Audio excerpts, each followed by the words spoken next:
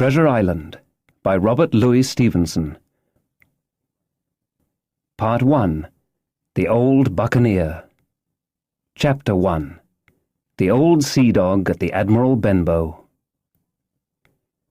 Squire Trelawney, Dr. Livesey, and the rest of these gentlemen having asked me to write down the whole particulars about Treasure Island, from the beginning to the end, keeping nothing back but the bearings of the island, and that only because there is still treasure not yet lifted, I take up my pen and go back to the time when my father kept the Admiral Benbow Inn, and the brown old seaman with the sabre cut first took up his lodging under our roof. I remember him as if it were yesterday, as he came plodding to the inn door, his sea-chest following behind him in a hand-barrow. A tall, strong, heavy, nut-brown man, his tarry pigtail falling over the shoulders of his soiled blue coat, his hands ragged and scarred with black, broken nails, and the sabre cut across one cheek, a dirty, livid white. I remember him looking round the cove and whistling to himself as he did so, and then breaking out in that old sea-song that he sang so often afterwards. 15 men on the dead man's chest, yo-ho-ho, and a bottle of rum, in the high, old, tottering voice that seemed to have been tuned and broken at the capstan bars. Then he rapped on the door with a bit of stick like a handspike that he carried, and when my father appeared, called roughly for a glass of rum. This, when it was brought to him, he drank slowly, like a connoisseur, lingering on the taste, and still looking about him at the cliffs and up at our signboard. "This is a handy cove," says he at length, "and a pleasant situated grog shop. Much company, mate?"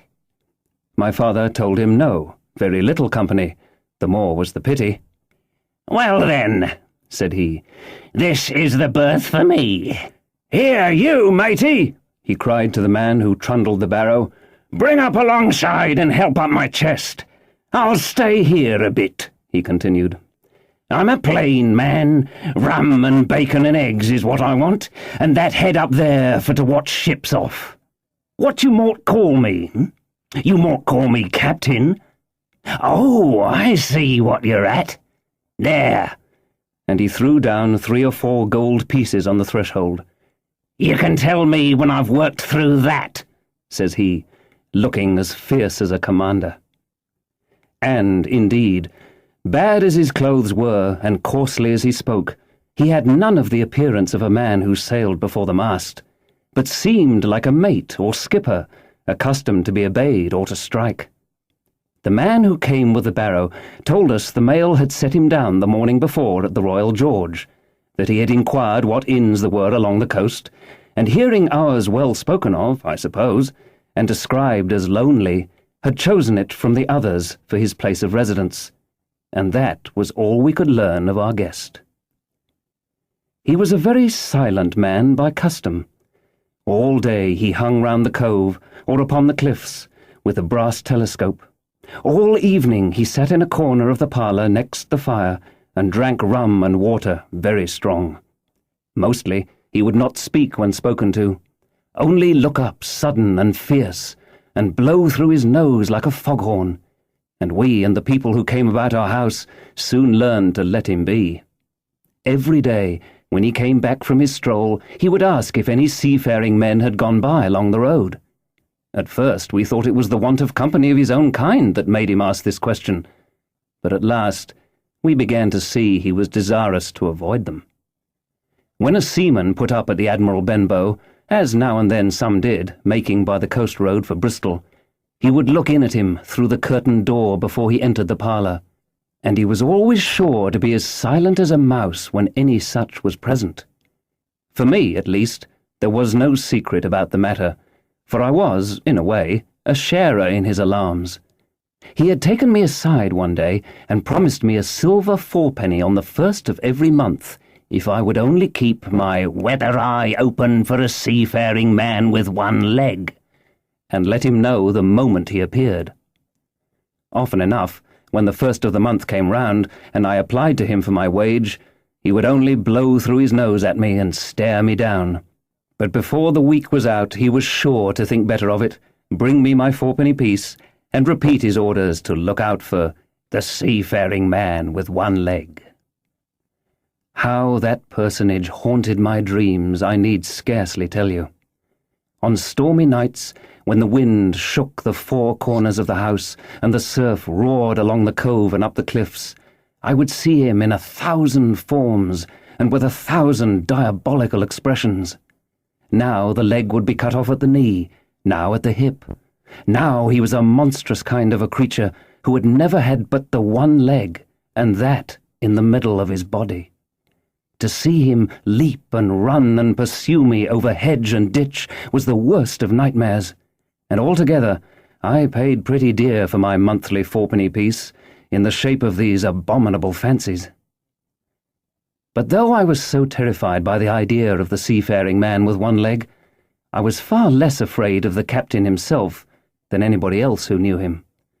There were nights when he took a deal more rum and water than his head would carry, and then he would sometimes sit and sing his wicked, old, wild sea songs, minding nobody. But sometimes he would call for glasses round and force all the trembling company to listen to his stories or bear a chorus to his singing. Often I have heard the house shaking with yo-ho-ho and a bottle of rum, all the neighbours joining in for dear life with the fear of death upon them, and each singing louder than the other to avoid remark. For in these fits he was the most overriding companion ever known. He would slap his hand on the table for silence all round. He would fly up in a passion of anger at a question, or sometimes because none was put. And so he judged the company was not following his story. Nor would he allow anyone to leave the inn till he had drunk himself sleepy and reeled off to bed. His stories were what frightened people worst of all. Dreadful stories they were, about hanging and walking the plank, and storms at sea and the dry Tortugas, and wild deeds and places on the Spanish Main. By his own account, he must have lived his life among some of the wickedest men that God ever allowed upon the sea. And the language in which he told these stories shocked our plain country people almost as much as the crimes that he described. My father was always saying the inn would be ruined, for people would soon cease coming there to be tyrannized over and put down and sent shivering to their beds. But I really believe his presence did us good. People were frightened at the time, but on looking back they rather liked it.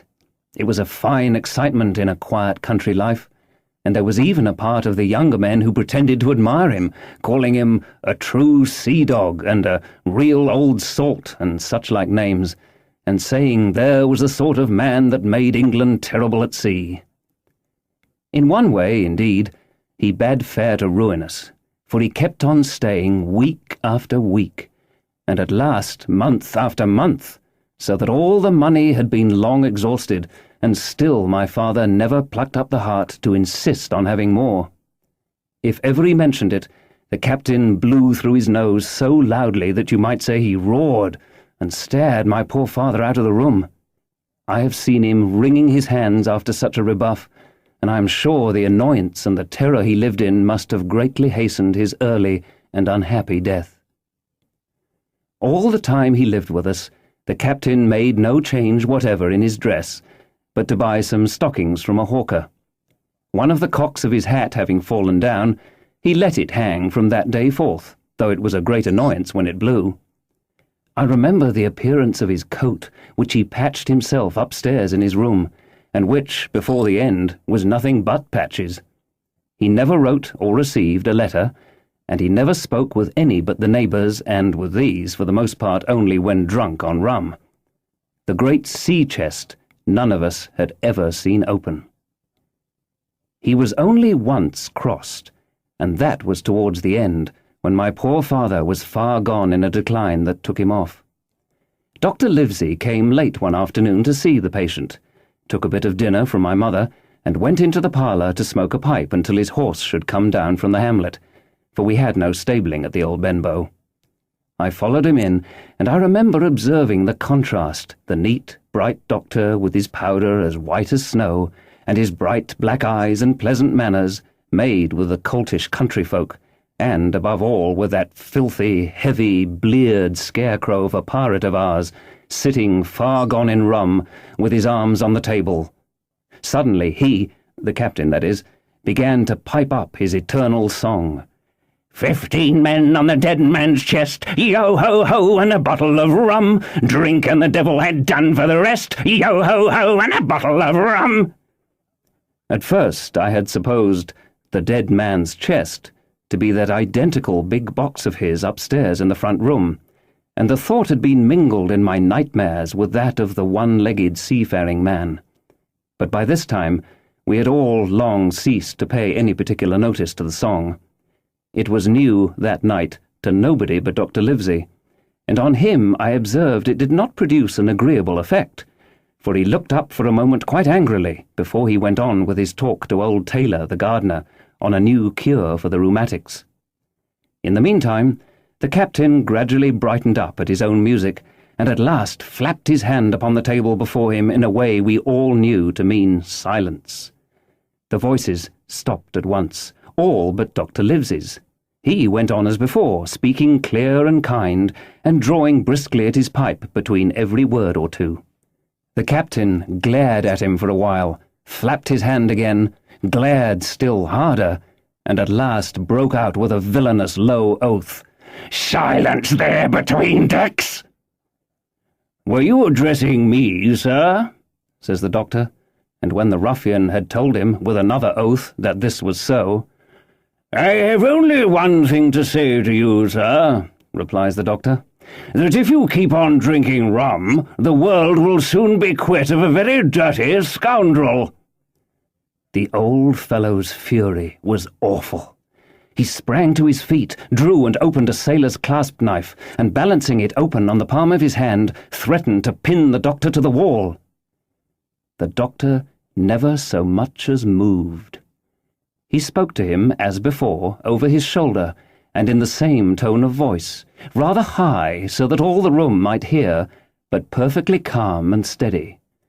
"If you do not put that knife this instant in your pocket, I promise upon my honour you shall hang at the next assizes."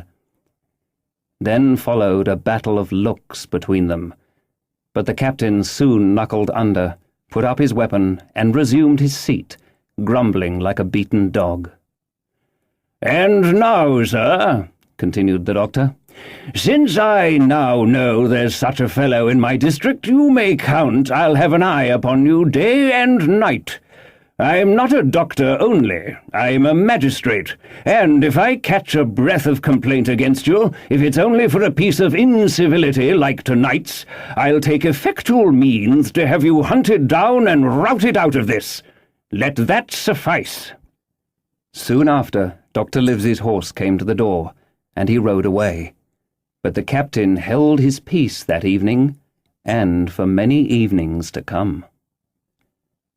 Chapter 2. Black Dog Appears and Disappears.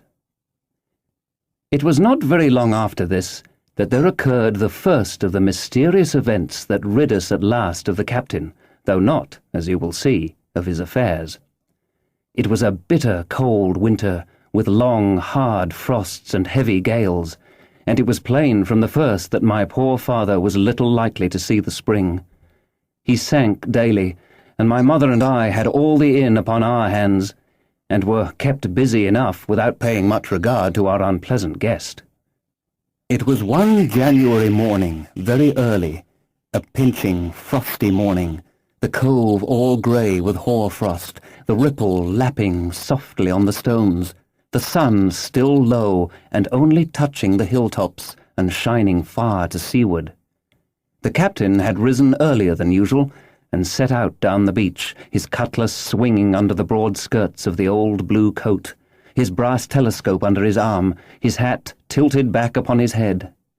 I remember his breath hanging like smoke in his wake as he strode off, and the last sound I heard of him as he turned the big rock was a loud snort of indignation, as though his mind was still running upon Dr. Livesey. Well, Mother was upstairs with Father, and I was laying the breakfast table against the captain's return, when the parlour door opened, and a man stepped in, on whom I had never set my eyes before. He was a pale, tallowy creature, wanting 2 fingers of the left hand, and though he wore a cutlass, he did not look much like a fighter. I had always my eye open for seafaring men with 1 leg or 2, and I remember this one puzzled me. He was not sailorly, and yet he had a smack of the sea about him too. I asked him what was for his service, and he said he would take rum. But as I was going out of the room to fetch it, he sat down upon a table and motioned me to draw near. I paused where I was with my napkin in my hand. "Come here, sonny," says he. "Come nearer here." I took a step nearer. "Is this here table for my mate Bill?" he asked with a kind of leer. I told him I did not know his mate Bill, and this was for a person who stayed in our house, whom we called the captain. "Well," said he, "my mate Bill would be called the captain as like as not. He has a cut on 1 cheek, and a mighty pleasant way with him, particularly in drink, has my mate Bill. We'll put it, for argument like, that your captain has a cut on 1 cheek, and we'll put it, if you like, that cheek's the right one." "Ah, well, I told you. Now, is my mate Bill in this here house?" I told him he was out walking. "Which way, sonny? Which way's he gone?" And when I had pointed out the rock and told him how the captain was likely to return, and how soon, and answered a few other questions, "Ah," said he, "this'll be as good as drink to my mate Bill." The expression of his face as he said these words was not at all pleasant, and I had my own reasons for thinking that the stranger was mistaken, even supposing he meant what he said. But it was no affair of mine, I thought, and besides, it was difficult to know what to do. The stranger kept hanging about just outside the inn door, peering round the corner, like a cat waiting for a mouse. Once I stepped out myself into the road, but he immediately called me back, and, as I did not obey quick enough for his fancy, a most horrible change came over his tallowy face, and he ordered me in with an oath that made me jump. As soon as I was back again, he returned to his former manner, half fawning, half sneering, patted me on the shoulder, told me I was a good boy, and he had taken quite a fancy to me. "I have a son of my own," said he, "as like you as 2 blocks, and he's all the pride of my heart. But the great thing for boys is discipline, sonny, discipline. Now, if you had sailed along of Bill, you wouldn't have stood there to be spoke to twice, not you. That was never Bill's way, nor the way of sich as sailed with him. And here, sure enough, is my mate Bill, with a spy-glass under his arm, bless his old heart, to be sure. You and me'll just go back into the parlour, sonny, and get behind the door, and we'll give Bill a little surprise. Bless his heart, I say again." So saying, the stranger backed along with me into the parlour, and put me behind him in the corner, so that we were both hidden by the open door. I was very uneasy and alarmed, as you may fancy, and it rather added to my fears to observe that the stranger was certainly frightened himself. He cleared the hilt of his cutlass and loosened the blade in the sheath, and all the time we were waiting there he kept swallowing as if he felt what we used to call a lump in the throat. At last, in strode the captain, slammed the door behind him without looking to the right or left, and marched straight across the room to where his breakfast awaited him. "Bill," said the stranger, in a voice that I thought he had tried to make bold and big. The captain spun round on his heel and fronted us. All the brown had gone out of his face, and even his nose was blue. He had the look of a man who sees a ghost, or the evil one, or something worse, if anything can be. And upon my word, I felt sorry to see him, all in a moment, turn so old and sick. "Come, Bill, you know me. You know an old shipmate, Bill, surely," said the stranger. The captain made a sort of gasp. "Black dog," said he. "And who else?" returned the other, getting more at his ease. Black dog as ever was, come for to see his old shipmate Billy at the Admiral Benbow Inn. Oh, Bill, Bill, we have seen a sight of times, us two, since I lost them 2 talons, holding up his mutilated hand. Now look here, said the captain. You've run me down. Here I am. Well then, speak up. What is it? That's you, Bill, returned Black Dog. You're in the right of it, Billy. I'll have a glass of rum from this dear child here, as I've took such a liking to, and we'll sit down, if you please, and talk square like old shipmates. When I returned with the rum, they were already seated on either side of the captain's breakfast table, Black Dog next to the door and sitting sideways so as to have one eye on his old shipmate and one, as I thought, on his retreat. He bade me go and leave the door wide open. "None of your keyholes for me, sonny," he said, and I left them together and retired into the bar. For a long time, though I certainly did my best to listen, I could hear nothing but a low gabbling, but at last the voices began to grow higher, and I could pick up a word or two, mostly oaths, from the captain. "No, no, no, no, and an end of it," he cried once, and again, "If it comes to swinging, swing all, say I." Then all of a sudden there was a tremendous explosion of oaths and other noises. The chair and table went over in a lump, a clash of steel followed, and then a cry of pain, and the next instant I saw Black Dog in full flight, and the captain hotly pursuing, both with drawn cutlasses, and the former streaming blood from the left shoulder. Just at the door, the captain aimed at the fugitive one last tremendous cut, which would certainly have split him to the chine had it not been intercepted by our big signboard of Admiral Benbow. You may see the notch on the lower side of the frame to this day. That blow was the last of the battle. Once out upon the road, Black Dog, in spite of his wound, showed a wonderful clean pair of heels, and disappeared over the edge of the hill in half a minute. The captain, for his part, stood staring at the signboard like a bewildered man. Then he passed his hand over his eyes several times, and at last turned back into the house. "Jim," says he, "rum." And as he spoke, he reeled a little and caught himself with one hand against the wall. "Are you hurt?" cried I. "Rum," he repeated. "I must get away from here. Rum, rum."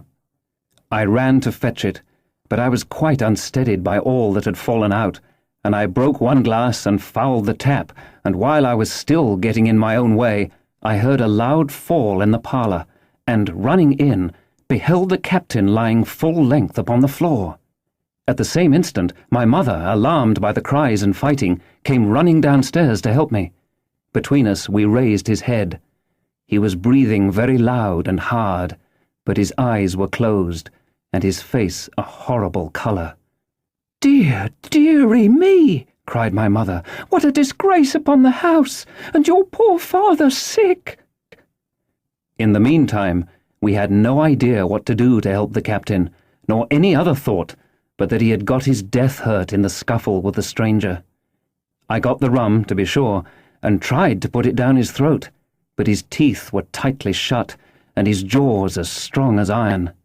It was a happy relief for us when the door opened and Dr. Livesey came in, on his visit to my father. "Oh, doctor," we cried, "what shall we do? Where is he wounded?" "Wounded? A fiddlestick's end," said the doctor. "No more wounded than you or I. The man has had a stroke, as I warned him.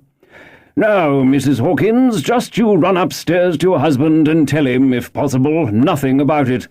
For my part, I must do my best to save this fellow's trebly worthless life, and Jim here will get me a basin."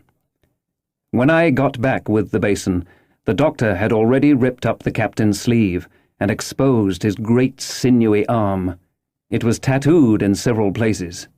"Here's luck," "A fair wind," and "Billy bones his fancy" were very neatly and clearly executed on the forearm, and up near the shoulder there was a sketch of a gallows and a man hanging from it, done, as I thought, with great spirit. Prophetic, said the doctor, touching this picture with his finger. And now, Master Billy Bones, if that be your name, we'll have a look at the colour of your blood. Jim, he said, are you afraid of blood? No, sir, said I. Well then, said he, you hold the basin. And with that he took his lancet and opened a vein. A great deal of blood was taken before the captain opened his eyes and looked mistily about him. First he recognized the doctor with an unmistakable frown.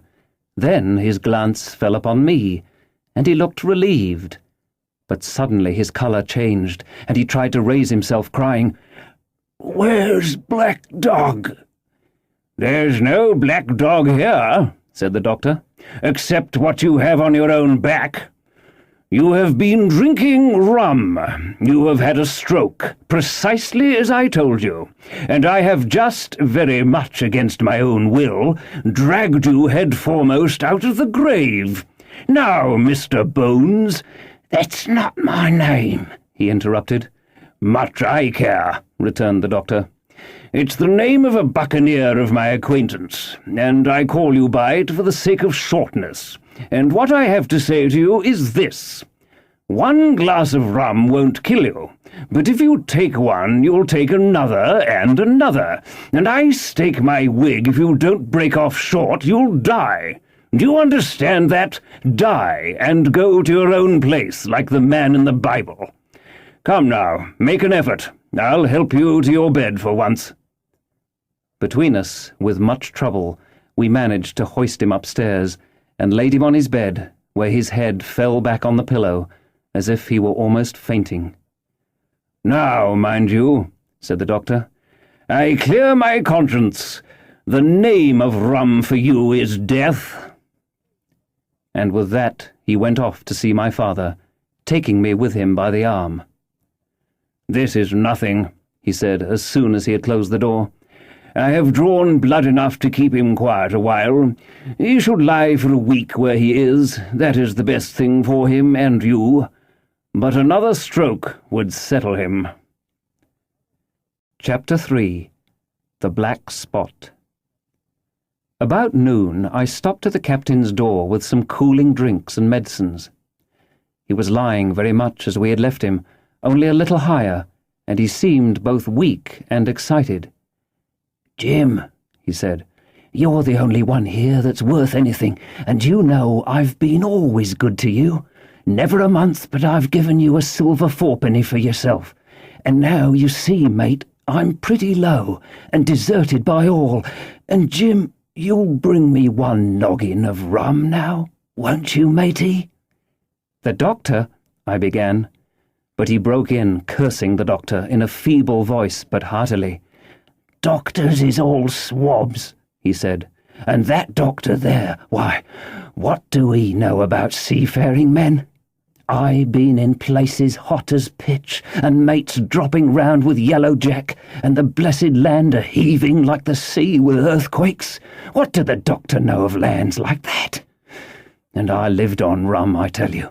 It's been meat and drink and man and wife to me. And if I'm not to have my rum now, I'm a poor old hulk on a lee shore. My blood'll be on you, Jim, and that doctor swab." And he ran on again for a while with curses. "Look, Jim, how my fingers fidget," he continued in the pleading tone. "I can't keep 'em still, not I. I haven't had a drop this blessed day. That doctor's a fool, I tell you. If I don't have a drain of rum, Jim, I'll have the horrors. I seen some on him already. I seen old Flint in the corner there, behind you, as plain as print I seen him. And if I get the horrors, I'm a man that has lived rough, and I'll raise Cain. Your doctor himself said one glass wouldn't hurt me. I'll give you a golden guinea for a noggin, Jim." He was growing more and more excited, and this alarmed me for my father, who was very low that day and needed quiet. Besides, I was reassured by the doctor's words, now quoted to me, and rather offended by the offer of a bribe. "I want none of your money," said I, "but what you owe my father. I'll get you one glass and no more." When I brought it to him, he seized it greedily and drank it out. "Aye, "Aye," said he, "that's some better, sure enough. And now, matey, did that doctor say how long I was to lie here in this old berth?" "A week at least," said I. "Thunder!" he cried. "A week! I can't do that. They'd have the black spot on me by then. The lubbers is going about to get the wind of me this blessed moment. Lubbers as couldn't keep what they got and want to nail what is another's.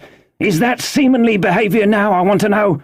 But I'm a saving soul. I never wasted good money of mine, nor lost it neither, and I'll trick 'em again. I'm not afraid of 'em. I'll shake out another reef, matey, and daddle 'em again." As he was thus speaking, he had risen from bed with great difficulty, holding to my shoulder with a grip that almost made me cry out, and moving his legs like so much dead weight. His words, spirited as they were in meaning, contrasted sadly with the weakness of the voice in which they were uttered. He paused when he had got into a sitting position on the edge. "That doctor's done me," he murmured. "My ears is singing. Lay me back." Before I could do much to help him, he had fallen back again to his former place, where he lay for a while, silent. "Jim," he said at length, "you saw that seafaring man today?" "Black Dog?" I asked. "Ah, Black Dog," says he. "He's a bad 'un, but there's worse that put him on. Now, if I can't get away nohow, and they tip me the black spot, mind you, it's my old sea chest they're after. You get on a horse. You can, can't you? Well then, you get on a horse and go to— well, yes, I will. To that eternal Dr. Swab, and tell him to pipe all hands, magistrates and sich, and he'll lay him aboard at the Admiral Benbow. All old Flint's crew, man and boy, all on 'em that's left. I was first mate, I was, old Flint's first mate, and I'm the only one as knows the place. He gave it me to Savannah when he lay a-dying, like as if I was to now, you see.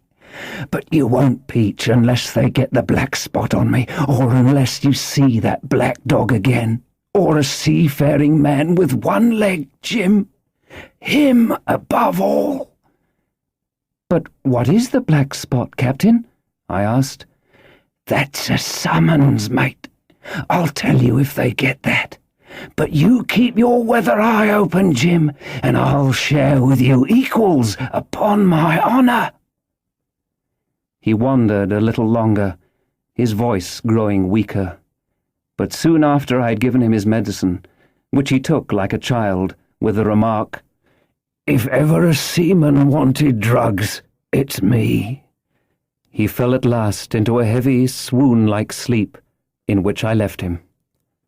What I should have done had all gone well, I do not know. Probably I should have told the whole story to the doctor, for I was in mortal fear lest the captain should repent of his confessions and make an end of me. But as things fell out, my poor father died quite suddenly that evening, which put all other matters on one side. Our natural distress, the visits of the neighbours, the arranging of the funeral, and all the work of the inn to be carried on in the meanwhile, kept me so busy that I had scarcely time to think of the captain, far less to be afraid of him.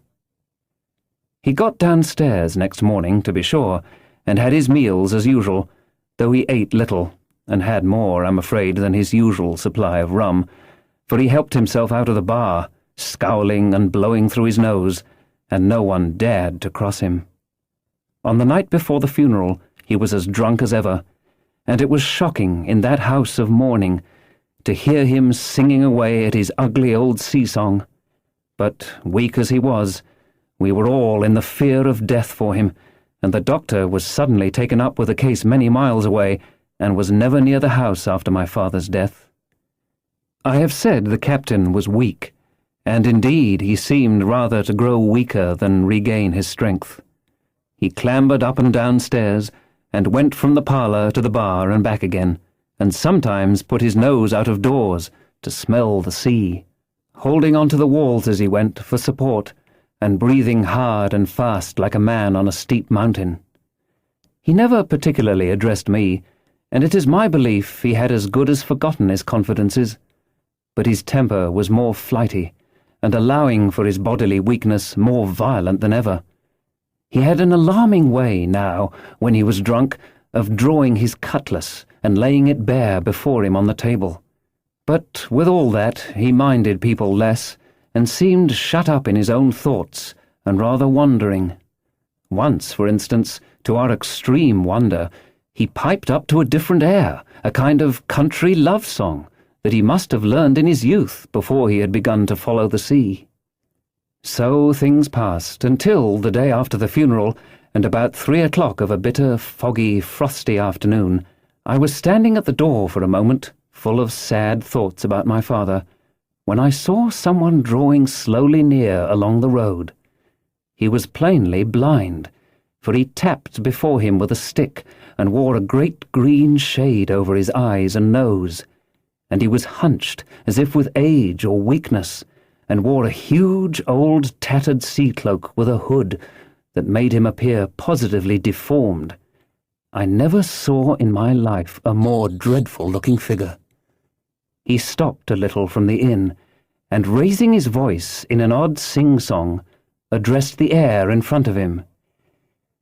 "Will any kind friend inform a poor blind man who has lost the precious sight of his eyes in the gracious defence of his native country, England, and God bless King George, where or in what part of this country he may now be?" "You are at the Admiral Benbow, Black Hill Cove, my good man," said I. "I hear a voice," said he, "a young voice. Will you give me your hand, my kind young friend, and lead me in?" I held out my hand, and the horrible, soft-spoken, eyeless creature gripped it in a moment like a vice. I was so much startled that I struggled to withdraw, but the blind man pulled me close up to him with a single action of his arm. "Now, boy," he said, "take me in to the captain." "Sir," said I, "upon my word I dare not." "Oh," he sneered, "that's it. Take me in straight or I'll break your arm." And he gave it, as he spoke, a wrench that made me cry out. "Sir," I said, "it is for yourself, I mean. The captain is not what he used to be. He sits with a drawn cutlass. Another gentleman—" "Come now, march," interrupted he. And I never heard a voice so cruel and cold and ugly as that blind man's. It cowed me more than the pain, and I began to obey him at once, walking straight in at the door and towards the parlour, where our sick old buccaneer was sitting, dazed with rum. The blind man clung close to me, holding me in one iron fist, and leaning almost more of his weight on me than I could carry. "Lead me straight up to him, and when I'm in view, cry out, 'Here's a friend for you, Bill. If you don't, I'll do this.'" And with that, he gave me a twitch that I thought would have made me faint. Between this and that, I was so utterly terrified of the blind beggar that I forgot my terror of the captain, and as I opened the parlour door, cried out the words he had ordered in a trembling voice. The poor captain raised his eyes, and at one look the rum went out of him and left him staring sober. The expression of his face was not so much of terror as of mortal sickness. He made a movement to rise, but I do not believe he had enough force left in his body. "Now, Bill, sit where you are," said the beggar. "If I can't see, I can hear a finger stirring. Business is business. Hold out your left hand. Boy, take his right hand by the wrist and bring it near to my right." We both obeyed him to the letter, and I saw him pass something from the hollow of the hand that held his stick into the palm of the captain's, which closed upon it instantly. "And now that's done," said the blind man, and at the words he suddenly left hold of me, and with incredible accuracy and nimbleness skipped out of the parlour and into the road, where, as I still stood motionless, I could hear his stick go tap, tap, tapping into the distance. It was some time before either I or the captain seemed to gather our senses, but at length, and about at the same moment, I released his wrist, which I was still holding, and he drew in his hand and looked sharply into the palm. 10 o'clock, he cried. 6 hours! We'll do them yet! And he sprang to his feet. Even as he did so, he reeled, put his hand to his throat, stood swaying for a moment, and then, with a peculiar sound, fell from his whole height, face foremost to the floor. I ran to him at once, calling my mother, but haste was all in vain. The captain had been struck dead by thundering apoplexy. It is a curious thing to understand, for I had certainly never liked the man, though of late I had begun to pity him, but as soon as I saw that he was dead, I burst into a flood of tears. It was the second death I had known, and the sorrow of the first was still fresh in my heart. Chapter 4. The Sea Chest.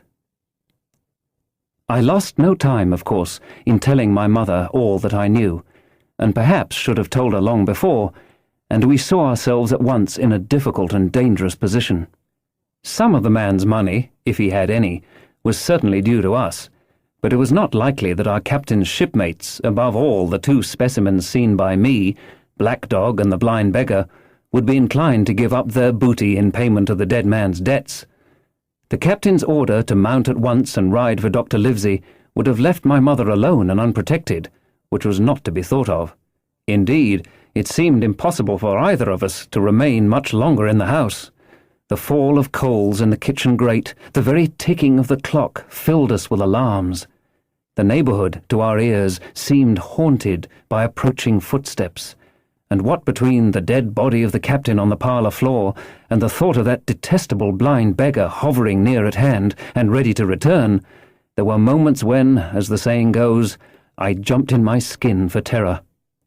Something must speedily be resolved upon, and it occurred to us at last to go forth together and seek help in the neighbouring hamlet. No sooner said than done.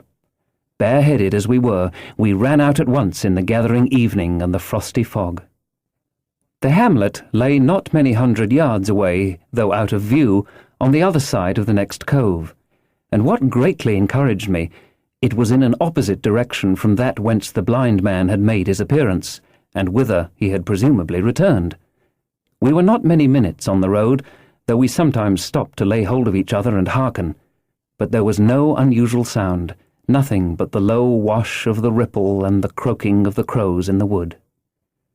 It was already candlelight when we reached the hamlet, and I shall never forget how much I was cheered to see the yellow shine in doors and windows. But that, as it proved, was the best of the help we were likely to get in that quarter, for, you would have thought men would have been ashamed of themselves, no soul would consent to return with us to the Admiral Benbow. The more we told of our troubles, the more, man, woman, and child, they clung to the shelter of their houses. The name of Captain Flint, though it was strange to me, was well enough known to some there, and carried a great weight of terror.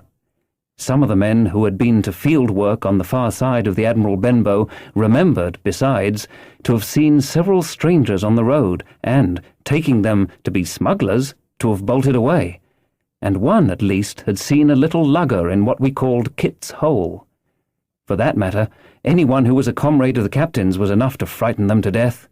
And the short and the long of the matter was that while we could get several who were willing enough to ride to Dr. Livesey's, which lay in another direction, not one would help us to defend the inn.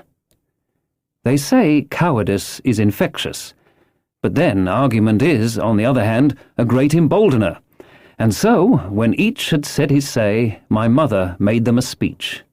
She would not, she declared, lose money that belonged to her fatherless boy. "If none of the rest of you dare," she said, "Jim and I dare. Back we will go, the way we came, and small thanks to you, big, hulking, chicken-hearted men. We'll have that chest open if we die for it, and I'll thank you for that bag, Mrs. Crossley, to bring back our lawful money in." Of course, I said I would go with my mother, and of course they all cried out at our foolhardiness, But even then, not a man would go along with us. All they would do was to give me a loaded pistol, lest we were attacked, and to promise to have horses ready saddled in case we were pursued on our return, while one lad was to ride forward to the doctors in search of armed assistance. My heart was beating finely when we too set forth in the cold night upon this dangerous venture. A full moon was beginning to rise, and peered redly through the upper edges of the fog, and this increased our haste, for it was plain, before we came forth again, that all would be as bright as day, and our departure exposed to the eyes of any watchers. We slipped along the hedges, noiseless and swift, nor did we see or hear anything to increase our terrors till, to our huge relief, the door of the Admiral Benbow had closed behind us. I slipped the bolt at once, and we stood and panted for a moment in the dark, alone in the house with the dead captain's body. Then my mother got a candle in the bar, and, holding each other's hands, we advanced into the parlour. He lay, as we had left him, on his back, with his eyes open, and one arm stretched out. "Draw down the blind, Jim," whispered my mother. "They might come and watch outside. And now," said she, when I had done so, "we have to get the key off that, and who's to touch it, I should like to know." And she gave a kind of sob as she said the words. I went down on my knees at once. On the floor, close to his hand, there was a little round of paper, blackened on the one side. I could not doubt that this was the black spot, and taking it up, I found written on the other side, in a very good, clear hand, this short message: "You have till 10 tonight." "He had till 10, Mother," said I, and just as I said it, our old clock began striking. This sudden noise startled us shockingly, but the news was good, for it was only 6. "Now, Jim," she said, "that key." I felt in his pockets, one after another, a few small coins, a thimble, and some thread and big needles, a piece of pigtail tobacco bitten away at the end, his gully with the crooked handle, a pocket compass, and a tinder-box, were all that they contained, and I began to despair. "Perhaps it's round his neck," suggested my mother. Overcoming a strong repugnance, I tore open his shirt at the neck, and there, sure enough, hanging to a bit of tarry string, which I cut with his own gully, we found the key. At this triumph we were filled with hope, and hurried upstairs without delay to the little room where he had slept so long, and where his box had stood since the day of his arrival. It was like any other seaman's chest on the outside, the initial B burned on the top of it with a hot iron, and the corners somewhat smashed and broken as by long, rough usage. "Give me the key," said my mother, and though the lock was very stiff, she had turned it and thrown back the lid in a twinkling. A strong smell of tobacco and tar rose from the interior, but nothing was to be seen on the top except a suit of very good clothes, carefully brushed and folded. They had never been worn, my mother said. Under that, the miscellany began: a quadrant, a tin cannikin, several sticks of tobacco, 2 brace of very handsome pistols, a piece of bar silver, an old Spanish watch, and some other trinkets of little value and mostly of foreign make, a pair of compasses mounted with brass, and 5 or 6 curious West Indian shells. It has often set me thinking since that he should have carried about these shells with him in his wandering, guilty, and hunted life. In the meantime, we had found nothing of any value but the silver and the trinkets, and neither of these were in our way. Underneath, there was an old boat cloak, whitened with sea salt on many a harbour bar. My mother pulled it up with impatience, and there lay before us the last things in the chest, a bundle tied up in oilcloth, and looking like papers, and a canvas bag that gave forth, at a touch, the jingle of gold. "I'll show these rogues that I'm an honest woman," said my mother. "I'll have my dues, and not a farthing over. Hold Mrs. Crossley's bag." And she began to count over the amount of the captain's score from the sailor's bag into the one that I was holding. It was a long, difficult business, for the coins were of all countries and sizes, doubloons and louis d'ors, and guineas and pieces of 8, and I know not what besides, all shaken together at random. The guineas, too, were about the scarcest, and it was with these only that my mother knew how to make her count. When we were about halfway through, I suddenly put my hand upon her arm, for I had heard in the silent, frosty air a sound that brought my heart into my mouth, the tap-tapping of the blind man's stick upon the frozen road. It drew nearer and nearer while we sat holding our breath. Then it struck sharp on the inn door, and then we could hear the handle being turned and the bolt rattling as the wretched being tried to enter. And then there was a long time of silence, both within and without. At last the tapping recommenced, and, to our indescribable joy and gratitude, died slowly away again until it ceased to be heard. "Mother," said I, "take the whole and let's be going." For I was sure the bolted door must have seemed suspicious, and would bring the whole hornet's nest about our ears. Though how thankful I was that I had bolted it, none could tell who had never met that terrible blind man. But my mother, frightened as she was, would not consent to take a fraction more than was due to her, and was obstinately unwilling to be content with less. It was not yet 7, she said, by a long way. She knew her rights, and she would have them, and she was still arguing with me when a little low whistle sounded a good way off upon the hill. That was enough, and more than enough, for both of us. "I'll take what I have," she said, jumping to her feet. "And I'll take this to square the count," said I, picking up the oilskin packet. Next moment we were both groping downstairs, leaving the candle by the empty chest, and the next we had opened the door and were in full retreat. We had not started a moment too soon. The fog was rapidly dispersing. Already the moon shone quite clear on the high ground on either side, and it was only in the exact bottom of the dell and round the tavern door that a thin veil still hung unbroken to conceal the first steps of our escape. Far less than halfway to the hamlet, very little beyond the bottom of the hill, we must come forth into the moonlight. Nor was this all, for the sound of several footsteps running came already to our ears, and as we looked back in their direction, a light, tossing to and fro and still rapidly advancing, showed that one of the newcomers carried a lantern. "My dear," said my mother suddenly, "take the money and run on. I'm going to faint." This was certainly the end for both of us, I thought. How I cursed the cowardice of the neighbours, how I blamed my poor mother for her honesty and her greed, for her past foolhardiness and present weakness. We were just at the little bridge, by good fortune, and I helped her, tottering as she was, to the edge of the bank, where, sure enough, she gave a sigh and fell on my shoulder. I do not know how I found the strength to do it all, and I'm afraid it was roughly done, but I managed to drag her down the bank and a little way under the arch. Farther I could not move her, for the bridge was too low to let me do more than crawl below it. So there we had to stay, my mother almost entirely exposed, and both of us within earshot of the inn.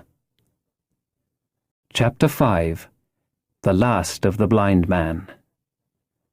My curiosity, in a sense, was stronger than my fear, for I could not remain where I was, but crept back to the bank again, whence, sheltering my head behind a bush of broom, I might command the road before our door.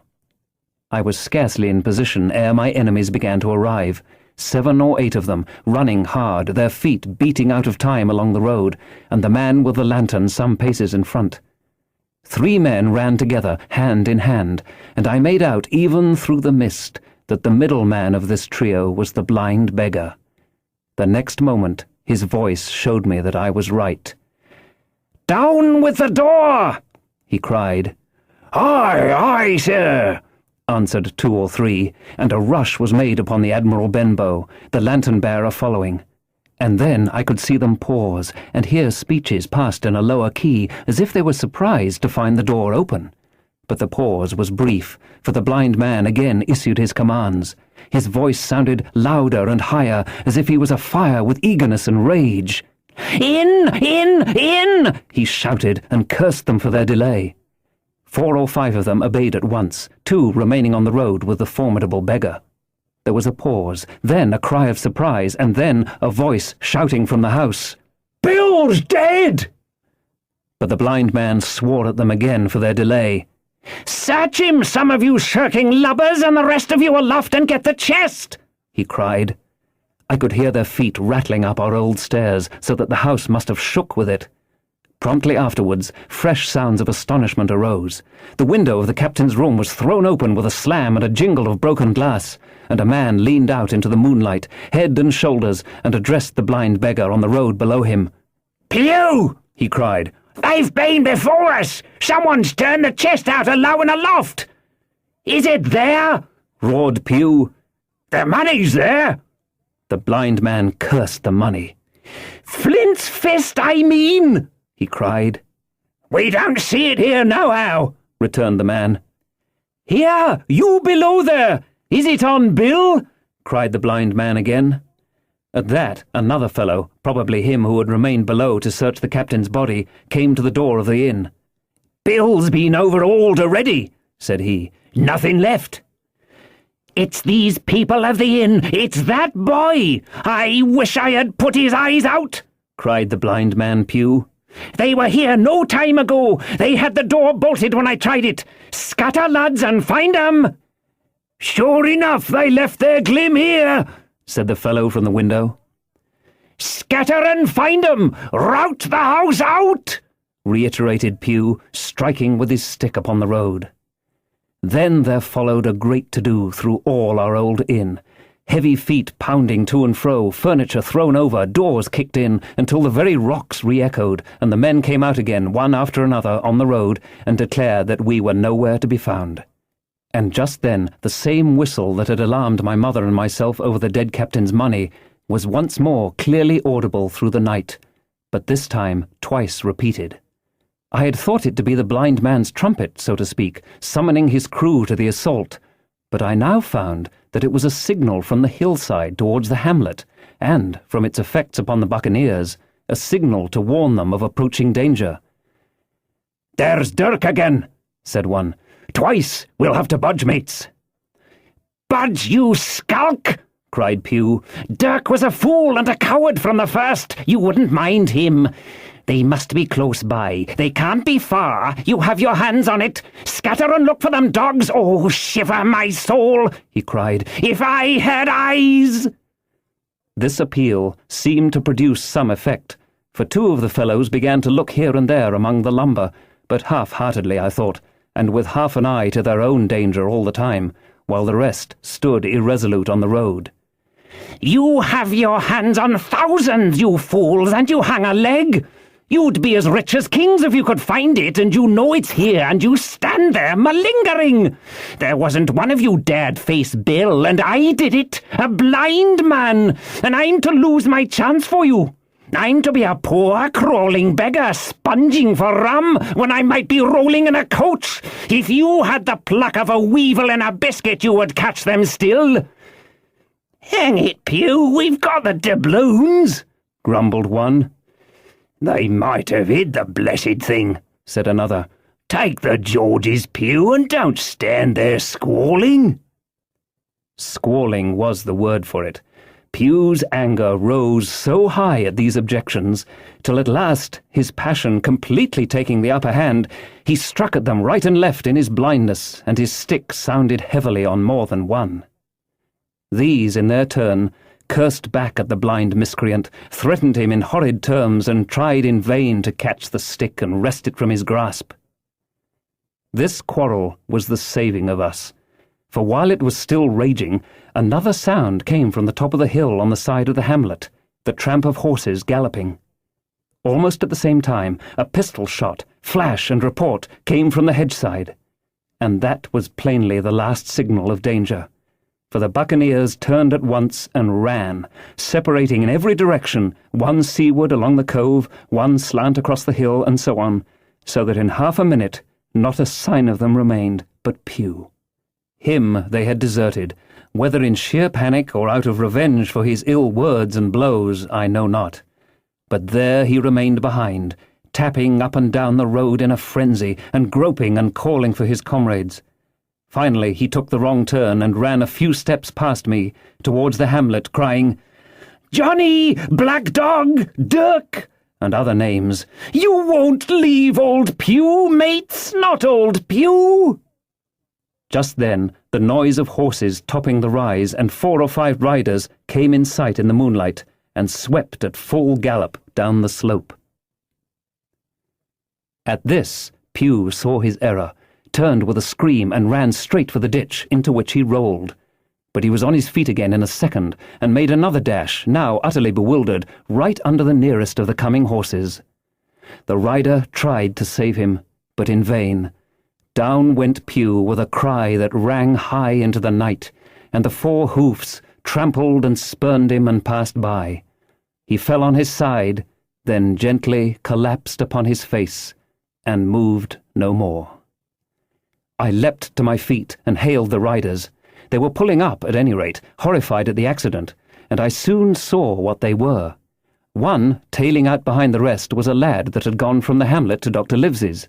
The rest were revenue officers, whom he had met by the way, and with whom he had had the intelligence to return at once. Some news of the lugger in Kit's Hole had found its way to Supervisor Dance, and set him forth that night in our direction, and to that circumstance my mother and I owed our preservation from death. Pew was dead, stone dead. As for my mother, when we had carried her up to the hamlet, a little cold water and salts, and that soon brought her back again, and she was none the worse for her terror, though she still continued to deplore the balance of the money. In the meantime, the supervisor rode on as fast as he could to Kit's Hole, but his men had to dismount and grope down the dingle, leading and sometimes supporting their horses, and in continual fear of ambushes. So it was no great matter for surprise that when they got down to the hole, the lugger was already under way, though still close in. He hailed her. A voice replied, telling him to keep out of the moonlight, or he would get some lead in him, and at the same time a bullet whistled close by his arm. Soon after, the lugger doubled the point and disappeared. Mr. Dance stood there, as he said, "like a fish out of water," and all he could do was to dispatch a man to warn the cutter. "And that," said he, "is just about as good as nothing. They've got off clean, and there's an end. Only," he added, "I'm glad I trod on Master Pew's corns." For by this time he had heard my story. I went back with him to the Admiral Benbow, and you cannot imagine a house in such a state of smash. The very clock had been thrown down by these fellows in their furious hunt after my mother and myself, and though nothing had actually been taken away except the captain's money-bag and a little silver from the till, I could see at once that we were ruined. Mr. Dance could make nothing of the scene. "They got the money, you say? Well then, Hawkins, what in fortune were they after? More money, I suppose?" "No, sir, not money, I think," replied I. "In fact, sir, I believe I have the thing in my breast pocket, and to tell you the truth, I should like to get it put in safety." "To be sure, boy, quite right," said he. "I'll take it if you like." "I thought perhaps Dr. Livesey—" I began. "Perfectly right," he interrupted very cheerily. "Perfectly right, a gentleman and a magistrate. And now I come to think of it, I might as well ride round there myself and report to him or Squire. Master Pew's dead when all's done. Not that I regret it, but he's dead, you see, and people will make it out against an officer of His Majesty's revenue, if make it out they can. Now, I tell you, Hawkins, if you like, I'll take you along." I thanked him heartily for the offer, and we walked back to the hamlet where the horses were. By the time I had told Mother of my purpose, they were all in the saddle. "Dogger," said Mr. Dance, "you have a good horse. Take up this lad behind you." As soon as I was mounted, holding on to Dogger's belt, the supervisor gave the word, and the party struck out at a bouncing trot on the road to Dr. Livesey's house. Chapter 6. The Captain's Papers. We rode hard all the way, till we drew up before Dr. Livesey's door. The house was all dark to the front. Mr. Dance told me to jump down and knock, and Dogger gave me a stirrup to descend by. The door was opened almost at once by a maid. "Is Dr. Livesey in?" I asked. "No," she said. He had come home in the afternoon, but had gone up to the hall to dine and pass the evening with the squire. "So there we go, boys," said Mr. Dance.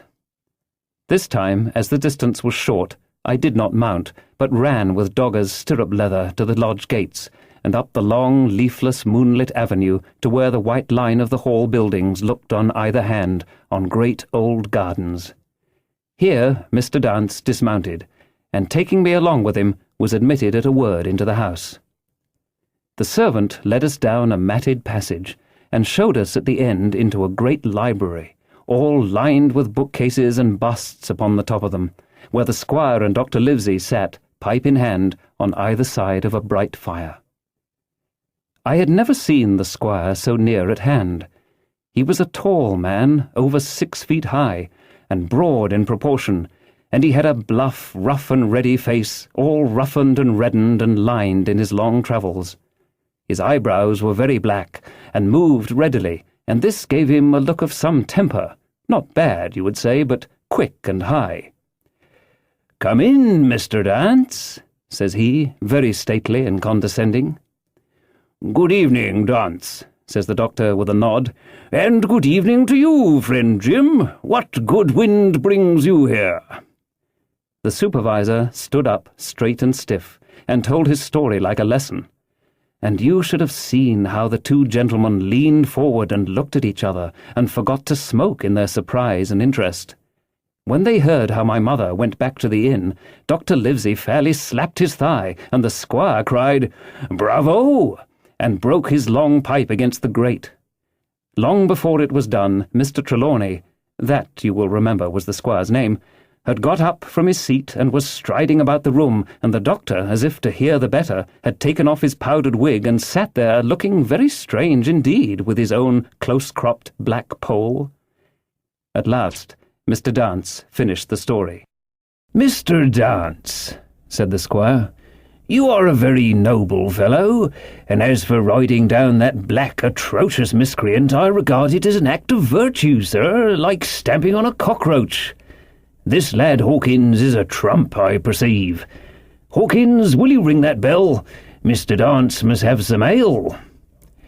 "And so, Jim," said the doctor, "you have the thing that they were after, have you?" "Here it is, sir," said I, and gave him the oilskin packet.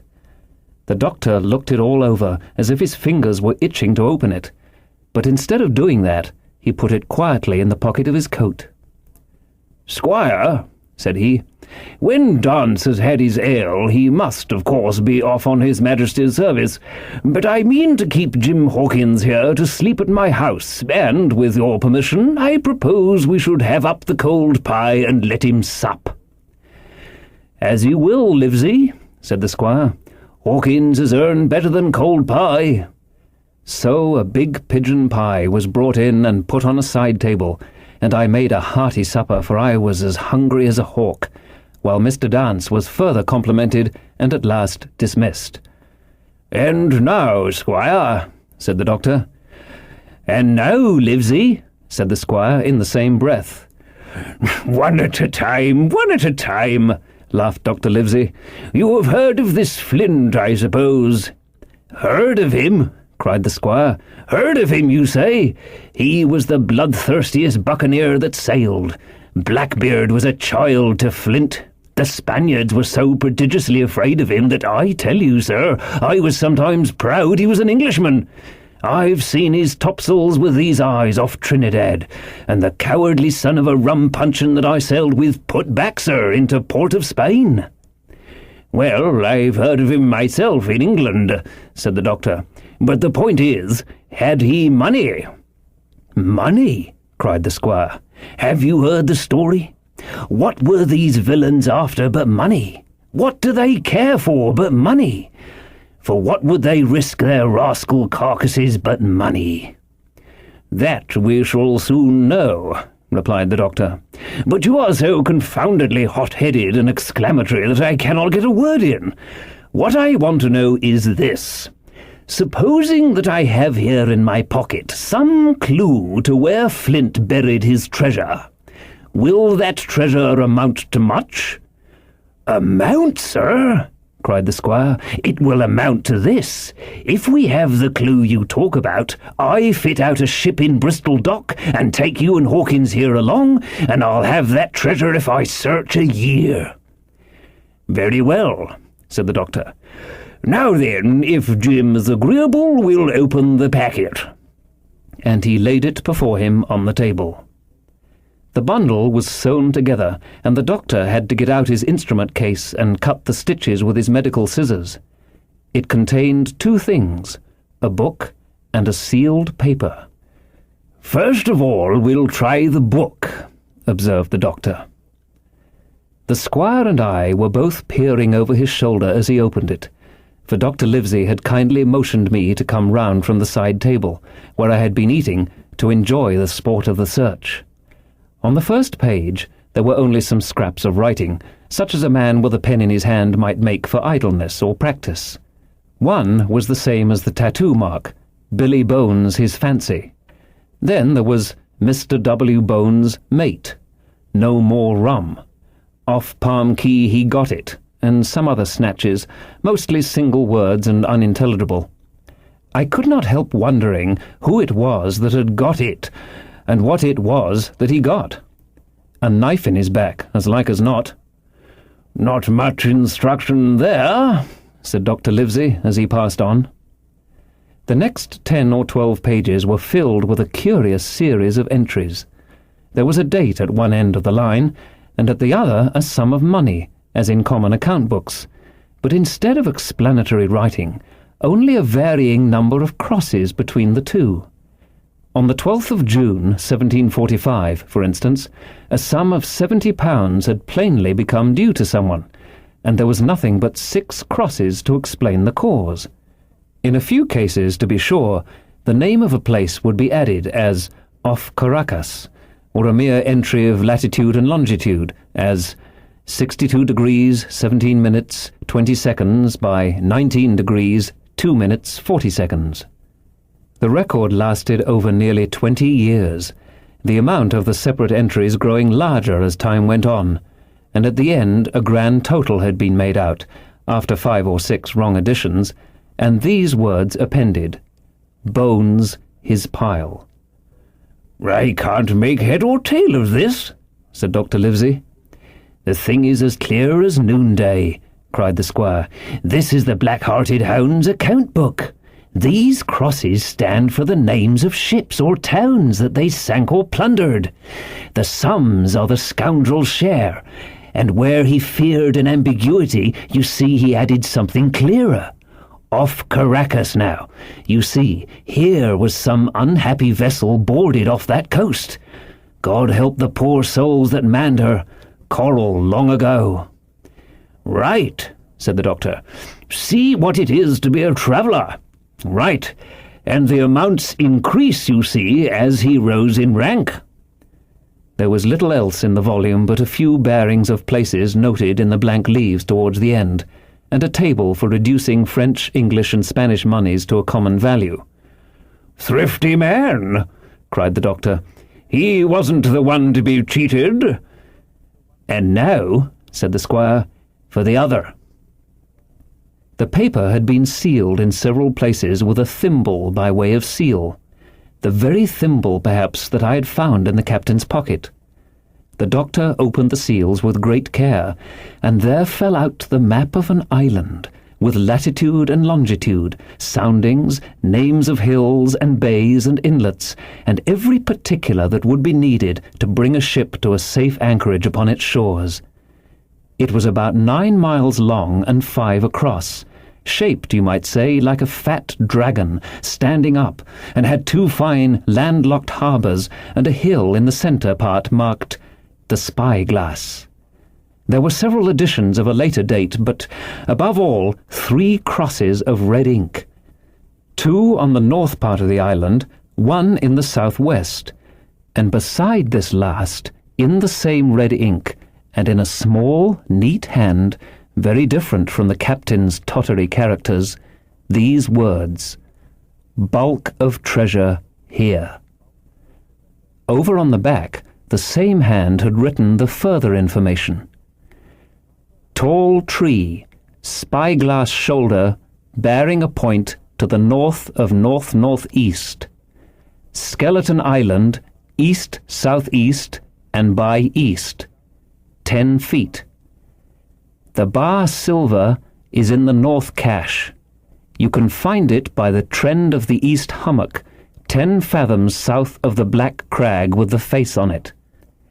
The arms are easy found in the sand hill, north point of North Inlet Cape, bearing east and a quarter north.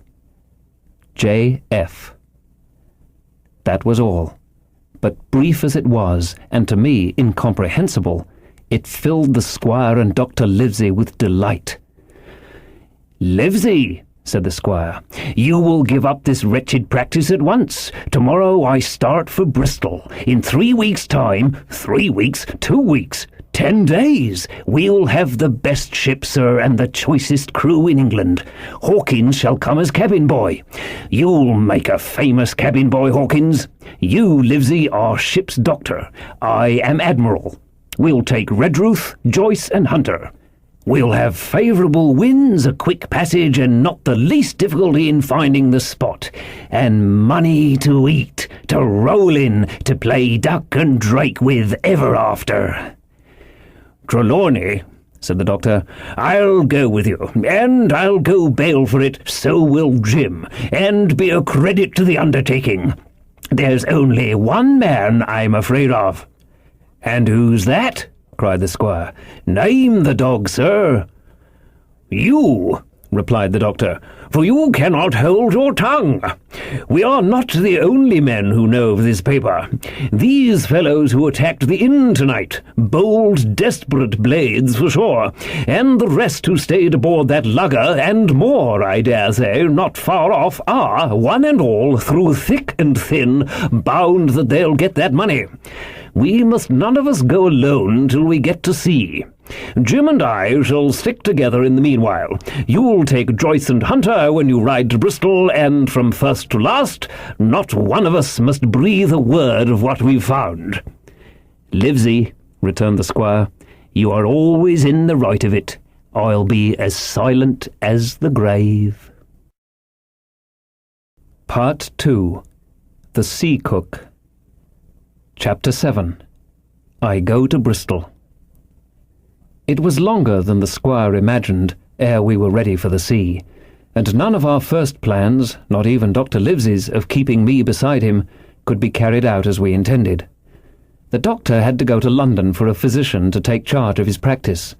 The squire was hard at work at Bristol, and I lived on at the Hall under the charge of old Redruth, the gamekeeper, almost a prisoner, but full of sea dreams and the most charming anticipations of strange islands and adventures. I brooded by the hour together over the map, all the details of which I well remembered. Sitting by the fire in the housekeeper's room, I approached that island in my fancy from every possible direction. I explored every acre of its surface. I climbed 1,000 times to that tall hill they call the Spyglass, and from the top enjoyed the most wonderful and changing prospects.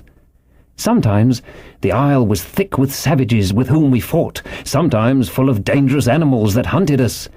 But in all my fancies nothing occurred to me so strange and tragic as our actual adventures. So the weeks passed on, till one fine day there came a letter addressed to Dr. Livesey, with this addition: to be opened, in the case of his absence, by Tom Redruth or young Hawkins. Obeying this order, we found, or rather I found, for the gamekeeper was a poor hand at reading anything but print, the following important news. Old Anchor Inn, Bristol, March 1st. Dear Livesey, as I do not know whether you are at the Hall or still in London, I send this in double to both places. The ship is bought and fitted. She lies at anchor, ready for sea. You never imagined a sweeter schooner. A child might sail her. 200 tons, name Hispaniola. I got her through my old friend, Blandley, who has proved himself throughout the most surprising trump. The admirable fellow literally slaved in my interest, and so, I may say, did everyone in Bristol, as soon as they got wind of the port we sailed for. Treasure, I mean. "Redruth," said I, interrupting the letter, "Dr. Livesey will not like that. The squire has been talking after all." "Well, who's a better right?" growled the gamekeeper. "A pretty rum go if squire ain't to talk for Dr. Livesey, I should think." At that, I gave up all attempt at commentary and read straight on. Blandly himself found the Hispaniola, and by the most admirable management got her for the merest trifle. There is a class of men in Bristol monstrously prejudiced against Blandly. They go the length of declaring that this honest creature would do anything for money, that the Hispaniola belonged to him, and that he sold it me absurdly high, the most transparent calumnies. None of them dare, however, to deny the merits of the ship. So far there was not a hitch.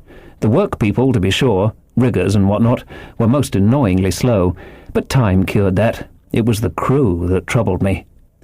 I wished a round score of men, in case of natives, buccaneers, or the odious French, and I had the worry of the deuce itself to find so much as half a dozen, till the most remarkable stroke of fortune brought me the very man that I required. I was standing on the dock, when by the merest accident I fell in talk with him. I found he was an old sailor, kept a public house, knew all the seafaring men in Bristol, had lost his health ashore, and wanted a good berth as cook to get to sea again. He had hobbled down there that morning, he said, to get a smell of the salt. I was monstrously touched, so would you have been, and out of pure pity I engaged him on the spot to be ship's cook. Long John Silver, he is called, and has lost a leg. But that I regarded as a recommendation, since he lost it in his country's service under the immortal Hawke. He has no pension, Livesey. Imagine the abominable age we live in. Well, sir, I thought I had only found a cook, but it was a crew I had discovered. Between Silver and myself, we got together in a few days a company of the toughest old salts imaginable. Not pretty to look at, but fellows, by their faces, of the most indomitable spirit. I declare we could fight a frigate. Long John even got rid of 2 out of the 6 or 7 I'd already engaged. He showed me in a moment that they were just the sort of freshwater swabs we had to fear in an adventure of importance. I'm in the most magnificent health and spirits, eating like a bull, sleeping like a tree. Yet I shall not enjoy a moment till I hear my old tarpaulins tramping round the capstan. Seaward ho! Hang the treasure! It's the glory of the sea that has turned my head.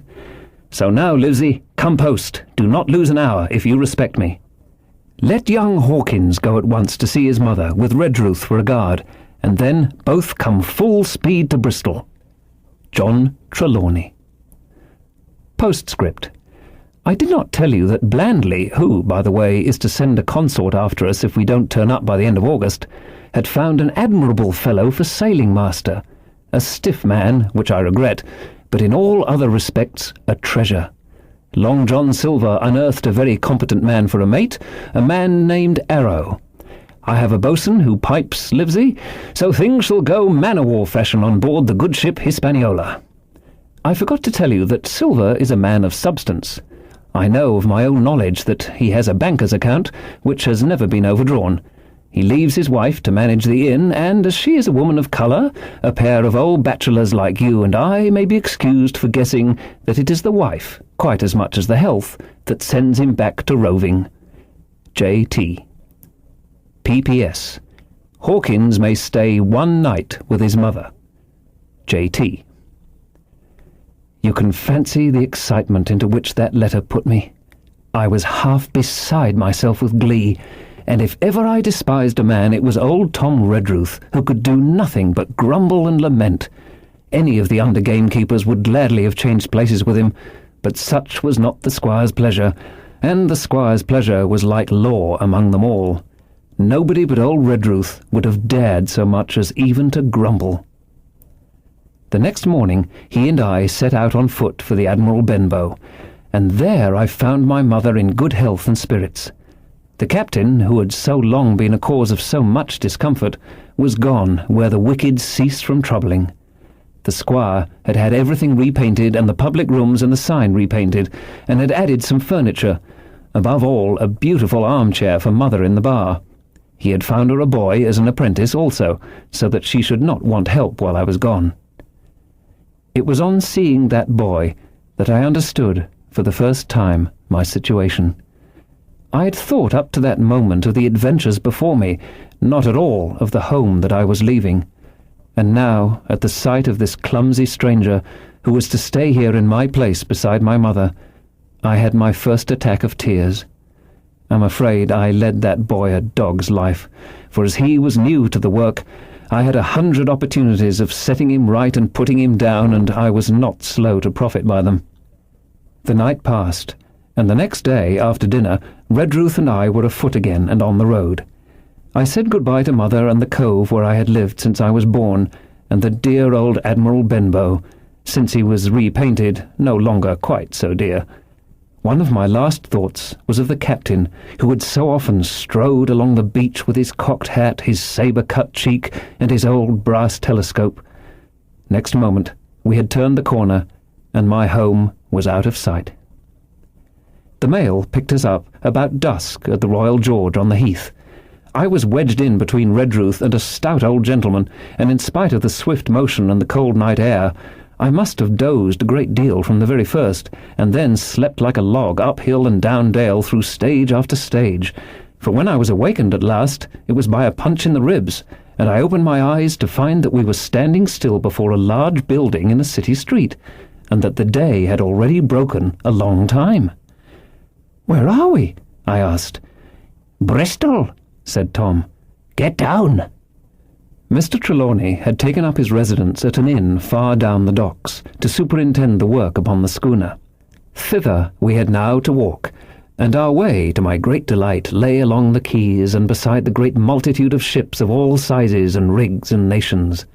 In one, sailors were singing at their work. In another, there were men aloft, high over my head, hanging to threads that seemed no thicker than a spider's. Though I had lived by the shore all my life, I seemed never to have been near the sea till then.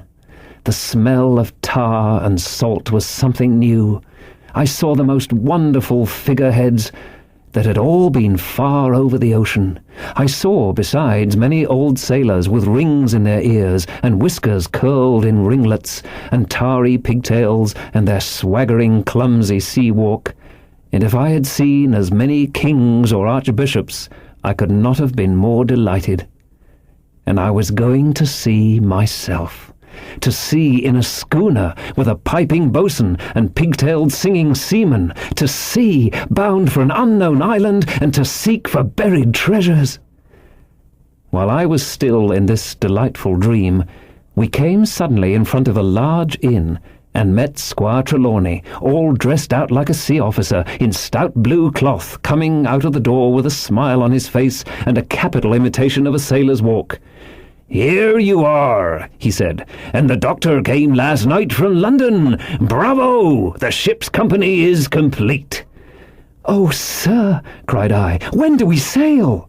"Sail?" says he. "We sail tomorrow." Chapter 8. At the Sign of the Spyglass.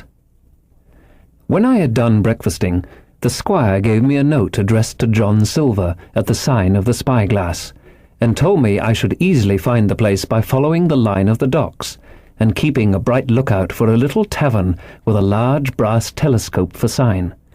I set off, overjoyed at this opportunity to see some more of the ships and seamen, and picked my way among a great crowd of people and carts and bales, for the dock was now at its busiest, until I found the tavern in question.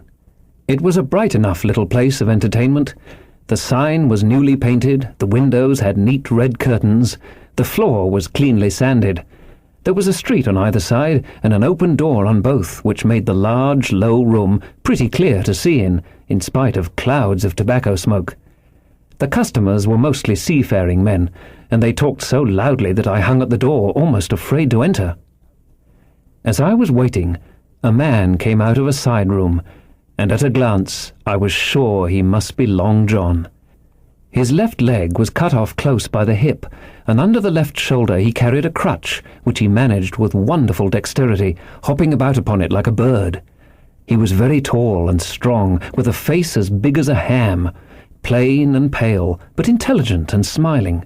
Indeed, he seemed in the most cheerful spirits, whistling as he moved about among the tables with a merry word or a slap on the shoulder for the more favoured of his guests. Now, to tell you the truth, from the very first mention of Long John in Squire Trelawney's letter, I had taken a fear in my mind that he might prove to be the very one-legged sailor whom I had watched for so long at the old Benbow. But one look at the man before me was enough. I had seen the captain and Black Dog and the blind man Pew, and I thought I knew what a buccaneer was like. A very different creature, according to me, from this clean and pleasant-tempered landlord. I plucked up courage at once, crossed the threshold, and walked right up to the man where he stood, propped on his crutch, talking to a customer. "Mr. Silver, sir?" I asked, holding out the note. "Yes, my lad," said he. "Such is my name, to be sure. And who may you be?" And then, as he saw the squire's letter, he seemed to me to give something almost like a start. "Oh," said he, quite loud, and offering his hand. "I see. You are our new cabin boy. Pleased I am to see you."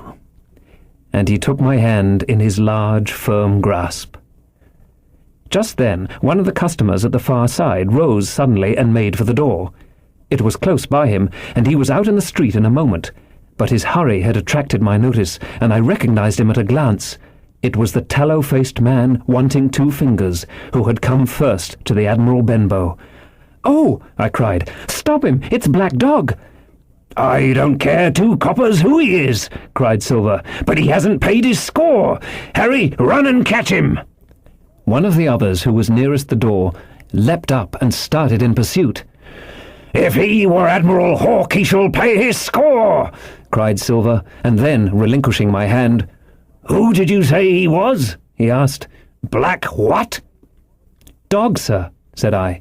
"Has Mr. Trelawney not told you of the buccaneers? He was one of them." "So?" cried Silver. "In my house? Ben, run and help Harry. One of those swabs, was he? Was that you drinking with him, Morgan? Step up here." The man, whom he called Morgan, an old, grey-haired, mahogany-faced sailor, came forward pretty sheepishly, rolling his quid. "Now, Morgan," said Long John very sternly, "you never clapped your eyes on that black dog before, did you now?" "Not I, sir," said Morgan, with a salute. "You didn't know his name, did you?" "No, sir." "By the powers, Tom Morgan, it's as good for you," exclaimed the landlord. "If you had been mixed up with the like of that, you would never have put another foot in my house, you may lay to that. And what was he saying to you?" "I don't rightly know, sir," answered Morgan. "Do you call that a head on your shoulders or a blessed dead-eye?" cried Long John. "Don't rightly know, don't you? Perhaps you don't happen to rightly know who you was speaking to, perhaps. Come now, what was he jawing? Viges, captains, ships? Pipe up! What was it?" "We were talking of keel hauling," answered Morgan. "Keel hauling, was you? And a mighty suitable thing too, and you may lay to that.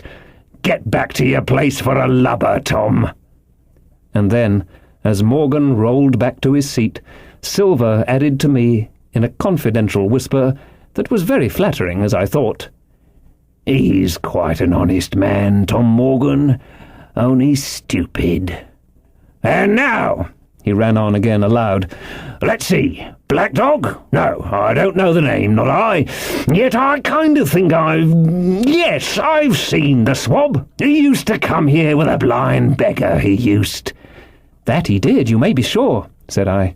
"I knew that blind man too. His name was Pew." "It was!" cried Silver, now quite excited. "Pew, that were his name for certain. Ah, he looked a shark, he did. If we run down this Black Dog now, there'll be news for Captain Trelawney. Ben's a good runner. Few seamen run better than Ben. He should run him down, hand over hand, by the powers. He talked of keel-hauling, did he? I'll keel-haul him!" All the time he was jerking out these phrases, he was stumping up and down the tavern on his crutch, slapping tables with his hand, and giving such a show of excitement as would have convinced an Old Bailey judge or a Bow Street runner. My suspicions had been thoroughly reawakened on finding Black Dog at the spyglass, and I watched the cook narrowly. But he was too deep, and too ready, and too clever for me, and by the time the two men had come back out of breath and confessed that they had lost the track in a crowd, and had been scolded like thieves, I would have gone bail for the innocence of Long John Silver. "See here now, Hawkins," said he. "Here's a blessed hard thing on a man like me now, ain't it? There's Captain Trelawney. What's he to think? Here I have this confounded son of a Dutchman sitting in my own house, drinking of my own rum. Here you comes and tells me of it plain, and here I let him give us all the slip before my blessed deadlights. Now, Hawkins, you do me justice with the captain. You're a lad, you are, but you're as smart as paint. I see that when you first came in. Now, here it is. What could I do with this old timber I hobble on? When I was an A.B. master mariner, I'd have come up alongside of him hand over hand and broached him to in a brace of old shakes, I would. But now—" And then, all of a sudden, he stopped, and his jaw dropped as though he had remembered something. "The score!" he burst out. "3 goes of rum! Why, shiver my timbers if I hadn't forgotten my score!" And falling on a bench, he laughed until the tears ran down his cheeks. I could not help joining, and we laughed together, peal after peal, until the tavern rang again. "Why, what a precious old sea calf I am," he said at last, wiping his cheeks.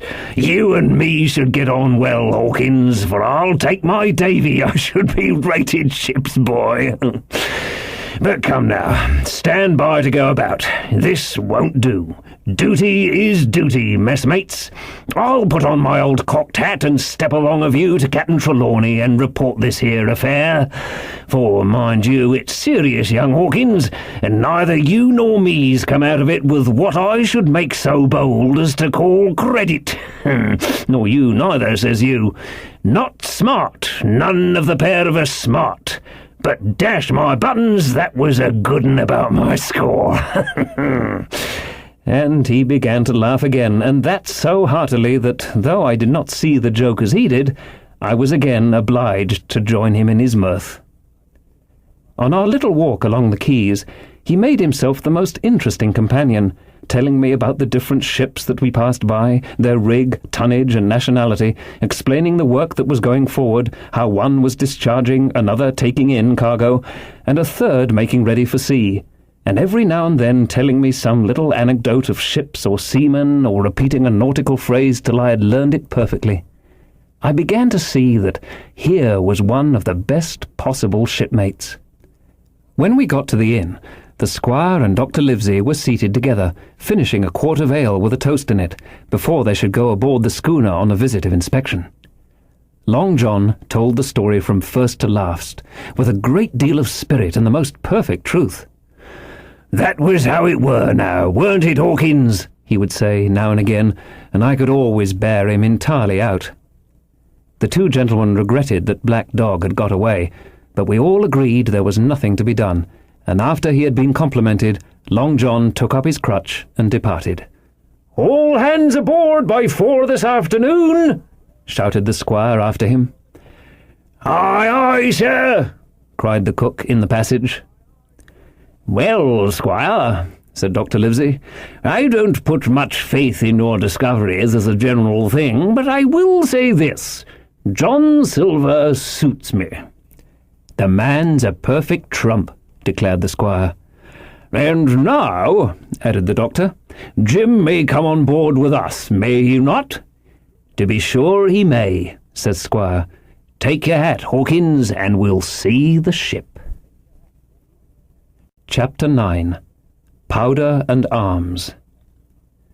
The Hispaniola lay some way out, and we went under the figureheads and round the sterns of many other ships, and their cables sometimes grated underneath our keel, and sometimes swung above us. At last, however, we got alongside and were met and saluted as we stepped aboard by the mate, Mr. Arrow, a brown old sailor with earrings in his ears and a squint. He and the squire were very thick and friendly, but I soon observed that things were not the same between Mr. Trelawney and the captain. This last was a sharp-looking man, who seemed angry with everything on board, and was soon to tell us why, for we had hardly got down into the cabin when a sailor followed us. "Captain Smollett, sir, axing to speak with you," said he. "I am always at the captain's order. Show him in," said the squire. The captain, who was close behind his messenger, entered at once and shut the door behind him. "Well, Captain Smollett, what have you to say? All well, I hope? All ship-shape and seaworthy?" "Well, sir," said the captain, "better speak plain, I believe, even at the risk of offence.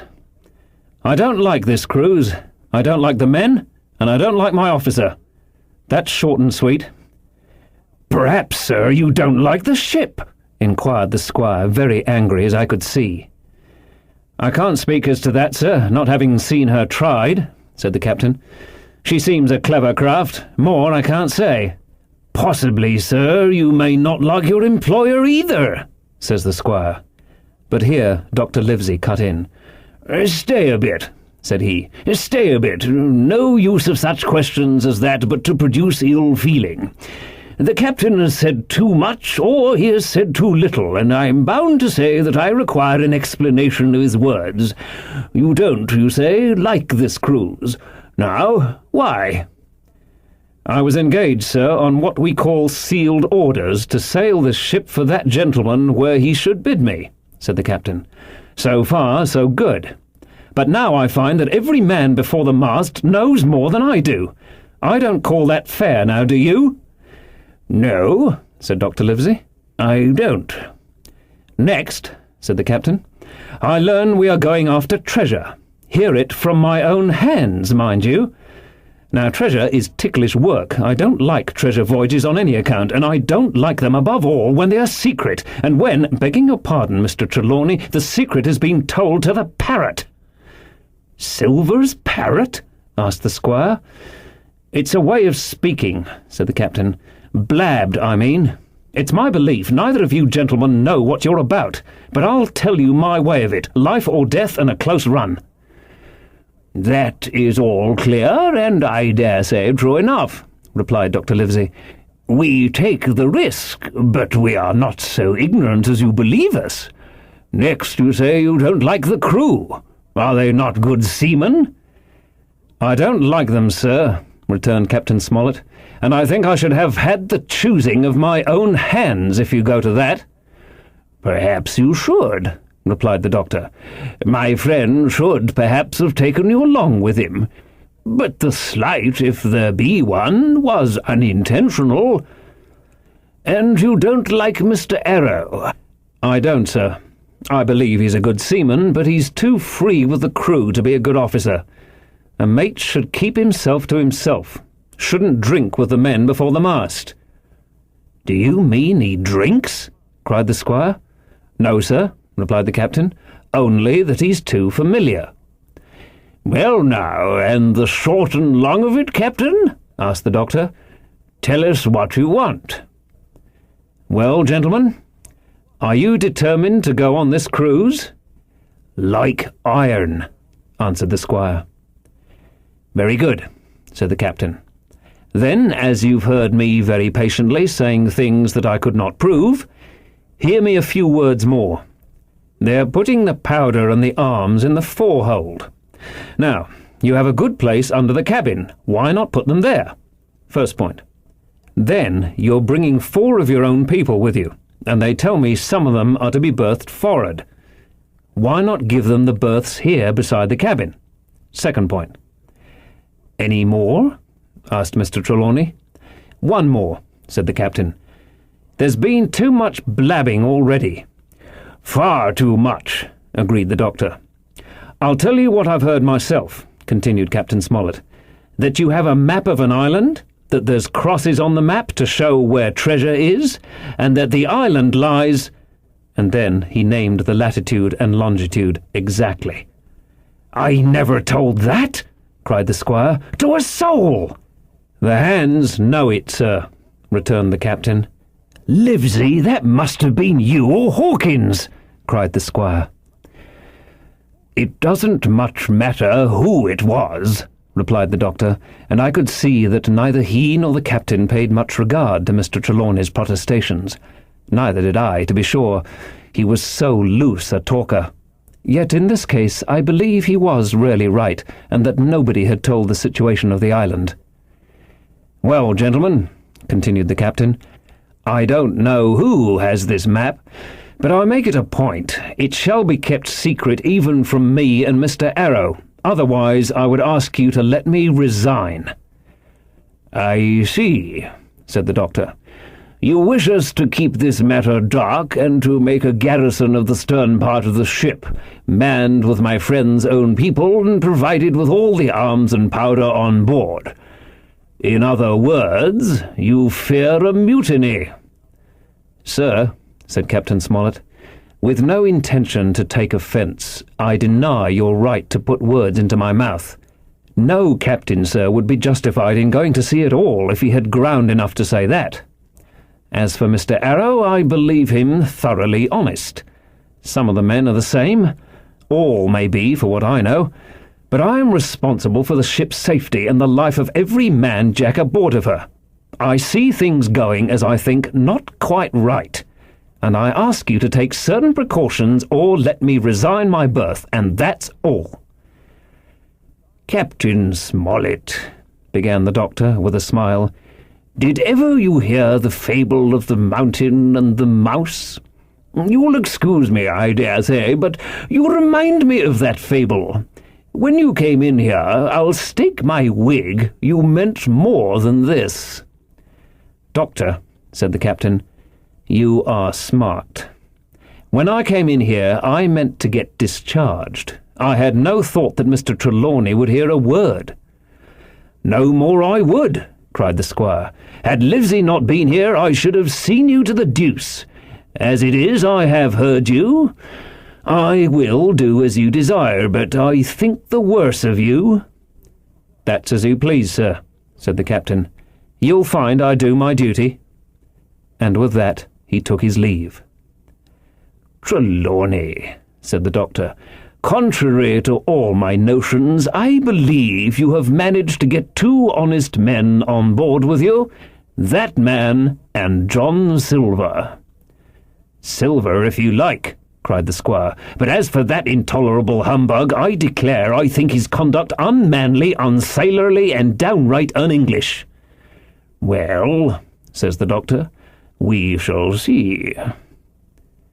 When we came on deck, the men had begun already to take out the arms and powder, yo-hoing at their work, while the captain and Mr. Arrow stood by, superintending. The new arrangement was quite to my liking. The whole schooner had been overhauled.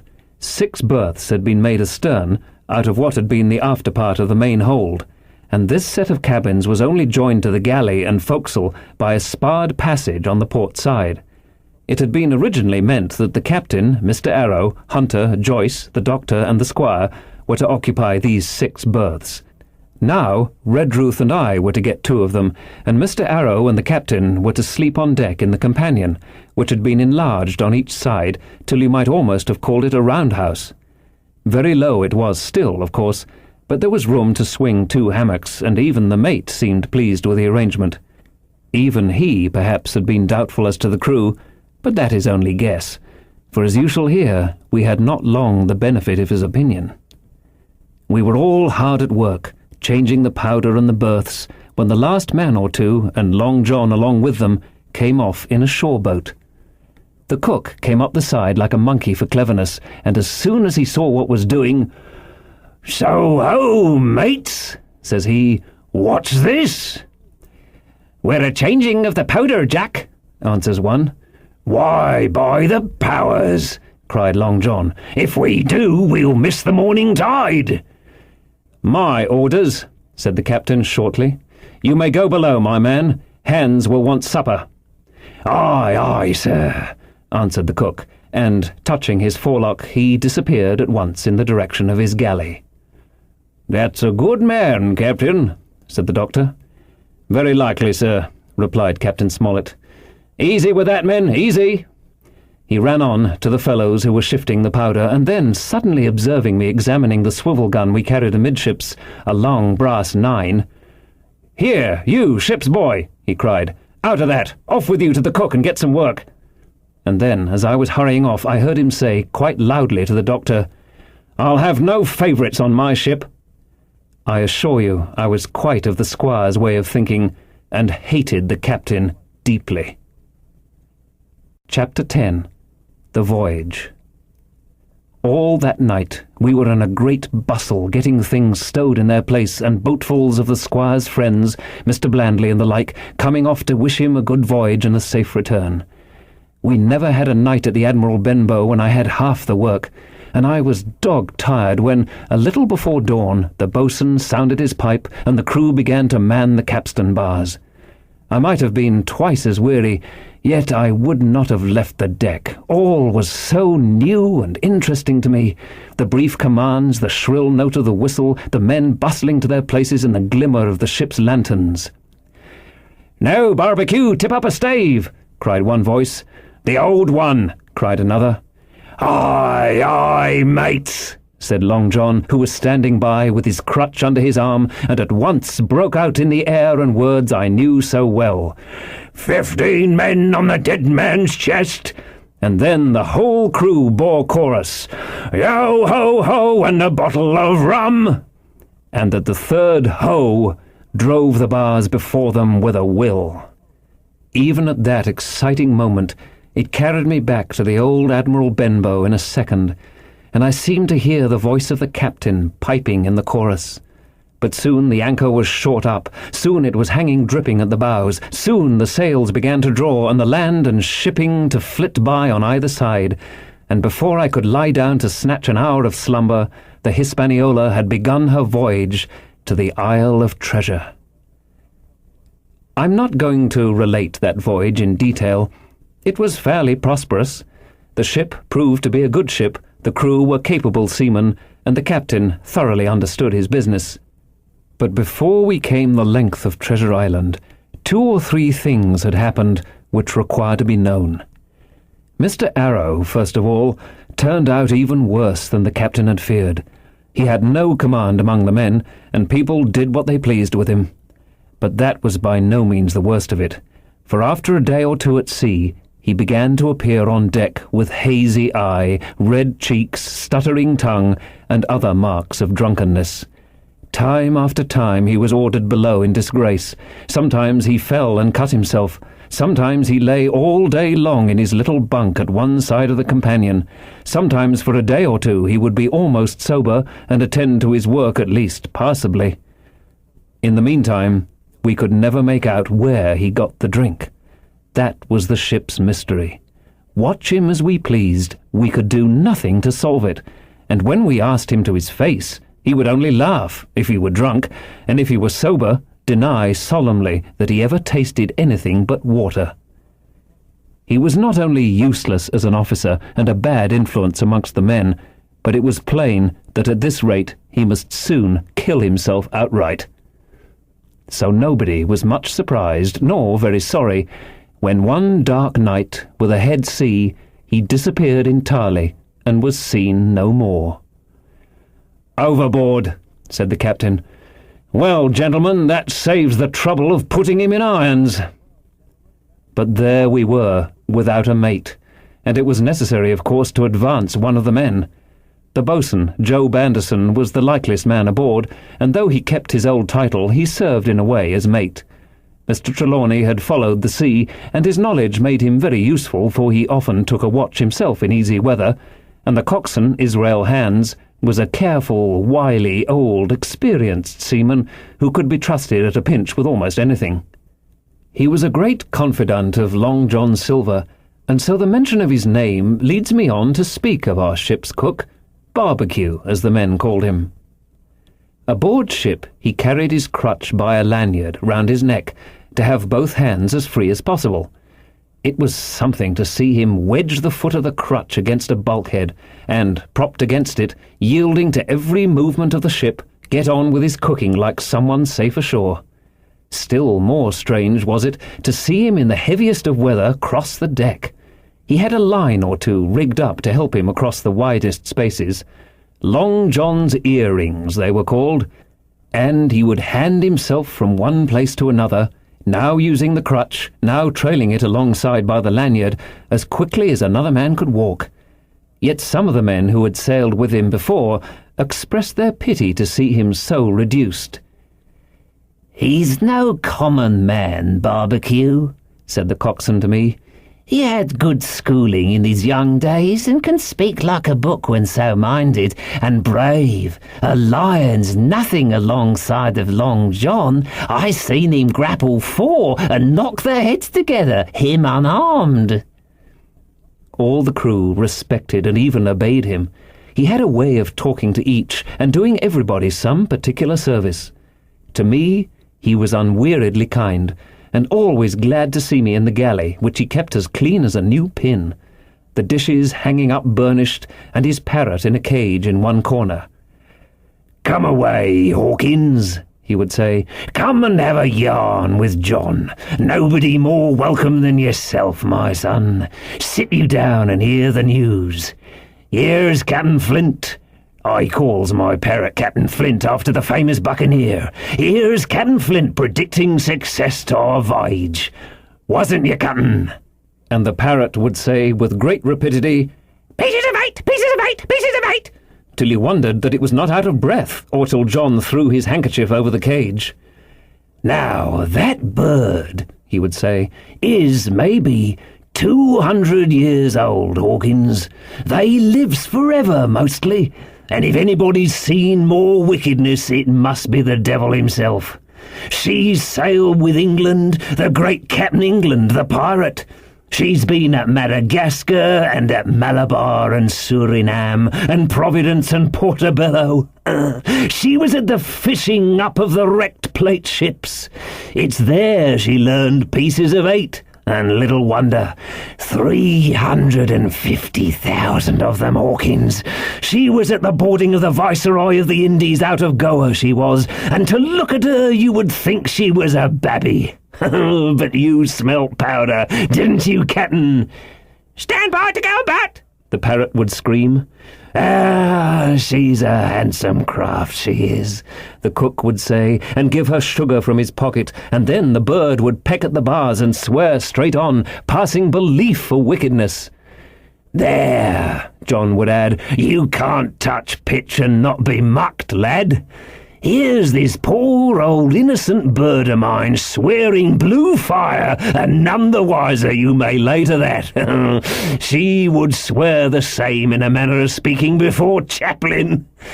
And John would touch his forelock with a solemn way he had that made me think he was the best of men.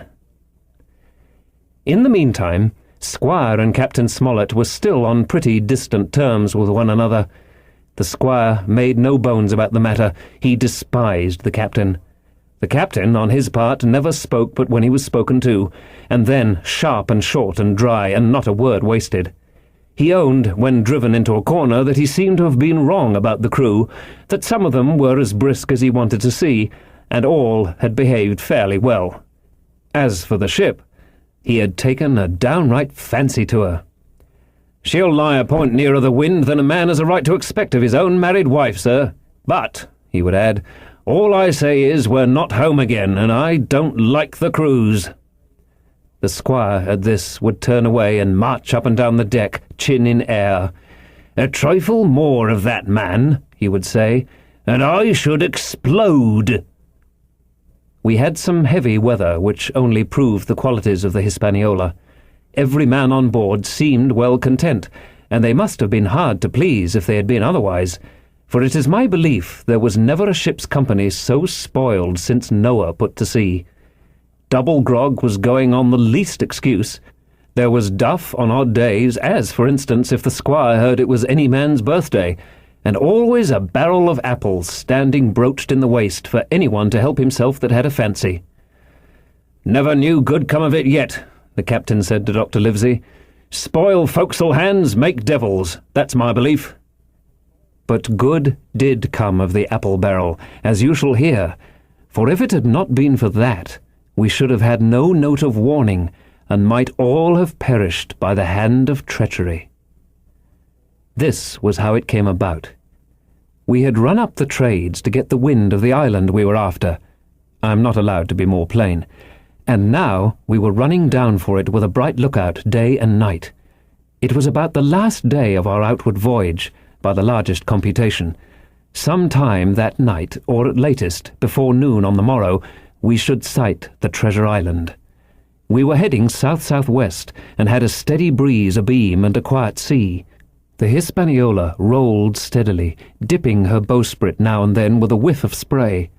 All was drawing alow and aloft. Every one was in the bravest spirits because we were now so near an end of the first part of our adventure. Now, just after sundown, when all my work was over and I was on my way to my berth, it occurred to me that I should like an apple. I ran on deck. The watch was all forward, looking out for the island. The man at the helm was watching the luff of the sail and whistling away gently to himself, and that was the only sound excepting the swish of the sea against the bows and around the sides of the ship. In I got bodily into the apple barrel, and found there was scarce an apple left, but sitting down there in the dark, what with the sound of the waters and the rocking movement of the ship, I had either fallen asleep or was on the point of doing so, when a heavy man sat down with rather a clash close by. The barrel shook as he leaned his shoulder against it, and I was just about to jump up when the man began to speak.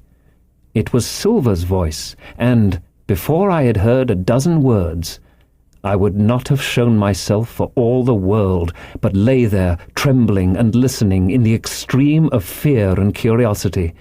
For from these dozen words I understood that the lives of all the honest men aboard depended upon me alone. Chapter 11. What I Heard in the Apple Barrel. "No, not I," said Silver. "Flint was captain.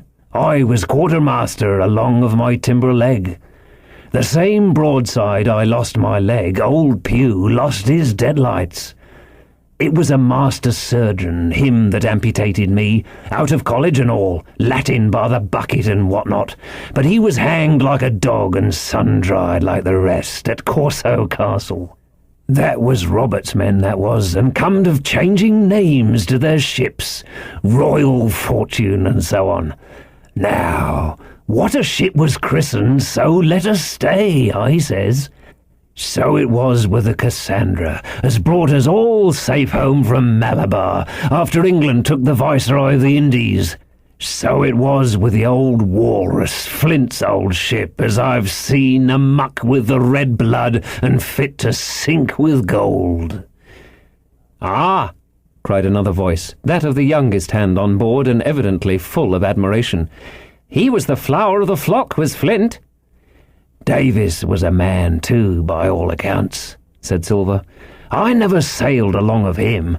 First with England, then with Flint, that's my story. And now, here on my own account, in a manner of speaking, I laid by 900 safe from England, and 2,000 after Flint. That ain't bad for a man before the mast, all safe in bank. 'Tain't earning now, it's saving does it, you may lay to that. Where's all England's men now, huh? I dunno.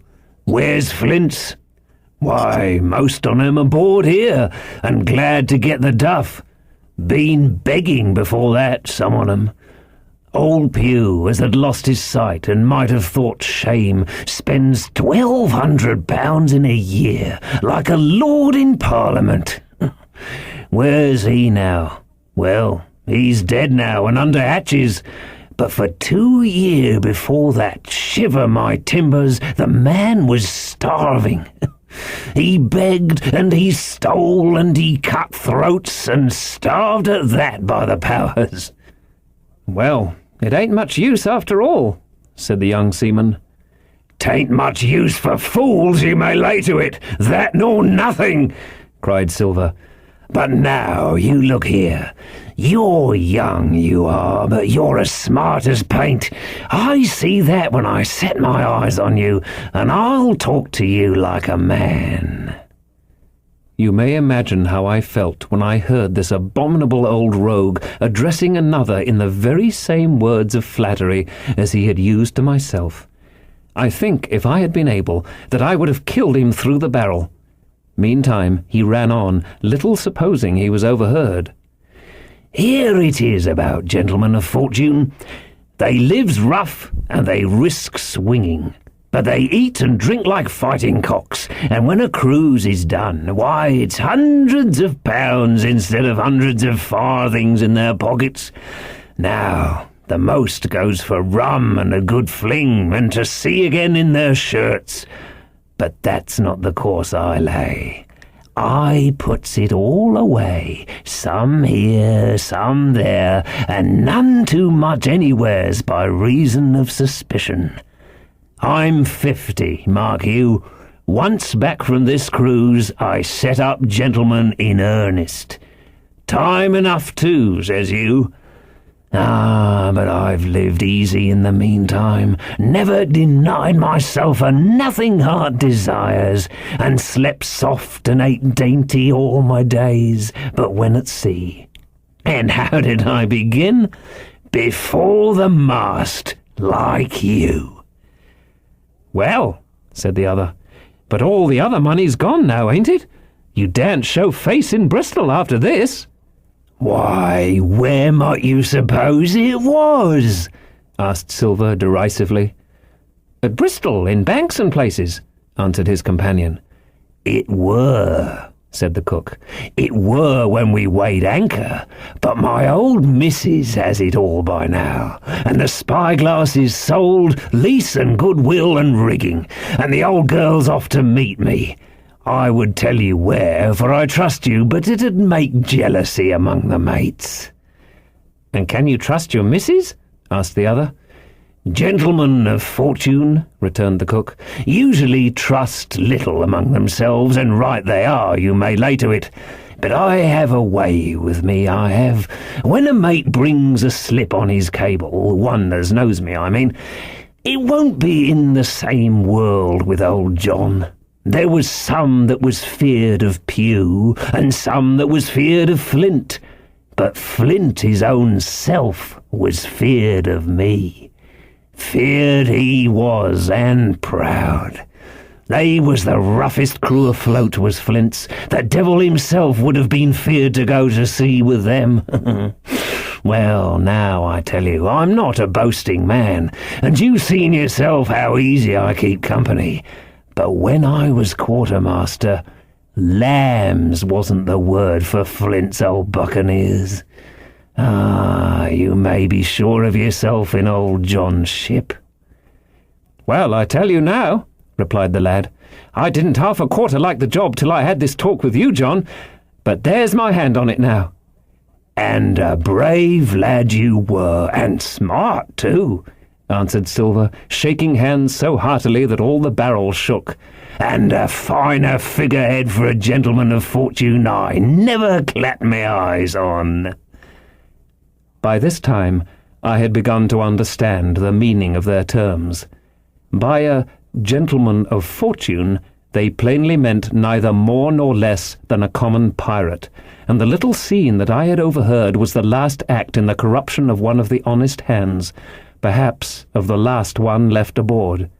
But on this point I was soon to be relieved, for Silver, giving a little whistle, a third man strolled up and sat down by the party. "Dick Square," said Silver. "Oh, I knowed Dick was square," returned the voice of the coxswain, Israel Hands. "He's no fool, is Dick." And he turned his quid and spat. "But look here," he went on. Here's what I want to know, Barbecue. How long are we going to stand off and on like a blessed bumboat? I've had almost enough of Captain Smollett. He's hazed me long enough, by thunder. I want to go into that cabin, I do. I want their pickles and wines and that. Israel, said Silver, your head ain't much account, nor ever was. But you're able to hear, I reckon. Leastways your ears is big enough. Now, here's what I say. You'll birth for'ard, and you'll live hard, and you'll speak soft, and you'll keep sober till I give the word, and you may lay to that, old son. Well, I don't say no, do I? Growled the coxswain. What I say is, when? That's what I say. When, by the powers, cried Silver. Well, now, if you want to know, I'll tell you when. The last moment I can manage, and that's when. Here's a first-rate seaman, Captain Smollett, sails the blessed ship for us. Here's this squire and doctor with a map and such. I don't know where it is, do I? No more do you, says you. Well then, I mean this squire and doctor shall find the stuff and help us to get it aboard, by the powers. Then we'll see. If I was sure of you all, sons of double Dutchmen, I'd have Captain Smollett navigate us halfway back again before I struck. Why, we're all seamen aboard here, I should think, said the lad, Dick. We're all forecastle hands, you mean, snapped Silver. We can steer a course, but who's to set one? That's what all you gentlemen split on, first and last. If I had my way, I'd have Captain Smollett work us back into the trades at least. Then we'd have no blessed miscalculations and a spoonful of water a day. But I know the sort you are. I'll finish with them at the island as soon's the blunt's on board, and a pity it is. But you're never happy till you're drunk. Split my sides, I've a sick heart to sail with the likes of you. Easy all, Long John, cried Israel. Who's a crossing of you? Why, how many tall ships, think ye now, have I seen laid aboard, and how many brisk lads drying in the sun at Execution Dock? Cried Silver, and all for this same hurry and hurry and hurry. You hear me? I seen a thing or two at sea, I have. If you would only lay your course and a point to windward, you would ride in carriages, you would. But not you. I know you. You'll have your mouthful of rum tomorrow and go hang. Everybody knowed you was a kind of a chaplain, John, but there's others as could hand and steer as well as you, said Israel. They liked a bit of fun, they did. They wasn't so high and dry nohow, but took their fling like jolly companions, every one. So, says Silver. Well, and where are they now? Pew was that sort, and he died a beggar man. Flint was, and he died of rum at Savannah. Ah, they was a sweet crew, they was, only where are they? But, asked Dick, when do we lay them athwart? What are we to do with them, anyhow? There's the man for me, cried the cook admiringly. That's what I call business. Well, what would you think?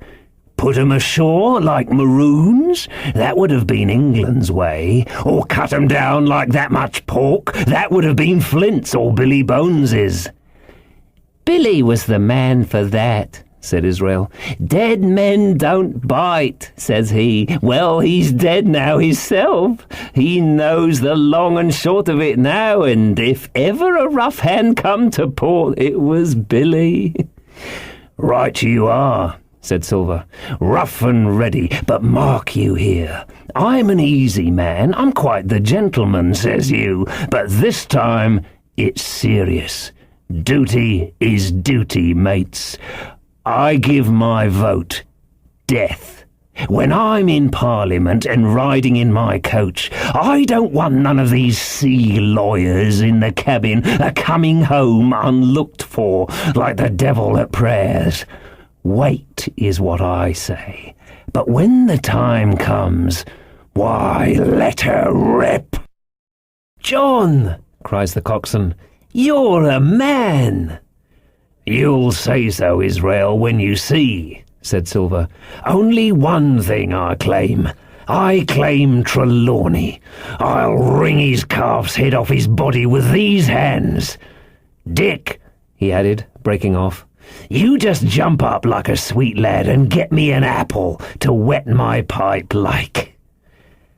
You may fancy the terror I was in. I should have leapt out and run for it if I had found the strength, but my limbs and heart alike misgave me. I heard Dick begin to rise, and then someone seemingly stopped him, and the voice of Hans exclaimed, "Oh, stow that! Don't you get sucking of that bilge, John. Let's have a go of the rum." "Dick," said Silver, "I trust you. I've a gauge on the keg, mind. There's the key. You fill a pannikin and bring it up." Terrified as I was, I could not help thinking to myself, that must have been how Mr. Arrow got the strong waters that destroyed him. Dick was gone but a little while, and during his absence Israel spoke straight on in the cook's ear. It was but a word or two that I could catch, and yet I gathered some important news, for, besides other scraps that tended to the same purpose, this whole clause was audible. "Not another man of them'll join." Hence, there were still faithful men on board. When Dick returned, one after another of the trio took the pannikin and drank. One, "To luck," another with, "Here's to old Flint," and Silver himself saying, in a kind of song, "Here's to ourselves, and hold your luff, plenty of prizes and plenty of duff." Just then a sort of brightness fell upon me in the barrel, and, looking up, I found the moon had risen, and was silvering the mizzen-top and shining white on the luff of the foresail. And almost at the same time the voice of the lookout shouted, "Land ho!" Chapter 12. Council of War. There was a great rush of feet across the deck. I could hear people tumbling up from the cabin and the forecastle, and, slipping in an instant outside my barrel, I dived behind the foresail, made a double towards the stern, and came out upon the open deck in time to join Hunter and Dr. Livesey in the rush for the weather bow. There all hands were already congregated. A belt of fog had lifted almost simultaneously with the appearance of the moon. Away to the southwest of us we saw two low hills about a couple of miles apart, and rising behind one of them a third and higher hill, whose peak was still buried in the fog. All three seemed sharp and conical in figure. So much I saw, almost in a dream, for I had not yet recovered from my horrid fear of a minute or two before. And then I heard the voice of Captain Smollett issuing orders. The Hispaniola was laid a couple of points nearer the wind, and now sailed a course that would just clear the island on the east. "And now, men," said the captain when all was sheeted home, "has any one of you ever seen that land ahead?" "I have, sir," said Silver. "I've watered there with a trader I was cooking." "The anchorage is on the south, behind an islet, I fancy?" asked the captain. "Yes, sir, Skeleton Island, they calls it. It were a main place for pirates once, and a hand we had on board knowed all their names for it. That hill to the nor'ard they calls the Foremast Hill.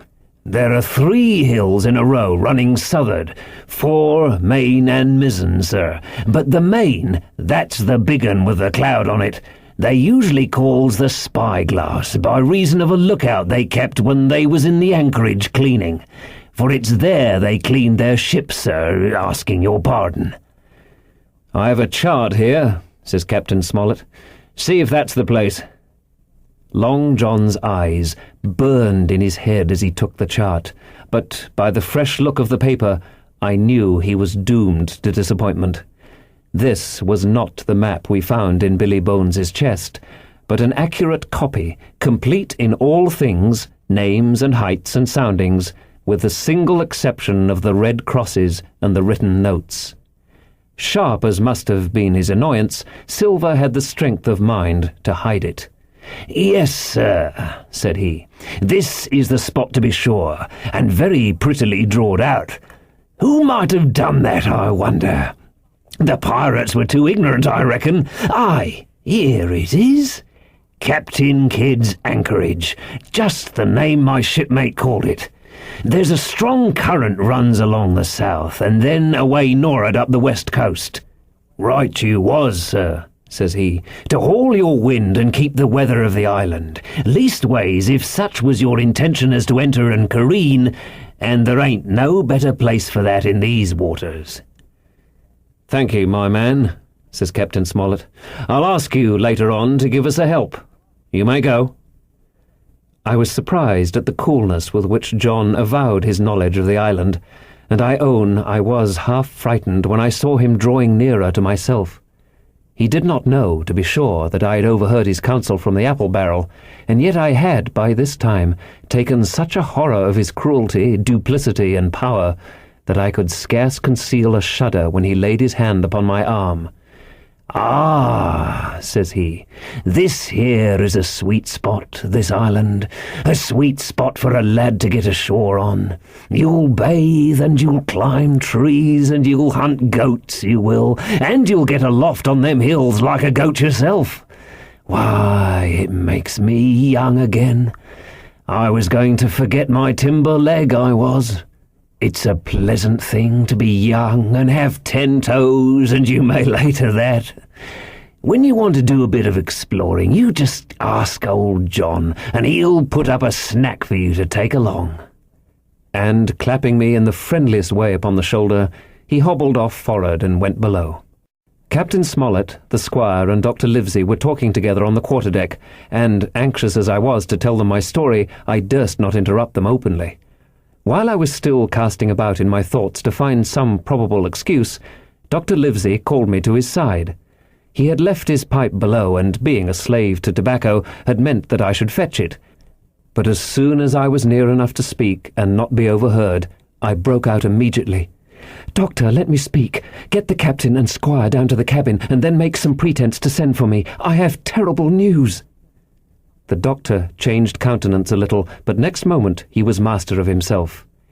"Thank you, Jim," said he, quite loudly. "That was all I wanted to know," as if he had asked me a question. And with that he turned on his heel and rejoined the other two. They spoke together for a little, and though none of them started or raised his voice or so much as whistled, it was plain enough that Dr. Livesey had communicated my request, for the next thing that I heard was the captain giving an order to Job Anderson, and all hands were piped on deck. "My lads," said Captain Smollett, "I've a word to say to you. This land that we have sighted is the place we have been sailing to. Mr. Trelawney, being a very open-handed gentleman, as we all know, has just asked me a word or two, and as I was able to tell him that every man on board had done his duty, alow and aloft, as I never asked to see it done better, why, he and I and the doctor are going below to the cabin to drink your health and luck, and you'll have grog served out for you to drink our health and luck. I'll tell you what I think of this. I think it handsome, and if you think as I do, you'll give a good sea cheer for the gentleman that does it." The cheer had followed. That was a matter of course.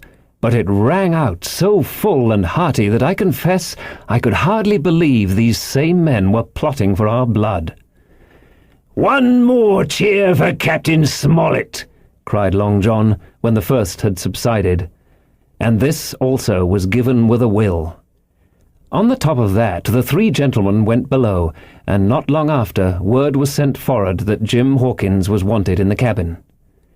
I found them all three seated round the table, a bottle of Spanish wine and some raisins before them, and the doctor smoking away with his wig on his lap, and that, I knew, was a sign that he was agitated. The stern window was open, for it was a warm night, and you could see the moon shining behind on the ship's wake. "Now, Hawkins," said the squire, You have something to say. Speak up." I did as I was bid, and, as short as I could make it, told the whole details of Silver's conversation. Nobody interrupted me till I was done, nor did any one of the three of them make so much as a movement, but they kept their eyes upon my face from first to last. "Jim," said Dr. Livesey, "take a seat." And they made me sit down at table beside them, poured me out a glass of wine, filled my hands with raisins, and all three, one after the other, and each with a bow, drank my good health, and their service to me for my luck and courage. "Now, Captain," said the squire, "you were right and I was wrong. I own myself an ass, and I await your orders." "No more an ass than I, sir," returned the captain. "I never heard of a crew that meant to mutiny but what showed signs before, for any man that had an eye in his head to see the mischief and take steps according. But this crew," he added, "beats me." "Captain," said the doctor, "with your permission, that's Silver, a very remarkable man."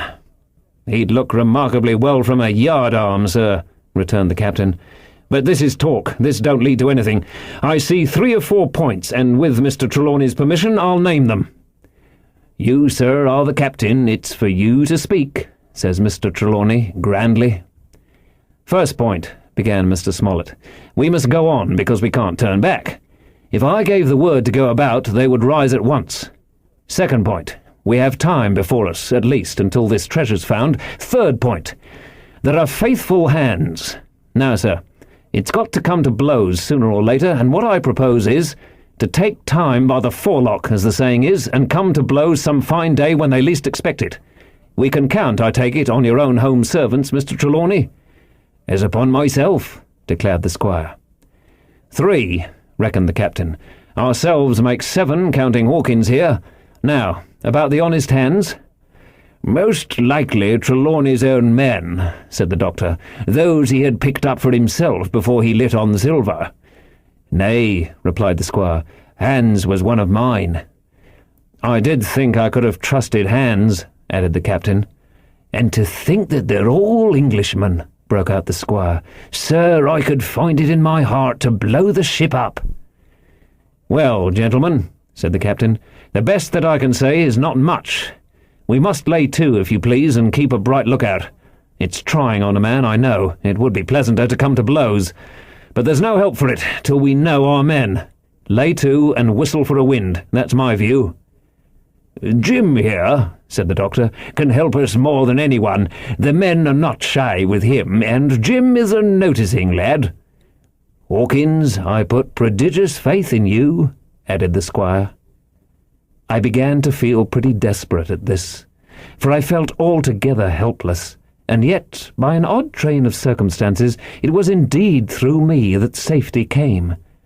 In the meantime, talk as we pleased, there were only 7 out of the 26 on whom we could rely, and out of these 7, 1 was a boy, so that the grown men on our side were 6 to their 19. Part 3. My Shore Adventure. Chapter 13. How I Began My Shore Adventure. The appearance of the island when I came on deck next morning was altogether changed. Although the breeze had now utterly failed, we had made a great deal of way during the night, and were now lying becalmed about half a mile to the southeast of the low eastern coast. Grey-coloured woods covered a large part of the surface. This even tint was indeed broken up by streaks of yellow sandbrake in the lower lands, and by many tall trees of the pine family, outtopping the others, some singly, some in clumps, but the general colouring was uniform and sad. The hills ran up clear above the vegetation in spires of naked rock.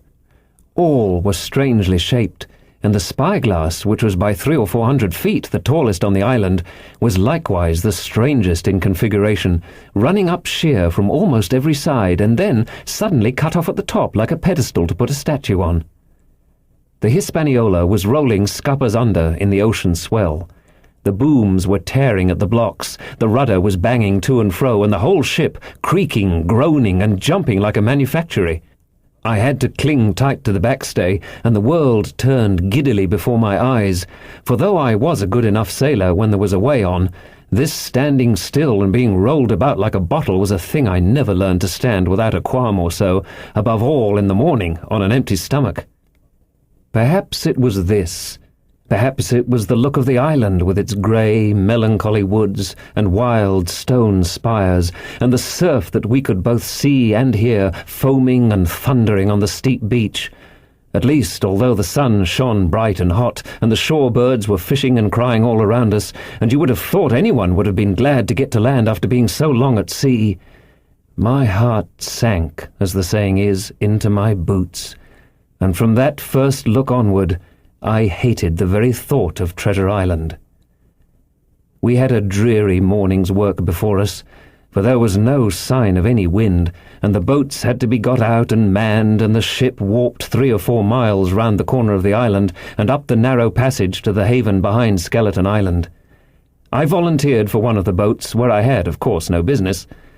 The heat was sweltering, and the men grumbled fiercely over their work. Anderson was in command of my boat, and instead of keeping the crew in order, he grumbled as loud as the worst. "Well," he said with an oath, "it's not forever."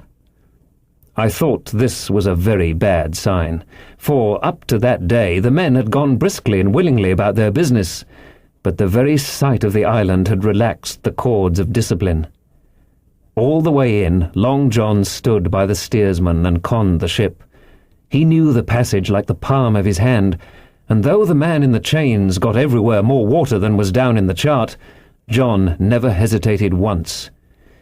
"There's a strong scour with the ebb," he said, "and this here passage has been dug out, in a manner of speaking, with a spade." We brought up just where the anchor was in the chart, about 1/3 of a mile from either shore, the mainland on one side and Skeleton Island on the other.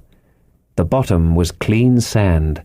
The plunge of our anchor sent up clouds of birds wheeling and crying over the woods, but in less than a minute they were down again, and all was once more silent.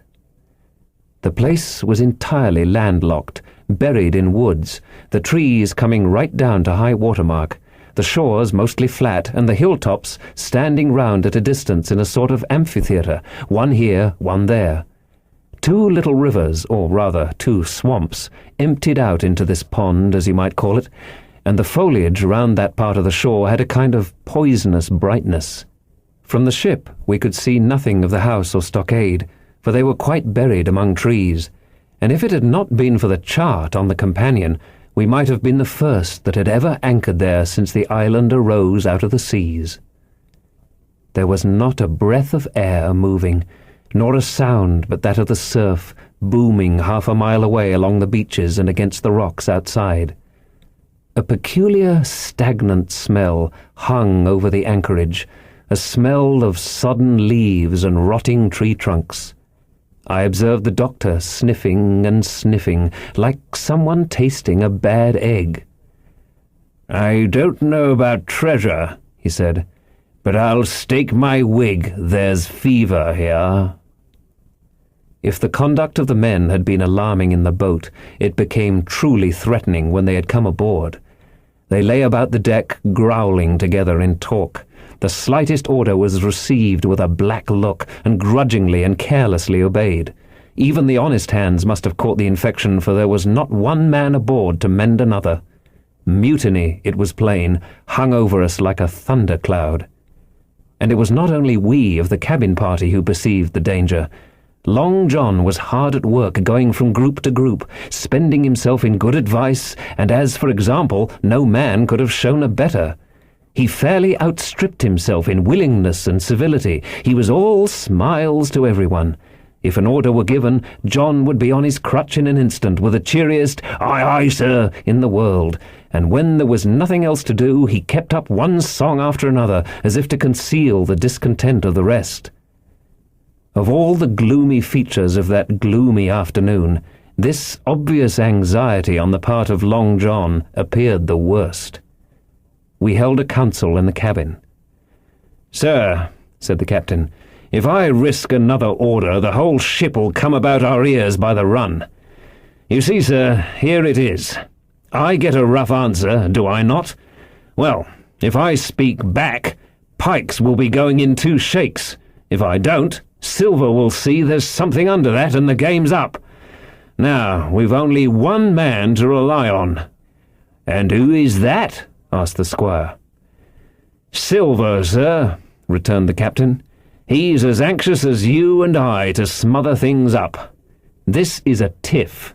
He'd soon talk him out of it if he had the chance, and what I propose to do is to give him the chance.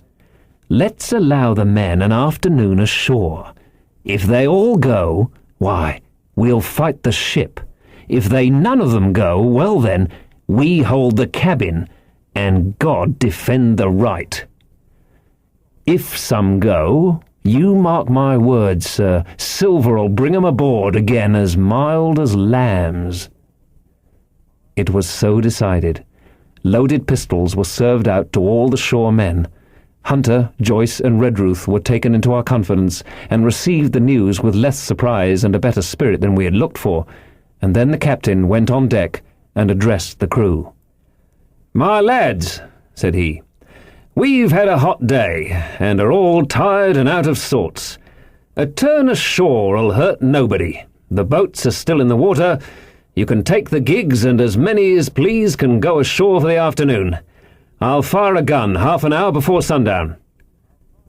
I believe the silly fellows must have thought they would break their shins over treasure as soon as they were landed, for they all came out of their sulks in a moment and gave a cheer that started the echo in a faraway hill and sent the birds once more flying and squalling round the anchorage.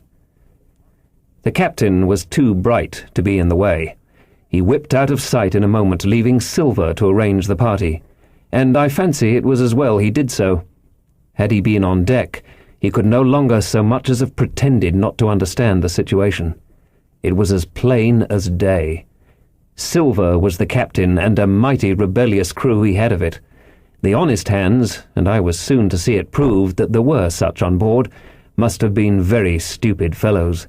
Or rather, I suppose the truth was this, that all hands were disaffected by the example of the ringleaders, only some more, some less, and a few, being good fellows in the main, could neither be led nor driven any further. It is one thing to be idle and skulk, and quite another to take a ship and murder a number of innocent men. At last, however, the party was made up. 6 fellows were to stay on board, and the remaining 13, including Silver, began to embark. Then it was that there came into my head the first of the mad notions that contributed so much to save our lives.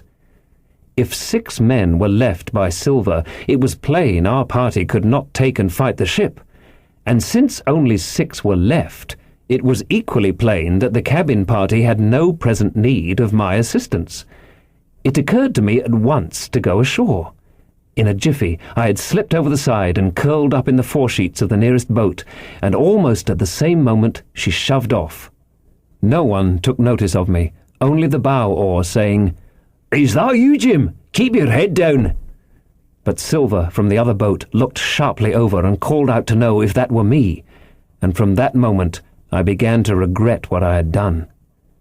The crews raced for the beach, but the boat I was in, having some start, and being at once the lighter and the better manned, shot far ahead of her consort, and the bow had struck among the shoreside trees, and I had caught a branch and swung myself out, and plunged into the nearest thicket, while Silver and the rest were still 100 yards behind. "Jim! Jim!" I heard him shouting, but you may suppose I paid no heed. Jumping, ducking, and breaking through, I ran straight before my nose till I could run no longer. Chapter 14. The First Blow. I was so pleased at having given the slip to Long John that I began to enjoy myself and look around me with some interest on the strange land that I was in. I had crossed a marshy tract full of willows, bulrushes, and odd, outlandish, swampy trees, and I had now come out upon the skirts of an open piece of undulating, sandy country, about a mile long, dotted with a few pines, and a great number of contorted trees, not unlike the oak in growth, but pale in the foliage, like willows. On the far side of the open stood one of the hills, with two quaint craggy peaks shining vividly in the sun. I now felt for the first time the joy of exploration. The isle was uninhabited, my shipmates I had left behind, and nothing lived in front of me but dumb brutes and fowls. I turned hither and thither among the trees. Here and there were flowering plants unknown to me. Here and there I saw snakes, and one raised his head from a ledge of rock and hissed at me with a noise not unlike the spinning of a top. Little did I suppose that he was a deadly enemy, and that the noise was the famous rattle. Then I came to a long thicket of these oak-like trees, live or evergreen oaks I heard afterwards they should be called, which grew low along the sand like brambles, the boughs curiously twisted, the foliage compact like thatch. The thicket stretched down from the top of one of the sandy knolls, spreading and growing taller as it went, until it reached the margin of the broad, reedy fen, through which the nearest of the little rivers soaked its way into the anchorage. The marsh was steaming in the strong sun, and the outline of the spyglass trembled through the haze. All at once there began to be a sort of bustle among the bulrushes. A wild duck flew up with a quack, another followed, and soon over the whole surface of the marsh a great cloud of birds hung screaming and circling in the air. I judged at once that some of my shipmates must be drawing near along the borders of the fen. Nor was I deceived, for soon I heard the very distant and low tones of a human voice, which, as I continued to give ear, grew steadily louder and nearer. This put me in a great fear, and I crawled under cover of the nearest live oak and squatted there, hearkening as silent as a mouse. Another voice answered, and then the first voice, which I now recognized to be Silver's, once more took up the story, and ran on for a long while in a stream, only now and again interrupted by the other. By the sound they must have been talking earnestly and almost fiercely, but no distinct word came to my hearing. At last the speakers seemed to have paused, and perhaps to have sat down, for not only did they cease to draw any nearer, but the birds themselves began to grow more quiet, and to settle again to their places in the swamp. And now I began to feel that I was neglecting my business, that since I had been so foolhardy as to come ashore with these desperadoes, the least I could do was to overhear them at their councils, and that my plain and obvious duty was to draw as close as I could manage under the favourable ambush of the crouching trees. I could tell the direction of the speakers pretty exactly, not only by the sound of their voices, but by the behaviour of the few birds that still hung in alarm above the heads of the intruders. Crawling on all fours, I made steadily but slowly towards them, till at last, raising my head to an aperture among the leaves, I could see clear down into a little green dell beside the marsh, and closely set about with trees, where Long John Silver and another of the crew stood face to face in conversation. The sun beat full upon them. Silver had thrown his hat beside him on the ground, and his great smooth blonde face, all shining with heat, was lifted to the other man's in a kind of appeal. "Mate," he was saying, "it's because I thinks gold dust of you, gold dust, and you may lay to that. If I hadn't took to you like pitch, do you think I'd have been here a warning of you? All's up. You can't make nor mend. It's to save your neck that I'm a-speaking, and if one of the wild uns knew it, where'd I be, Tom? Now tell me, where'd I be?" "Silver," said the other man, and I observed he was not only red in the face, but spoke as hoarse as a crow, and his voice shook too like a taut rope. "Silver," says he, "you're old, and you're honest, or has the name for it, and you've money too, which lots of poor sailors hasn't, and you're brave, or I'm mistook. And will you tell me you'll let yourself be led away with that kind of a mess of swabs? Not you. As sure as God sees me, I'd sooner lose my hand. If I turn agin my duty—" And then, all of a sudden, he was interrupted by a noise. I had found one of the honest hands. Well, here, at that same moment, came news of another. Far away out in the marsh there arose, all of a sudden, a sound like the cry of anger, then another on the back of it, and then one horrid, long-drawn scream. The rocks of the spyglass re-echoed it a score of times. The whole troop of marsh birds rose again, darkening heaven with a simultaneous whir. And long after, silence had re-established its empire, and only the rustle of the redescending birds and the boom of the distant surges disturbed the languor of the afternoon. That death yell was still ringing in my brain. Tom had leapt at the sound like a horse at the spur, but Silver had not winked an eye. He stood where he was, resting lightly on his crutch, watching his companion like a snake about to spring. "John," said the sailor, stretching out his hand. "Hands off!" cried Silver, leaping back a yard, as it seemed to me, with the speed and security of a trained gymnast. "Hands off if you like, John Silver," said the other. "It's a black conscience that can make you feared of me. But in heaven's name, tell me, what was that?" "That?" returned Silver, smiling away, but warier than ever, his eye a mere pinpoint in his face, but gleaming like a crumb of glass. "That? Oh, I reckon that'll be Alan." And at this, poor Tom flashed out like a hero. "Alan!" he cried. "Then rest his soul for a true seaman. And as for you, John Silver, long you've been a mate of mine, but you're mate of mine no more. If I die like a dog, I'll die in my duty. You've killed Alan, have you? Kill me too if you can, but I defies you." And with that, this brave fellow turned his back directly on the cook and set off walking for the beach. But he was not destined to go far. With a cry, John seized the branch of a tree, whipped the crutch out of his armpit, and sent that uncouth missile hurtling through the air. It struck poor Tom point foremost, and with stunning violence right between the shoulders in the middle of his back. His hands flew up, he gave a sort of gasp, and fell. Whether he were injured much or little, none could ever tell. Like enough, to judge from the sound, his back was broken on the spot. But he had no time given him to recover. Silver, agile as a monkey, even without leg or crutch, was on the top of him next moment, and had twice buried his knife up to the hilt in that defenceless body.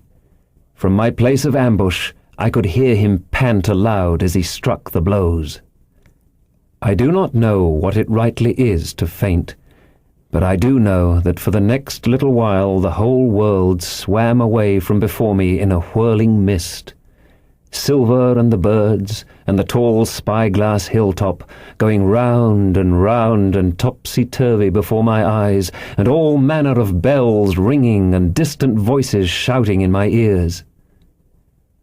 When I came again to myself, the monster had pulled himself together, his crutch under his arm, his hat upon his head. Just before him, Tom lay motionless upon the sward, but the murderer minded him not a whit, cleansing his blood-stained knife the while upon a wisp of grass.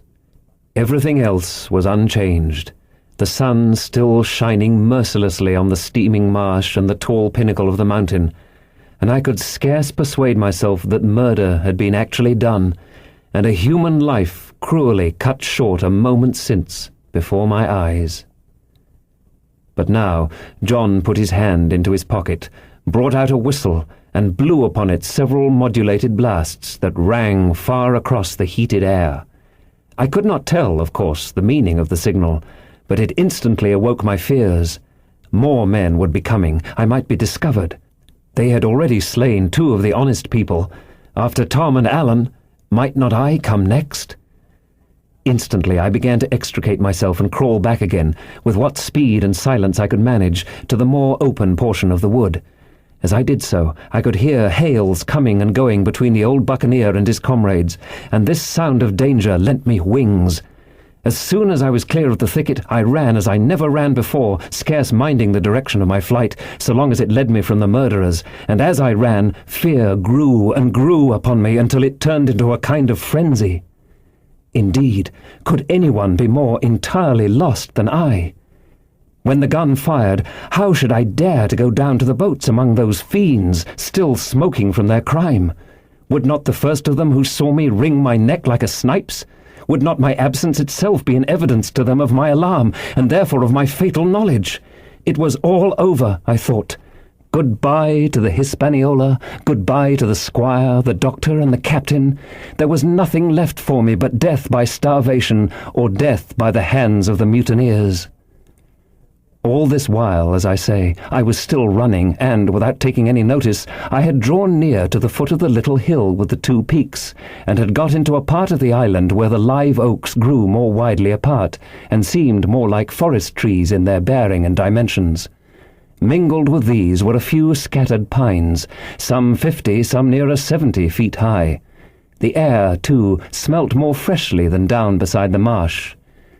And here a fresh alarm brought me to a standstill with a thumping heart. Chapter 15. The Man of the Island. From the side of the hill, which was here steep and stony, a spout of gravel was dislodged, and fell rattling and bounding through the trees. My eyes turned instinctively in that direction, and I saw a figure leap with great rapidity behind the trunk of a pine. What it was, whether bear or man or monkey, I could in no wise tell.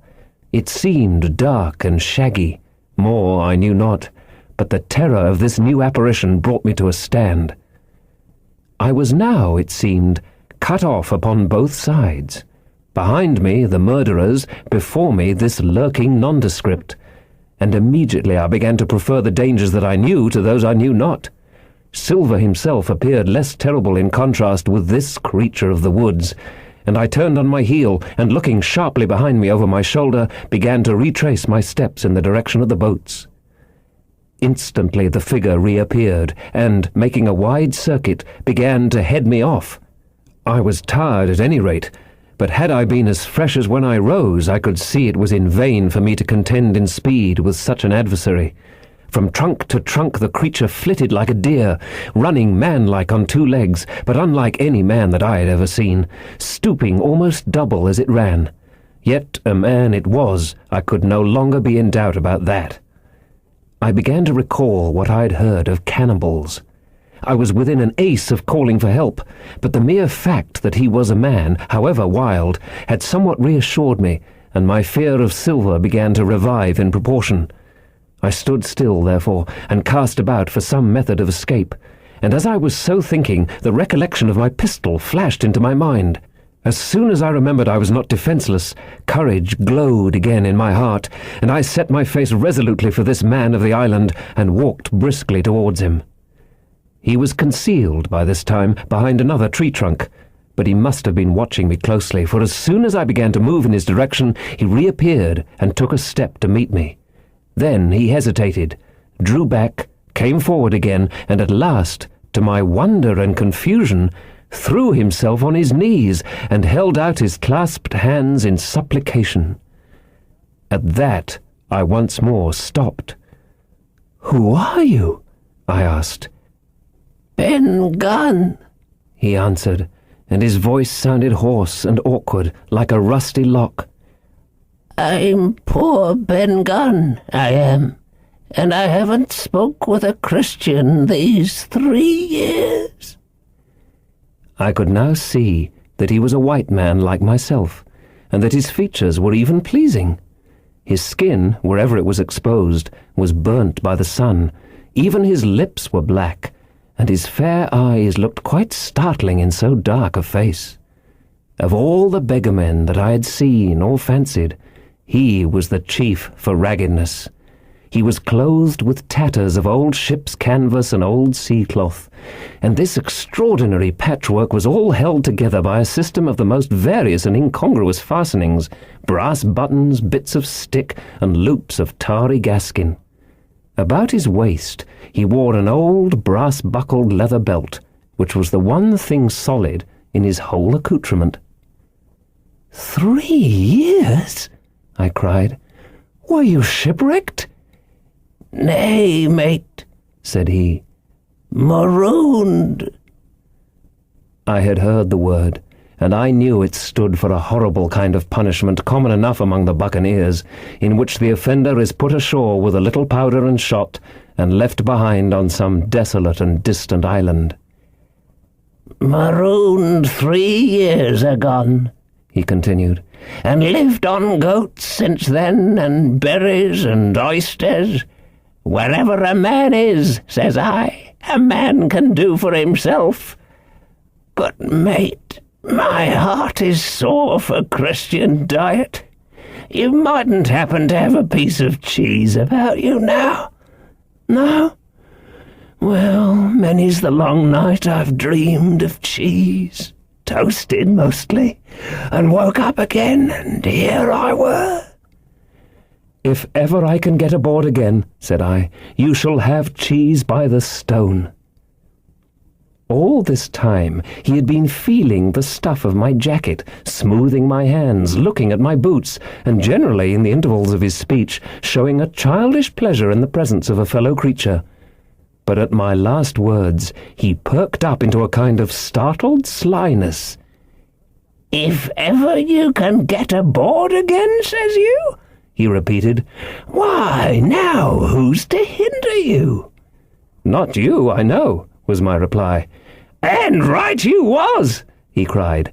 "Now, you, what do you call yourself, mate?" "Jim," I told him.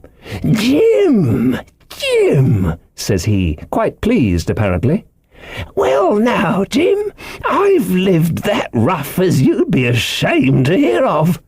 Now, for instance, you wouldn't think I had a pious mother to look at me?" he asked. "Why, no, not in particular," I answered. "Ah, well," said he, "but I had. Remarkable pious, and I was a civil, pious boy, and could rattle off my catechism that fast as you couldn't tell one word from another. And here's what it come to, Jim, and it begun with chuck farthing on the blessed gravestones. That's what it begun with, but it went further than that. And so my mother told me, and predicted the whole, she did, the pious woman. But it were Providence that put me here. I've thought it all out in this here lonely island, and I'm back on piety. You don't catch me tasting rum so much, but just a thimbleful for luck, of course, the first chance I have. I'm bound I'll be good, and I see the way to. And Jim," looking all round him and lowering his voice to a whisper, "I'm rich." I now felt that the poor fellow had gone crazy in his solitude, and I suppose I must have shown the feeling in my face, for he repeated the statement hotly. "Rich, rich, I says, and I'll tell you what, I'll make a man of you, Jim. Oh, Jim, you'll bless your stars, you will. You was the first that found me." And at this there came suddenly a lowering shadow over his face, and he tightened his grasp upon my hand and raised a forefinger threateningly before my eyes. "Now, Jim, you tell me true. That ain't Flint's ship?" he asked. At this I had a happy inspiration. I began to believe that I'd found an ally, and I answered him at once. "It's not Flint's ship, and Flint is dead, but I'll tell you true as you ask me. There are some of Flint's hands aboard, worse luck for the rest of us." "Not a man with one leg?" he gasped. "Silver?" I asked. "Ah, Silver," says he. "That were his name." "He's the cook, and the ringleader, too." He was still holding me by the wrist, and at that he gave it quite a wring. "If you was sent by Long John," he said, "I'm as good as pork, and I know it. But where was you, do you suppose?" I had made my mind up in a moment, and by way of answer told him the whole story of our voyage and the predicament in which we found ourselves. He heard me with the keenest interest, and when I had done, he patted me on the head. "You're a good lad, Jim," he said. "And you're all in a clove hitch, ain't you? Well, you just put your trust in Ben Gunn. Ben Gunn's the man to do it. Would you think it likely now that your squire would prove a liberal-minded one in case of help, him being in a clove hitch, as you remark?" I told him the squire was the most liberal of men. "Aye, but you see," returned Ben Gunn, "I didn't mean giving me a gate to keep and a shoot of livery clothes and such. That's not my mark, Jim. What I mean is, would he be likely to come down to the tune of, say, £1,000 out of money that's as good as a man's own already?" "I'm sure he would," said I. "As it was, all hands were to share." "And a passage home?" he added, with a look of great shrewdness. "Why," I cried, "the squire's a gentleman, and besides, if we got rid of the others, we should want you to help work the vessel home." "Ah," said he, "so you would." And he seemed very much relieved. "Now, I'll tell you what," he went on. "So much I'll tell you, and no more. I were in Flint's ship when he buried the treasure. He and 6 along, 6 strong seamen. They was ashore nigh on a week, and us standing off and on in the old Walrus. One fine day up went the signal, and here come Flint by himself in a little boat, and his head done up in a blue scarf. The sun was getting up, and mortal white he looked about the cutwater. But there he was, you mind, and the 6 all dead, dead and buried. How he done it, not a man aboard us could make out. It was battle, murder, and sudden death, leastways, him against 6. Billy Bones was the mate. Long John, he was quartermaster, and they asked him where the treasure was. "Ah," says he, "you can go ashore if you like and stay," he says, "but as for the ship, she'll beat up for more, by thunder." That's what he said. Well, I was in another ship 3 years back, and we sighted this island. "Boys," said I, "here's Flint's treasure. Let's land and find it." The captain was displeased at that, but my messmates were all of a mind, and landed. 12 days they looked for it, and every day they had the worst word for me, until one fine morning all hands went aboard. "As for you, Benjamin Gunn," says they, "here's a musket," they says, "and a spade and pickaxe. You can stay here and find Flint's money for yourself," they says. Well, Jim, 3 years have I been here, and not a bite of Christian diet from that day to this. But now, you look here. Look at me. Do I look like a man before the mast? "No," says you. "Nor I weren't neither," I says. With that, he winked and pinched me hard. "Just you mention them words to your squire, Jim," he went on. "Nor he weren't neither. That's the words. 3 years he were the man of this island, light and dark, fair and rain, and sometimes he would maybe think upon a prayer, says you, and sometimes he would maybe think of his old mother, so be as she's alive, you'll say. But the most part of Gunn's time, this is what you'll say, the most part of his time was took up with another matter. And then you'll give him a nip, like I do." And he pinched me again in the most confidential manner. "Then," he continued, "then you'll up and you'll say this.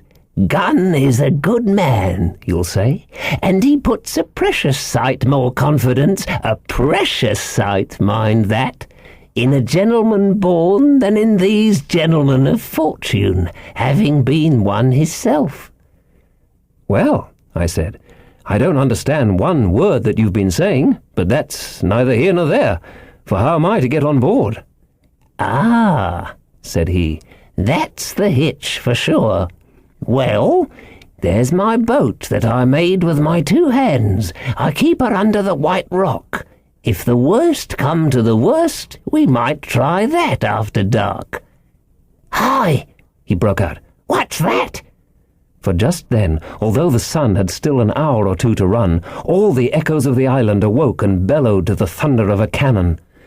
"They have begun to fight!" I cried. "Follow me!"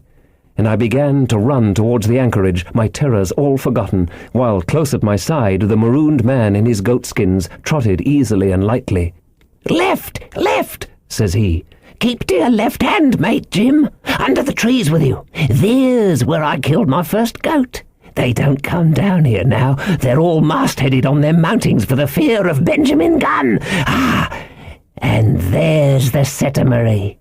Cemetery, he must have meant. "You see the mounds? I come here and prayed nows and thens when I thought maybe a Sunday would be about due. It weren't quite a chapel, but it seemed more solemn-like. And then, says you, Ben Gunn was short-handed. No chapling, nor so much as a Bible and a flag, you says." So he kept talking as I ran, neither expecting nor receiving any answer. The cannon shot was followed after a considerable interval by a volley of small arms. Another pause, and then, not a quarter of a mile in front of me, I beheld the Union Jack flutter in the air above a wood. Part 4. The Stockade. Chapter 16. Narrative continued by the Doctor. How the ship was abandoned. It was about 1:30, 3 bells in the sea phrase, that the 2 boats went ashore from the Hispaniola. The captain, the squire, and I were talking matters over in the cabin. Had there been a breath of wind, we should have fallen on the 6 mutineers who were left aboard with us, slipped our cable, and away to sea. But the wind was wanting, and, to complete our helplessness, down came Hunter with the news that Jim Hawkins had slipped into a boat and was gone ashore with the rest. It never occurred to us to doubt Jim Hawkins, but we were alarmed for his safety. With the men in the temper they were in, it seemed an even chance if we should see the lad again. We ran on deck. The pitch was bubbling in the seams, the nasty stench of the place turned me sick. If ever a man smelt fever and dysentery, it was in that abominable anchorage. The 6 scoundrels were sitting grumbling under a sail in the forecastle. Ashore we could see the gigs made fast, and a man sitting in each, hard by where the river runs in. One of them was whistling Lillibalero. Waiting was a strain, and it was decided that Hunter and I should go ashore with the jolly boat in quest of information. The gigs had leaned to their right, but Hunter and I pulled straight in the direction of the stockade upon the chart. The 2 who were left guarding their boats seemed in a bustle at our appearance. Lillibalero stopped off, and I could see the pair discussing what they ought to do. Had they gone and told Silver, all might have turned out differently, but they had their orders, I suppose, and decided to sit quietly where they were and hark back again to Lillibalero. There was a slight bend in the coast, and I steered so as to put it between us. Even before we landed, we had thus lost sight of the gigs. I jumped out and came as near running as I durst, with a big silk handkerchief under my hat for coolness' sake, and a brace of pistols ready primed for safety.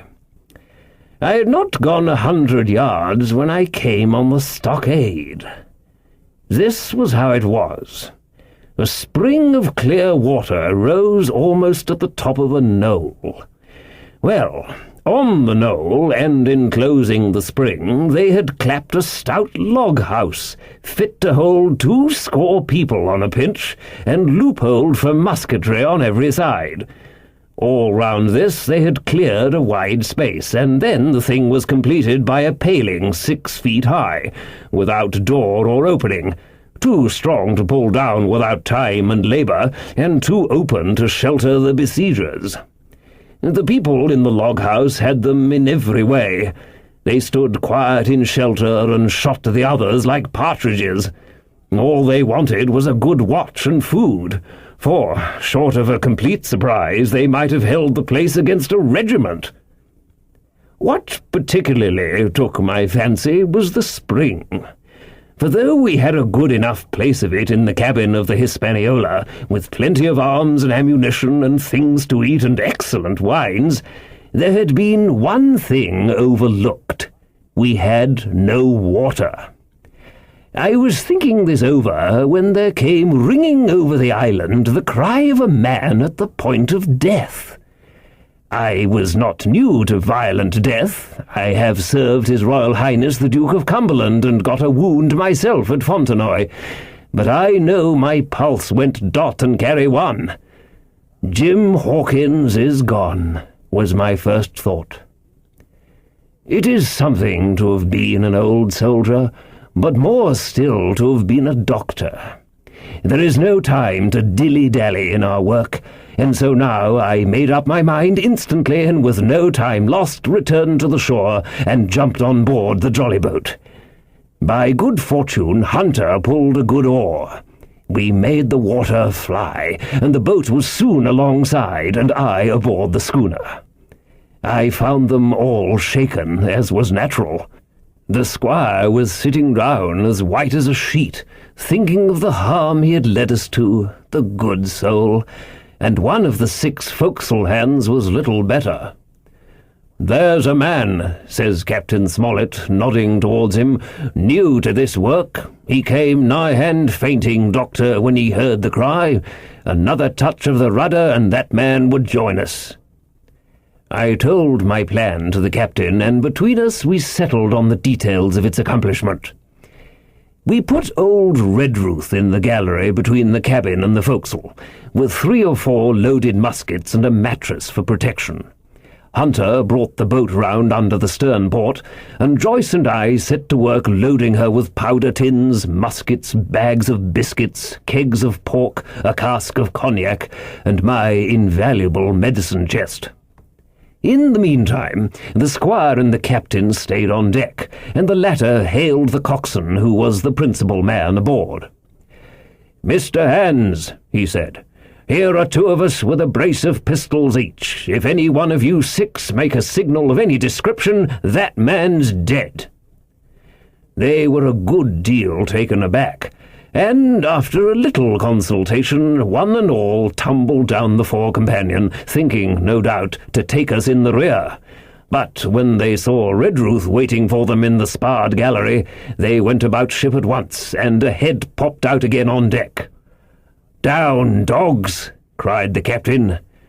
And the head popped back again, and we heard no more for the time of these 6 very faint-hearted seamen.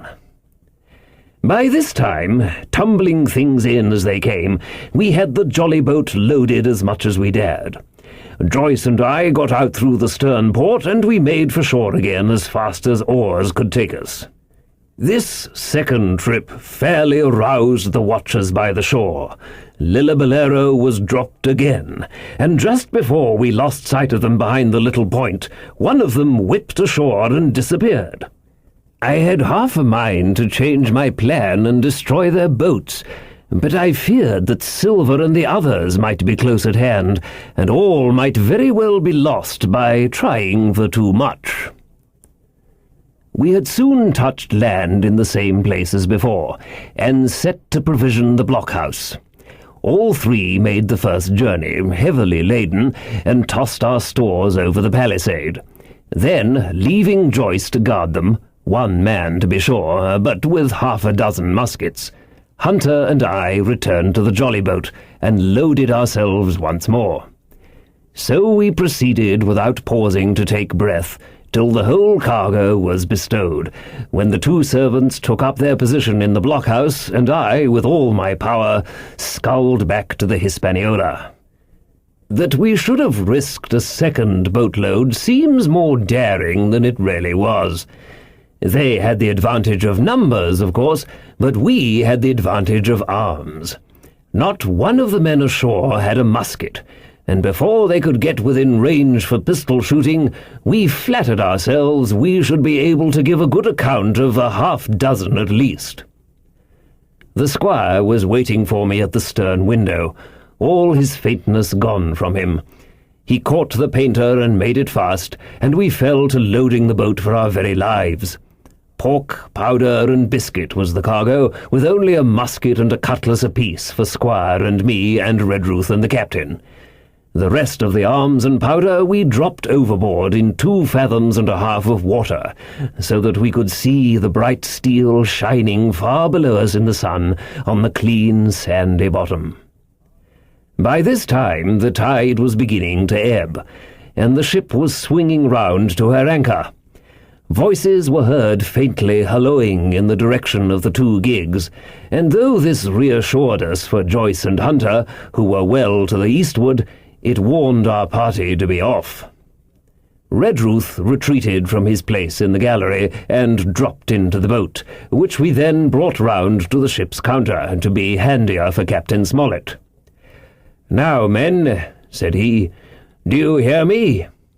There was no answer from the forecastle. "It's to you, Abraham Gray, it's to you I'm speaking." Still no reply. "Gray," resumed Mr. Smollett a little louder, "I am leaving this ship, and I order you to follow your captain. I know you are a good man at bottom, and I dare say not one of the lot of you's as bad as he makes out. I have my watch here in my hand. I give you 30 seconds to join me in." There was a pause. "Come, my fine fellow," continued the captain, "don't hang so long in stays. I'm risking my life and the lives of these good gentlemen every second." There was a sudden scuffle, a sound of blows, and out burst Abraham Gray with a knife cut on the side of the cheek, and came running to the captain like a dog to the whistle. "I am with you, sir," said he, and the next moment he and the captain had dropped aboard of us, and we had shoved off and given way. We were clear out of the ship, but not yet ashore in our stockade. Chapter 17. Narrative continued by the Doctor. The Jolly Boat's last trip. This 5th trip was quite different from any of the others. In the first place, the little gallipot of a boat that we were in was gravely overloaded. 5 grown men, and 3 of them, Trelawney, Redruth, and the captain, over 6 feet high, was already more than she was meant to carry. Add to that the powder, pork, and bread bags. The gunwale was lipping astern. Several times we shipped a little water, and my breeches and the tails of my coat were all soaking wet before we had gone 100 yards. The captain made us trim the boat, and we got her to lie a little more evenly. All the same, we were afraid to breathe. In the second place, the ebb was now making a strong rippling current running westward through the basin, and then southward and seaward down the straits by which we had entered in the morning. Even the ripples were a danger to our overloaded craft, but the worst of it was that we were swept out of our true course and away from our proper landing place behind the point. If we let the current have its way, we should come ashore beside the gigs, where the pirates might appear at any moment. "I cannot keep her head for the stockade, sir," said I to the captain. I was steering while he and Redruth, 2 fresh men, were at the oars. "The tide keeps washing her down. Could you pull a little stronger?" "Not without swamping the boat," said he. "You must bear up, sir, if you please. Bear up until you see you're gaining." I tried, and found by experiment that the tide kept sweeping us westward until I had laid her head due east, or just about right angles to the way we ought to go. "We'll never get ashore at this rate," said I. "If it's the only course that we can lie, sir, we must even lie it," returned the captain. "We must keep upstream. You see, sir," he went on, "if once we drop to leeward of the landing place, it's hard to say where we should get ashore, besides the chance of being boarded by the gigs, whereas, the way we go, the current must slacken, and then we can dodge back along the shore."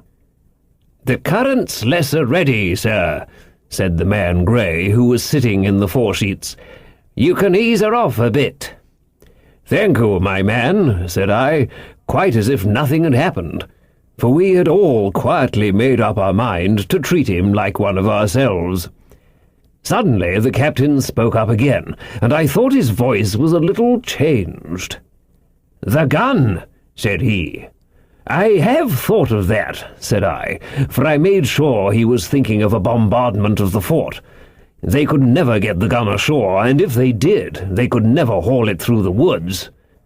"Look astern, Doctor," replied the captain. We had entirely forgotten the long 9, and there, to our horror, were the 5 rogues busy about her, getting off her jacket, as they called the stout tarpaulin cover under which she sailed.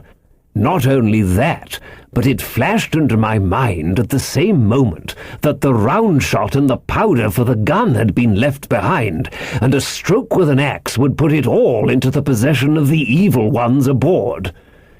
"Israel was Flint's gunner," said Grey hoarsely. At any risk, we put the boat's head direct for the landing place.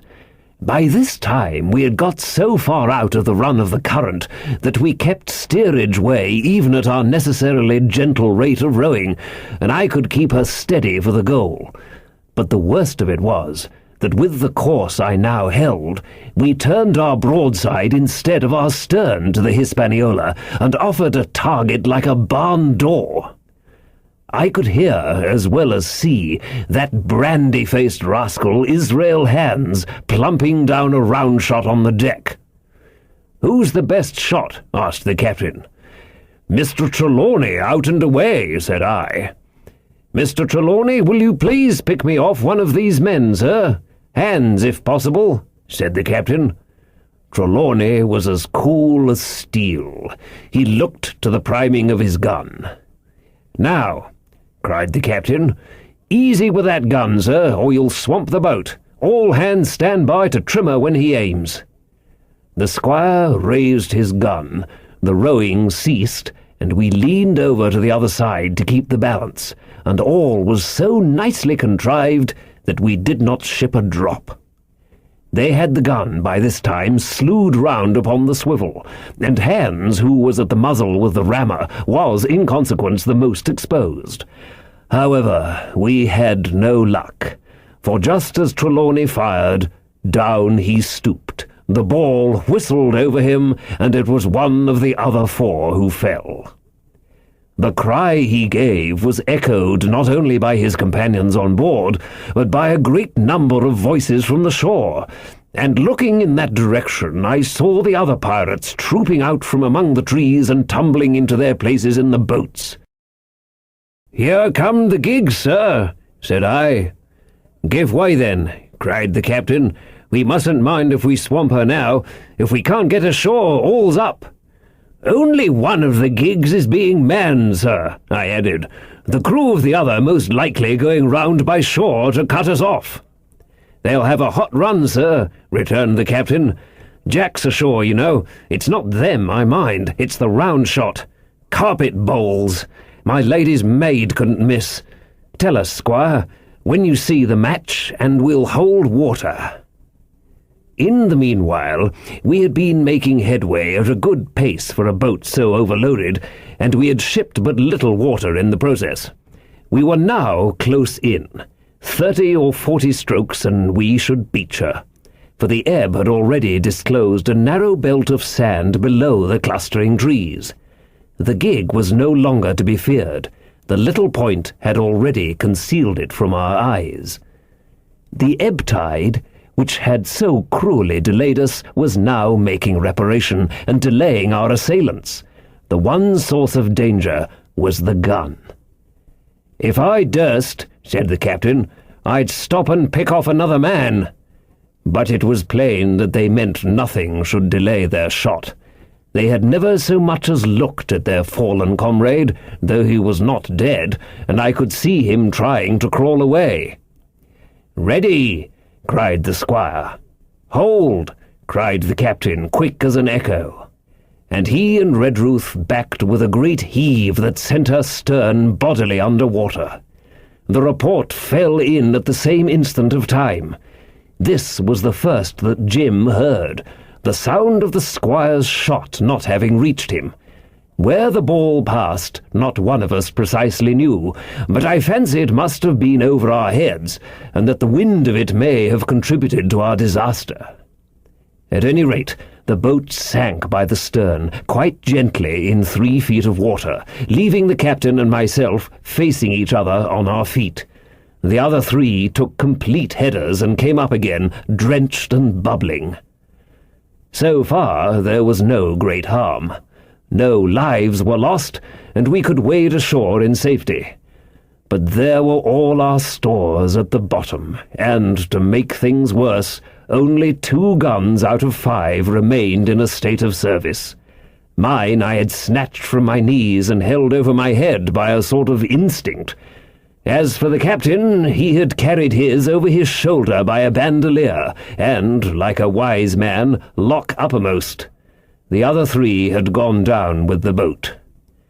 To add to our concern, we heard voices already drawing near us in the woods along shore, and we had not only the danger of being cut off from the stockade in our half-crippled state, but the fear before us whether, if Hunter and Joyce were attacked by 6, they would have the sense and conduct to stand firm.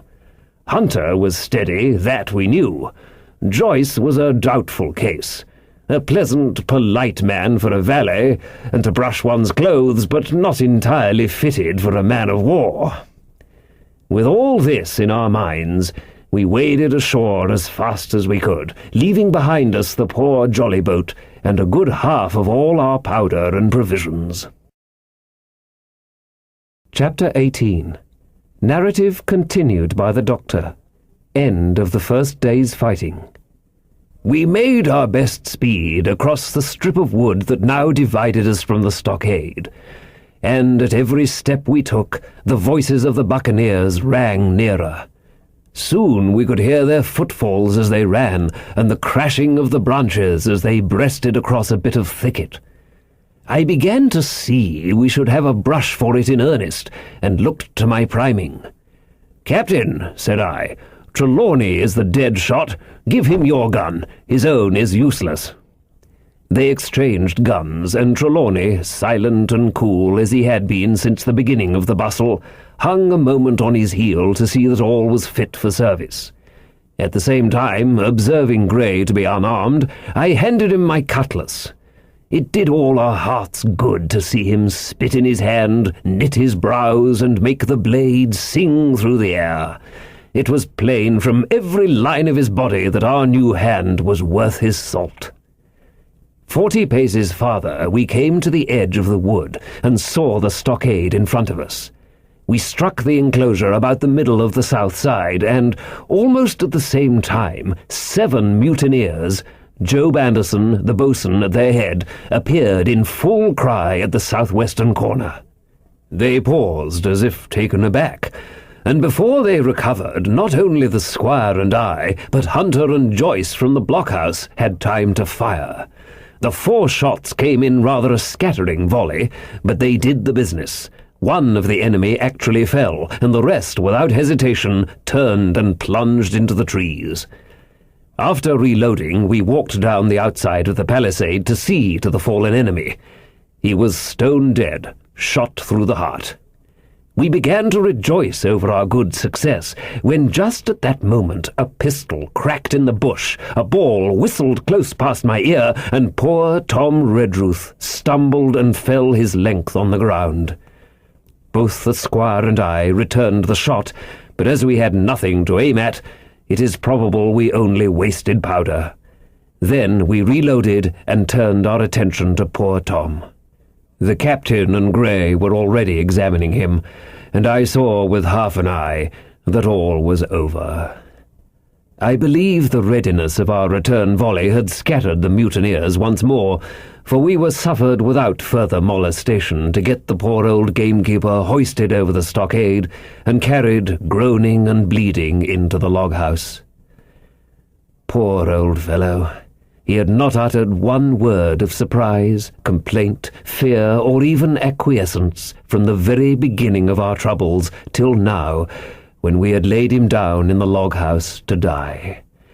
He had lain like a Trojan behind his mattress in the gallery. He had followed every order silently, doggedly, and well. He was the oldest of our party by a score of years, and now, sullen, old, serviceable servant, it was he that was to die. The squire dropped down beside him on his knees and kissed his hand, crying like a child. "Be I going, doctor?" he asked. "Tom, my man," said I, "you're going home." "I wish I had had a lick at them with the gun first," he replied. "Tom," said the squire, "say you forgive me, won't you?" "Would that be respectful like from me to you, squire?" was the answer. "Howsoever, so be it. Amen." After a little while of silence, he said he thought somebody might read a prayer. "It's the custom, sir," he added apologetically, and not long after, without another word, he passed away. In the meantime, the captain, whom I had observed to be wonderfully swollen about the chest and pockets, had turned out a great many various stores: the British colours, a Bible, a coil of stoutish rope, pen, ink, the logbook, and pounds of tobacco. He had found a longish fir tree lying felled and cleared in the enclosure, and with the help of Hunter he had set it up at the corner of the log-house where the trunks crossed and made an angle. Then, climbing on the roof, he had, with his own hand, bent and run up the colours. This seemed mightily to relieve him. He re-entered the log-house and set about counting up the stores as if nothing else existed. But he had an eye on Tom's passage for all that, and as soon as all was over, came forward with another flag, and reverently spread it on the body. "Don't you take on, sir," he said, shaking the squire's hand. "All's well with him. No fear for a hand that's been shot down in his duty to captain and owner. It mayn't be good divinity, but it's a fact." Then he pulled me aside. "Dr. Livesey," he said, "in how many weeks do you and Squire expect the consort?" I told him it was a question not of weeks, but of months, that if we were not back by the end of August, Blandley was to send to find us, but neither sooner nor later. "You can calculate for yourself," I said. "Why, yes," returned the captain, scratching his head, "and making a large allowance, sir, for all the gifts of Providence, I should say we were pretty close-hauled." "How do you mean?" I asked. "It's a pity, sir, we lost that second load, that's what I mean," replied the captain. "As for powder and shot, we'll do, but the rations are short, very short. So short, Dr. Livesey, that we're perhaps as well without that extra mouth." And he pointed to the dead body under the flag. Just then, with a roar and a whistle, a round shot passed high above the roof of the log-house and plumped far beyond us in the wood. "Oh ho!" cried the captain. "Blaze away! You've little enough powder already, my lads." At the second trial the aim was better, and the ball descended inside the stockade, scattering a cloud of sand, but doing no further damage. "Captain," said the squire, "the house is quite invisible from the ship. It would be the flag they are aiming at. Would it not be wiser to take it in?" "Strike my colours?" cried the captain. "No, sir, not I." And as soon as he had said the words, I think we all agreed with him. For it was not only a piece of stout, seamanly good feeling, it was good policy besides, and showed our enemies that we despised their cannonade. All through the evening they kept thundering away. Ball after ball flew over or fell short or kicked up the sand in the enclosure, but they had to fire so high that the shot fell dead and buried itself in the soft sand. We had no ricochet to fear, and though one popped in through the roof of the log-house and out again through the floor, we soon got used to that sort of horseplay and minded it no more than cricket. "There is one thing good about all this," observed the captain. "The wood in front of us is likely clear. The ebb has made a good while. Our stores should be uncovered. Volunteers to go and bring in pork?" Gray and Hunter were the first to come forward. Well armed, they stole out of the stockade, but it proved a useless mission. The mutineers were bolder than we fancied, or they put more trust in Israel's gunnery. For 4 or 5 of them were busy carrying off our stores and wading out with them to one of the gigs that lay close by, pulling an oar or so to hold her steady against the current. Silver was in the stern sheets in command, and every man of them was now provided with a musket from some secret magazine of their own. The captain sat down to his log, and here is the beginning of the entry. Alexander Smollett, master. David Livesey, ship's doctor. Abraham Gray, carpenter's mate. John Trelawney, owner. John Hunter and Richard Joyce, owner's servants. Landsmen, being all that is left faithful of the ship's company, with stores for 10 days at short rations, came ashore this day and flew British colours on the log-house in Treasure Island. Thomas Redruth, owner's servant, landsman, shot by the mutineers. James Hawkins, cabin boy.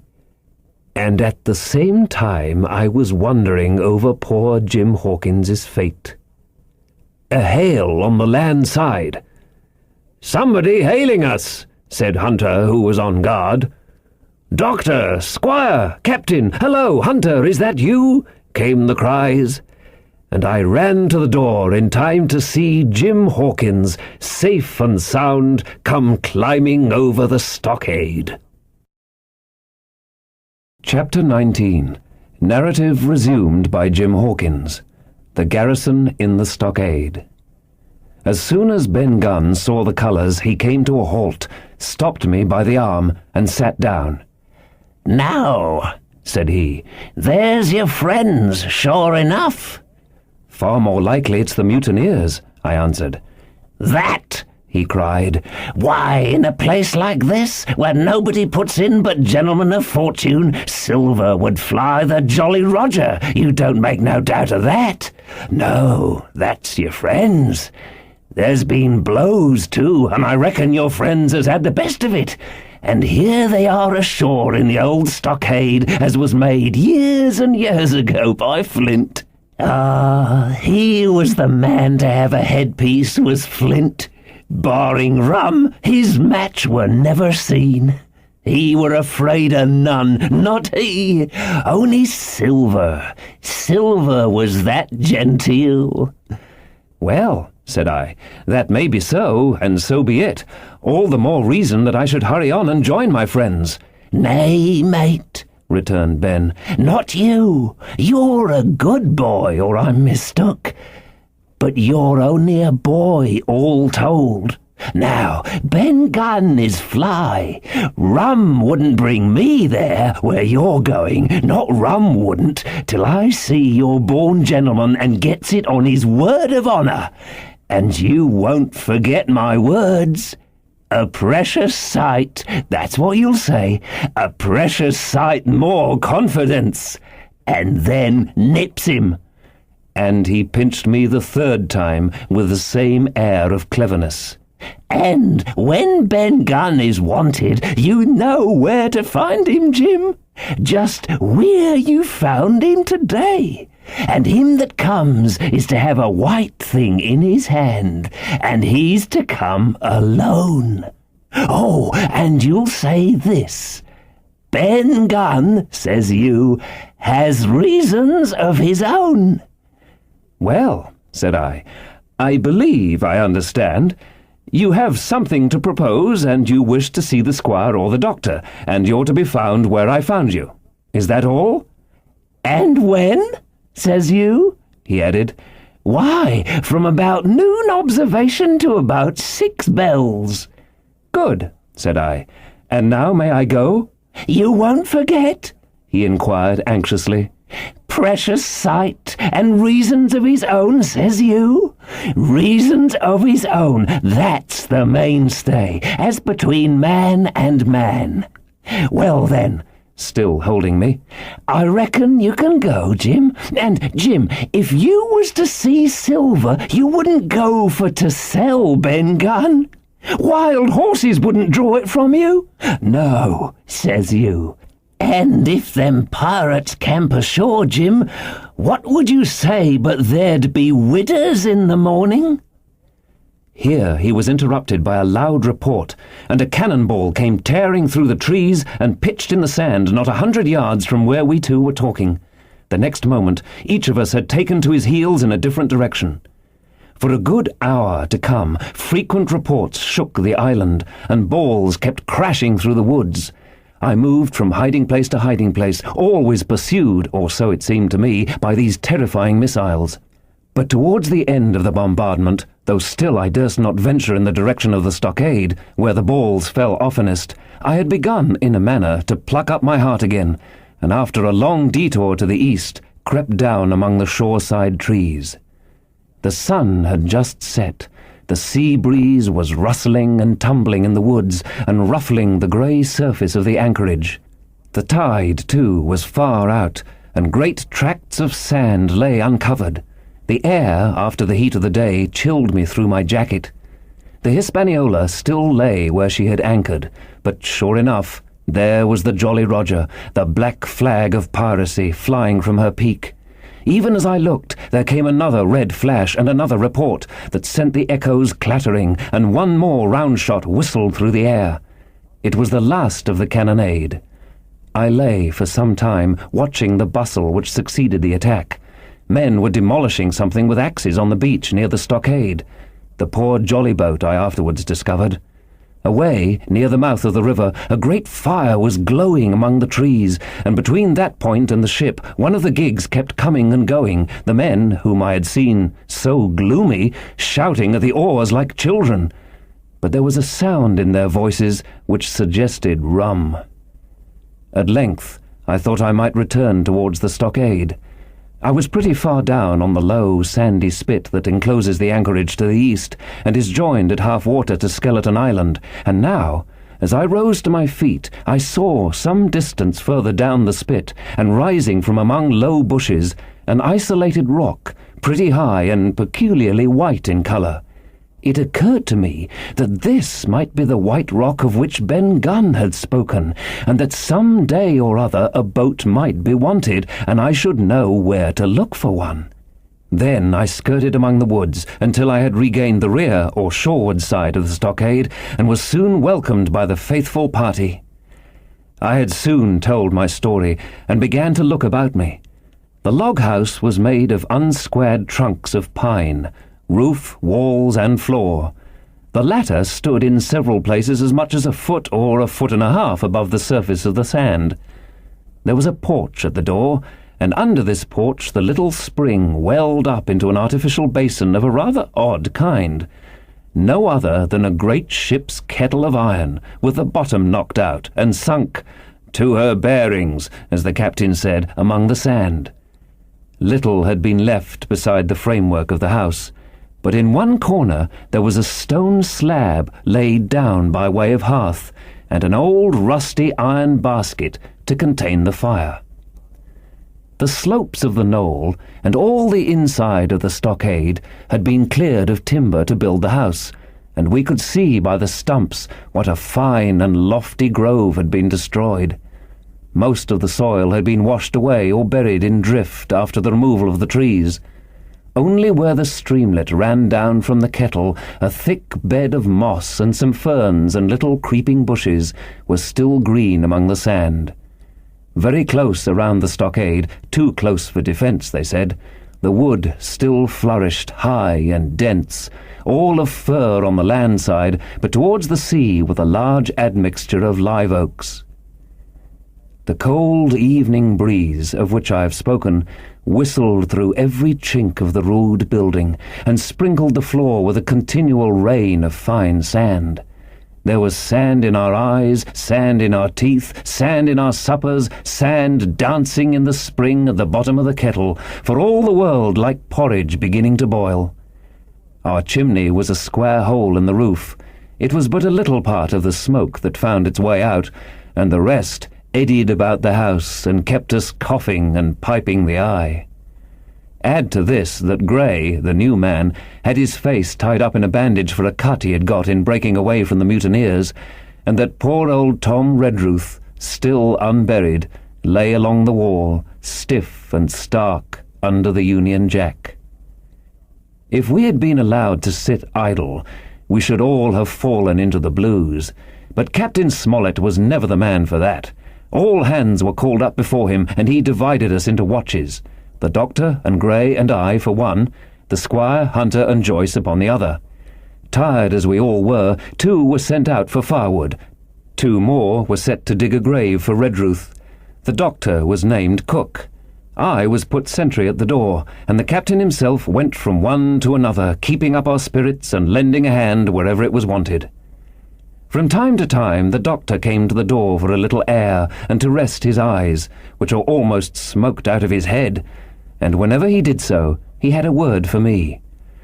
"That man Smollett," he said once, "is a better man than I am, and when I say that, it means a deal, Jim."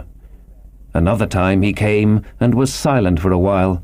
Then he put his head on one side and looked at me.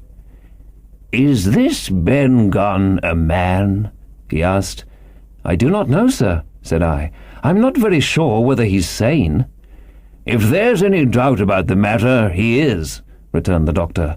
"A man who has been 3 years biting his nails on a desert island, Jim, can't expect to appear as sane as you or me. It doesn't lie in human nature. Was it cheese you said he had a fancy for?" "Yes, sir, cheese," I answered. "Well, Jim," says he, "just see the good that comes of being dainty in your food. You've seen my snuff-box, haven't you? And you never saw me take snuff.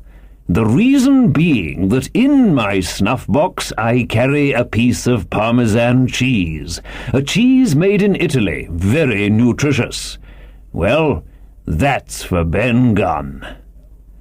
Before supper was eaten, we buried old Tom in the sand, and stood round him for a while, bareheaded in the breeze. A good deal of firewood had been got in, but not enough for the captain's fancy, and he shook his head over it and told us we must get back to this tomorrow rather livelier. Then, when we had eaten our pork and each had a good stiff glass of brandy grog, the 3 chiefs got together in a corner to discuss our prospects. It appears they were at their wits' end what to do, the stores being so low that we must have been starved into surrender long before help came. But our best hope, it was decided, was to kill off the buccaneers until they either hauled down their flag or ran away with the Hispaniola. From 19, they were already reduced to 15. 2 others were wounded, and one, at least, the man shot beside the gun, severely wounded, if he were not dead. Every time we had a crack at them, we were to take it, saving our own lives with the extremest care. And, besides that, we had 2 able allies, rum and the climate. As for the first, though we were about half a mile away, we could hear them roaring and singing late into the night, and as for the second, the Doctor staked his wig that, camped where they were in the marsh and unprovided with remedies, the half of them would be on their backs before a week. "So," he added, "if we are not all shot down first, they'll be glad to be packing in the schooner. It's always a ship, and they can get to buccaneering again, I suppose." "First ship that ever I lost," said Captain Smollett. I was dead tired, as you may fancy, and when I got to sleep, which was not till after a great deal of tossing, I slept like a log of firewood. The rest had long been up, and had already breakfasted and increased the pile of firewood by about half as much again when I was awakened by a bustle and the sound of voices. "Flag of truce!" I heard someone say, and then, immediately after, with a cry of surprise, "Silver himself!" And at that, up I jumped and, rubbing my eyes, ran to a loophole in the wall. Chapter 20. Silver's Embassy. Sure enough, there were 2 men just outside the stockade, one of them waving a white cloth, the other no less a person than Silver himself, standing placidly by.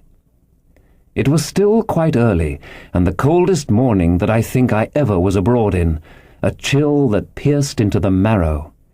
The sky was bright and cloudless overhead, and the tops of the trees shone rosily in the sun, but where Silver stood with his lieutenant all was still in shadow, and they waded knee-deep in a low white vapour that had crawled during the night out of the morass. The chill and the vapour taken together told a poor tale of the island. It was plainly a damp, feverish, unhealthy spot. "Keep indoors, men," said the captain. 10 to 1 this is a trick." Then he hailed the buccaneer. "Who goes? Stand or we fire?" "Flag of truce!" cried Silver.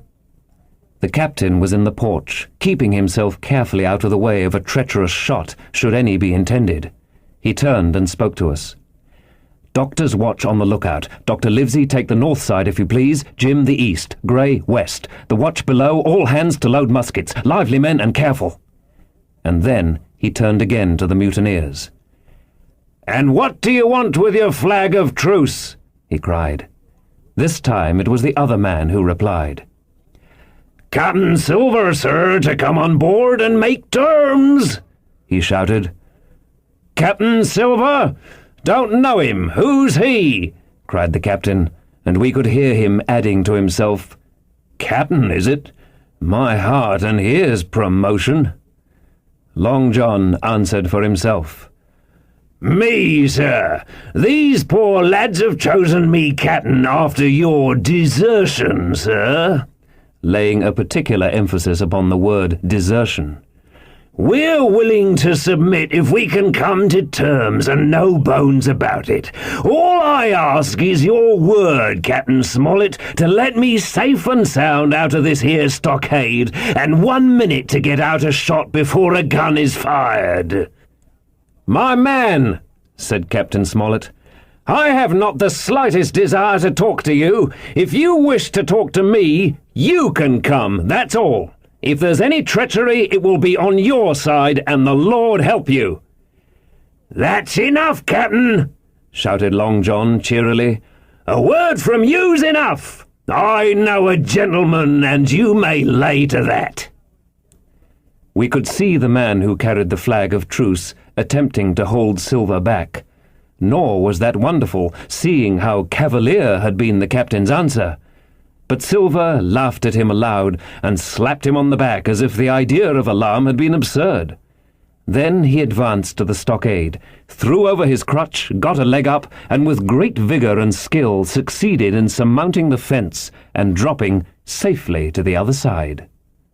I will confess that I was far too much taken up with what was going on to be of the slightest use as sentry. Indeed, I had already deserted my eastern loophole and crept up behind the captain, who had now seated himself on the threshold with his elbows on his knees, his head in his hands, and his eyes fixed on the water as it bubbled out of the old iron kettle in the sand. He was whistling to himself, "Come lassies and lads." Silver had terrible hard work getting up the knoll.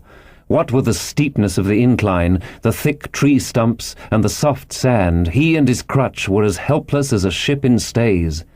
But he stuck to it like a man in silence, and at last arrived before the captain, whom he saluted in the handsomest style. He was tricked out in his best. An immense blue coat, thick with brass buttons, hung as low as to his knees, and a fine laced hat was set on the back of his head. "Here you are, my man," said the captain, raising his head. "You had better sit down." "You ain't a-going to let me inside, Captain?" complained Long John. "It's a main cold morning, to be sure, sir, to sit outside upon the sand." "Why, Silver," said the captain, "if you had pleased to be an honest man, you might have been sitting in your galley. It's your own doing. You're either my ship's cook, and then you were treated handsome, or Captain Silver, a common mutineer and pirate, and then you can go hang." "Well, well, Captain," returned the sea cook, sitting down as he was bidden on the sand. "You'll have to give me a hand up again, that's all. A sweet, pretty place you have of it here. Ah, there's Jim. The top of the morning to you, Jim. Doctor, here's my service. Why, there you all are together like a happy family, in a manner of speaking." "If you have anything to say, my man, better say it," said the captain. "Right you were, Captain Smollett," replied Silver. "Duty is duty, to be sure. Well, now, you look here. That was a good lay of yours last night. I don't deny it was a good lay. Some of you pretty handy with a handspike end, and I'll not deny neither but what some of my people was shook. Maybe all was shook. Maybe I was shook myself. Maybe that's why I'm here for terms. But you mark me, Captain, it won't do twice, by thunder. We'll have to do sentry go and ease off a point or so on the rum. Maybe you think we were all a sheet in the wind's eye, but I'll tell you, I was sober. I was only dog-tired. And if I awoke a second sooner, I'd have caught you in the act, I would. He wasn't dead when I got round to him, not he."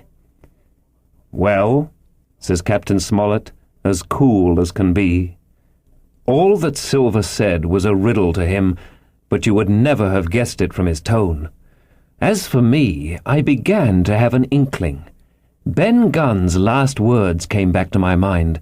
I began to suppose that he had paid the buccaneers a visit while they all lay drunk together round their fire, and I reckoned up with glee that we had only 14 enemies to deal with.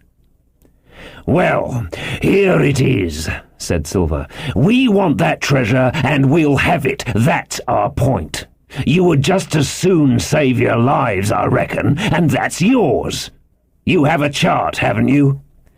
"That's as may be," replied the captain. "Oh, well, you have, I know that," returned Long John. "You needn't be so husky with a man. There ain't a particle of service in that, and you may lay to it. What I mean is, we want your chart. Now, I never meant you no harm myself." "That won't do with me, my man," interrupted the captain. "We know exactly what you mean to do, and we don't care, for now, you see, you can't do it." And the captain looked at him calmly and proceeded to fill a pipe. "If Abe Gray—" Silver broke out. "Avast there!" cried Mr. Smollett. "Gray told me nothing, and I asked him nothing, and what's more, I would see you and him and this whole island blown clean out of the water into blazes first, so there's my mind for you, my man, on that." This little whiff of temper seemed to cool Silver down. He had been growing nettled before, but now he pulled himself together. "Like enough," said he. "I would set no limits to what gentlemen might consider shipshape, or might not, as the case were. And seeing as how you're about to take a pipe, Captain, I'll make so free as to do likewise." And he filled a pipe and lighted it, and the two men sat silently smoking for quite a while, now looking each other in the face, now stopping their tobacco, now leaning forward to spit. It was as good as the play to see them. "Now," resumed Silver, "here it is. You give us the chart to get the treasure by, and drop shooting poor seamen and stoving of their heads in while asleep. You do that, and we'll offer you a choice. Either you come aboard along of us, once the treasure's shipped, and then I'll give you my affidavy upon my word of honour to clap you somewhere safe ashore. Or, if that ain't to your fancy, some of my hands being rough and having old scores on account of hazing, then you can stay here, you can. We'll divide stores with you, man for man, and I'll give my affidavy as before to speak the first ship I sight and send 'em here to pick you up. Now you'll own that's talking. Handsomer you couldn't look to get, not you. And I hope, raising his voice, that all hands in this here blockhouse will overhaul my words, for what is spoke to one is spoke to all." Captain Smollett rose from his seat and knocked out the ashes of his pipe in the palm of his left hand. "Is that all?" he asked. "Every last word, by thunder," answered John. "Refuse that, and you've seen the last of me but musket balls." "Very good," said the captain. "Now you'll hear me. If you'll come up one by one, unarmed, I'll engage to clap you all in irons and take you home to a fair trial in England. If you won't, my name is Alexander Smollett, I've flown my sovereign's colours, and I'll see you all to Davy Jones. You can't find the treasure, you can't sail the ship, there's not a man among you fit to sail the ship, you can't fight us. Grey there got away from 5 of you. Your ship's in irons, Master Silver, you're on a lee shore, and so you'll find. I stand here and tell you so, and they're the last good words you'll get from me, for in the name of heaven I'll put a bullet in your back when next I meet you. Tramp, my lad, bundle out of this, please, hand over hand, and double quick." Silver's face was a picture. His eyes started in his head with wrath. He shook the fire out of his pipe. "Give me a hand up!" he cried. "Not I," returned the captain. "Who'll give me a hand up?" he roared. Not a man among us moved. Growling the foulest imprecations, he crawled along the sand till he got hold of the porch and could hoist himself again upon his crutch. Then he spat into the spring. "There!" he cried. "That's what I think of ye. Before an hour's out, I'll stove in your old blockhouse like a rum puncheon. Laugh, by thunder, laugh! Before an hour's out, ye'll laugh upon the other side. Them that die'll be the lucky ones." And with a dreadful oath he stumbled off, ploughed down the sand, was helped across the stockade after 4 or 5 failures by the man with the flag of truce, and disappeared in an instant afterwards among the trees. Chapter 21. The Attack.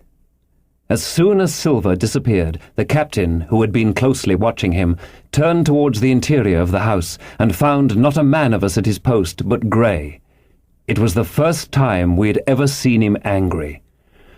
"Quarters!" he roared, and then, as we all slunk back to our places, "Grey," he said, "I'll put your name in the log. You've stood by your duty like a seaman. Mr. Trelawney, I'm surprised at you, sir. Doctor, I thought you had worn the king's coat. If that was how you served at Fontenoy, sir, you'd have been better in your berth." The doctor's watch were all back at their loopholes, the rest were busy loading the spare muskets, and every one with a red face, you may be certain, and a flea in his ear, as the saying is. The captain looked on for a while in silence. Then he spoke. "My lads," said he, "I've given Silver a broadside. I pitched it in red-hot on purpose, and before the hour's out, as he said, we shall be boarded. We're outnumbered, I needn't tell you that, but we fight in shelter, and a minute ago I should have said we fought with discipline. I've no manner of doubt that we can drub them if you choose." Then he went the rounds and saw, as he said, that all was clear. On the 2 short sides of the house, east and west, there were only 2 loopholes. On the south side, where the porch was, 2 again, and on the north side, 5. There was a round score of muskets for the 7 of us. The firewood had been built into 4 piles, tables you might say, one about the middle of each side, and on each of these tables some ammunition and 4 loaded muskets were laid ready to the hand of the defenders. In the middle, the cutlasses lay ranged. "Toss out the fire," said the captain. "The chill is past, and we mustn't have smoke in our eyes." The iron fire basket was carried bodily out by Mr. Trelawney, and the embers smothered among sand. "Hawkins hasn't had his breakfast. Hawkins, help yourself and back to your post to eat it," continued Captain Smollett. "Lively now, my lad. You'll want it before you've done. Hunter, serve out a round of brandy to all hands." And while this was going on, the captain completed in his own mind the plan of the defence. "Doctor, you will take the door," he resumed. "See and don't expose yourself. Keep within and fire through the porch. Hunter, take the east side there. Joyce, you stand by the west, my man. Mr. Trelawney, you are the best shot. You and Gray will take this long north side with the 5 loopholes. It's there the danger is. If they can get up to it and fire in upon us through our own ports, things would begin to look dirty. Hawkins, neither you nor I are much account at the shooting. We'll stand by to load and bear a hand." As the captain had said, the chill was past. As soon as the sun had climbed above our girdle of trees, it fell with all its force upon the clearing and drank up the vapours at a draught. Soon the sand was baking and the resin melting in the logs of the blockhouse. Jackets and coats were flung aside, shirts thrown open at the neck and rolled up to the shoulders, and we stood there, each to his post, in a fever of heat and anxiety. An hour passed away. "Hang them!" said the captain. "This is as dull as the doldrums. Gray, whistle for a wind." And just at that moment came the first news of the attack. "If you please, sir," said Joyce, "if I see anyone, am I to fire?" "I told you so!" cried the captain. "Thank you, sir," returned Joyce with the same quiet civility. Nothing followed for a time, but the remark had set us all on the alert, straining ears and eyes. The musketeers with their pieces balanced in their hands, the captain out in the middle of the blockhouse with his mouth very tight and a frown on his face. So some seconds passed, till suddenly Joyce whipped up his musket and fired. The report had scarcely died away ere it was repeated and repeated from without in a scattering volley, shot behind shot like a string of geese from every side of the enclosure. Several bullets struck the log-house, but not one entered, and, as the smoke cleared away and vanished, the stockade and the woods around it looked as quiet and empty as before. Not a bough waved, not the gleam of a musket barrel betrayed the presence of our foes. "Did you hit your man?" asked the captain. "No, sir," replied Joyce. "I believe not, sir." "Next best thing to tell the truth," muttered Captain Smollett. "Load his gun, Hawkins. How many should you say there were on your side, Doctor?" "I know precisely," said Dr. Livesey.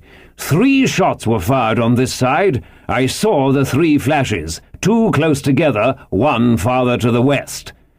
"3," repeated the captain. "And how many on yours, Mr. Trelawney?" But this was not so easily answered. There had come many from the north, 7 by the squire's computation, 8 or 9 according to Gray. From the east and west only a single shot had been fired. It was plain, therefore, that the attack would be developed from the north, and that on the other 3 sides we were only to be annoyed by a show of hostilities. But Captain Smollett made no change in his arrangements. If the mutineers succeeded in crossing the stockade, he argued, they would take possession of any unprotected loophole and shoot us down like rats in our own stronghold. Nor had we much time left to us for thought. Suddenly, with a loud huzzah, a little cloud of pirates leapt from the woods on the north side and ran straight on the stockade. At the same moment, the fire was once more opened from the woods, and a rifle ball sang through the doorway and knocked the doctor's musket into bits. The boarders swarmed over the fence like monkeys. Squire and Gray fired again and yet again. 3 men fell, 1 forwards into the enclosure, 2 back on the outside. But of these, 1 was evidently more frightened than hurt, for he was on his feet again in a crack and instantly disappeared among the trees. 2 had bit the dust, 1 had fled, 4 had made good their footing inside our defences, while from the shelter of the woods 7 or 8 men, each evidently supplied with several muskets, kept up a hot though useless fire on the log-house. The 4 who had boarded made straight before them for the building, shouting as they ran, and the men among the trees shouted back to encourage them.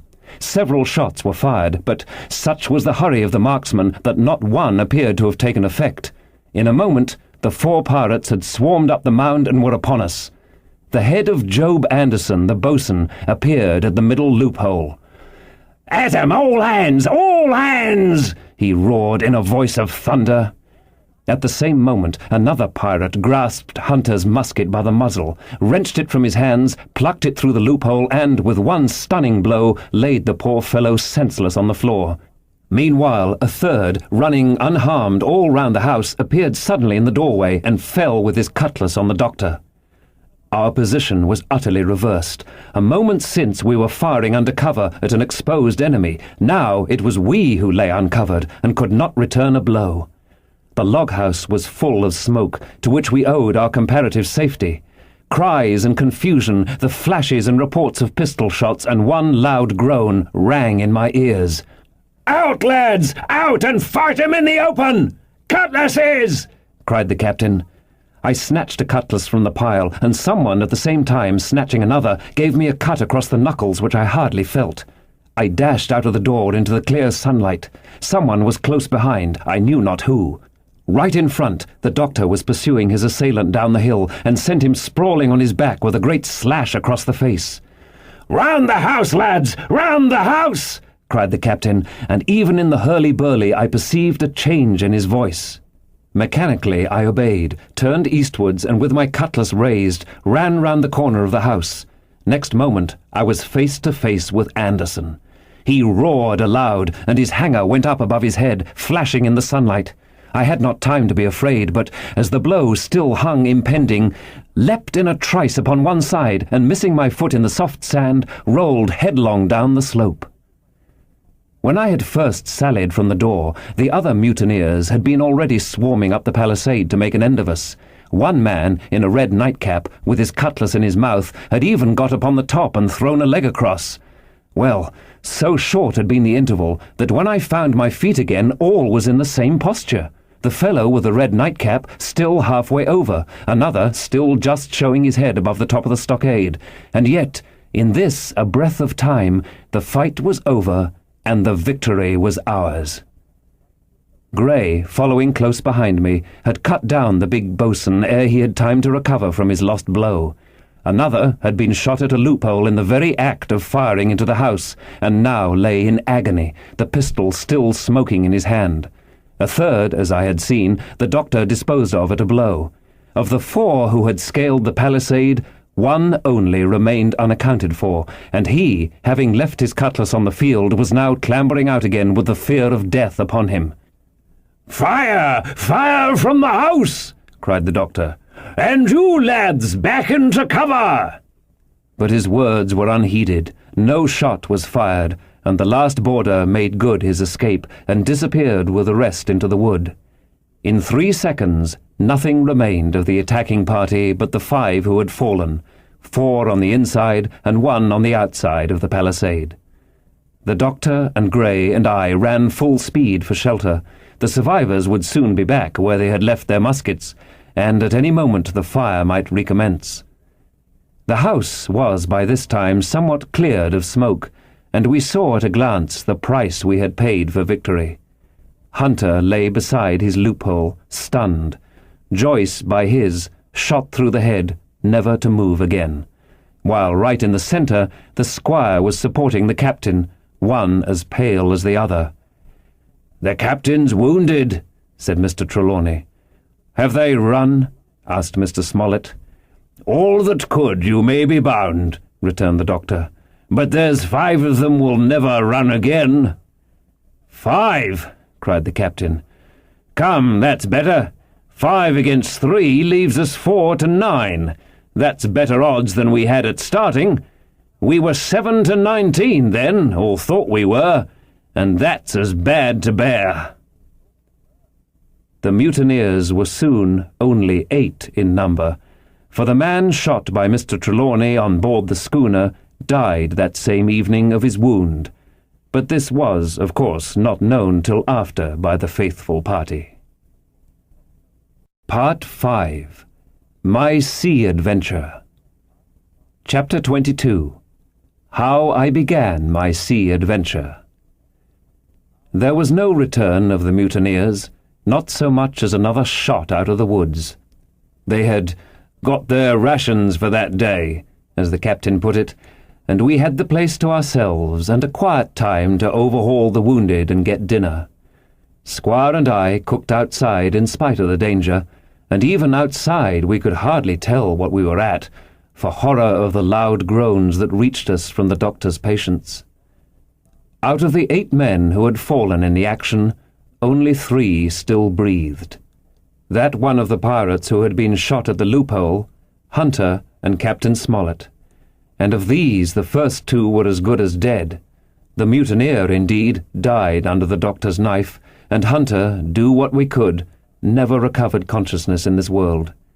He lingered all day, breathing loudly like the old buccaneer at home in his apoplectic fit, but the bones of his chest had been crushed by the blow and his skull fractured in falling, and some time in the following night, without sign or sound, he went to his Maker. As for the captain, his wounds were grievous indeed, but not dangerous. No organ was fatally injured. Anderson's ball, for it was Job that shot him first, had broken his shoulder blade and touched the lung, not badly. The second had only torn and displaced some muscles in the calf. He was sure to recover, the doctor said, but in the meantime, and for weeks to come, he must not walk, nor move his arm, nor so much as speak when he could help it. My own accidental cut across the knuckles was a flea bite.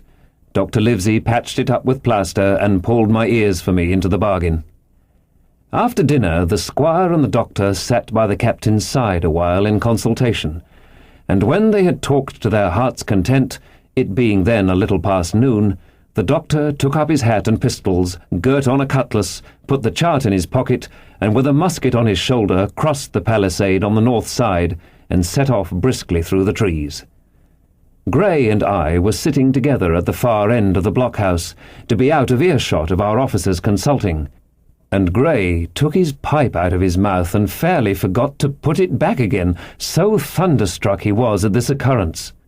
"Why, in the name of Davy Jones," said he, "is Dr. Livesey mad?" "Why, no," says I.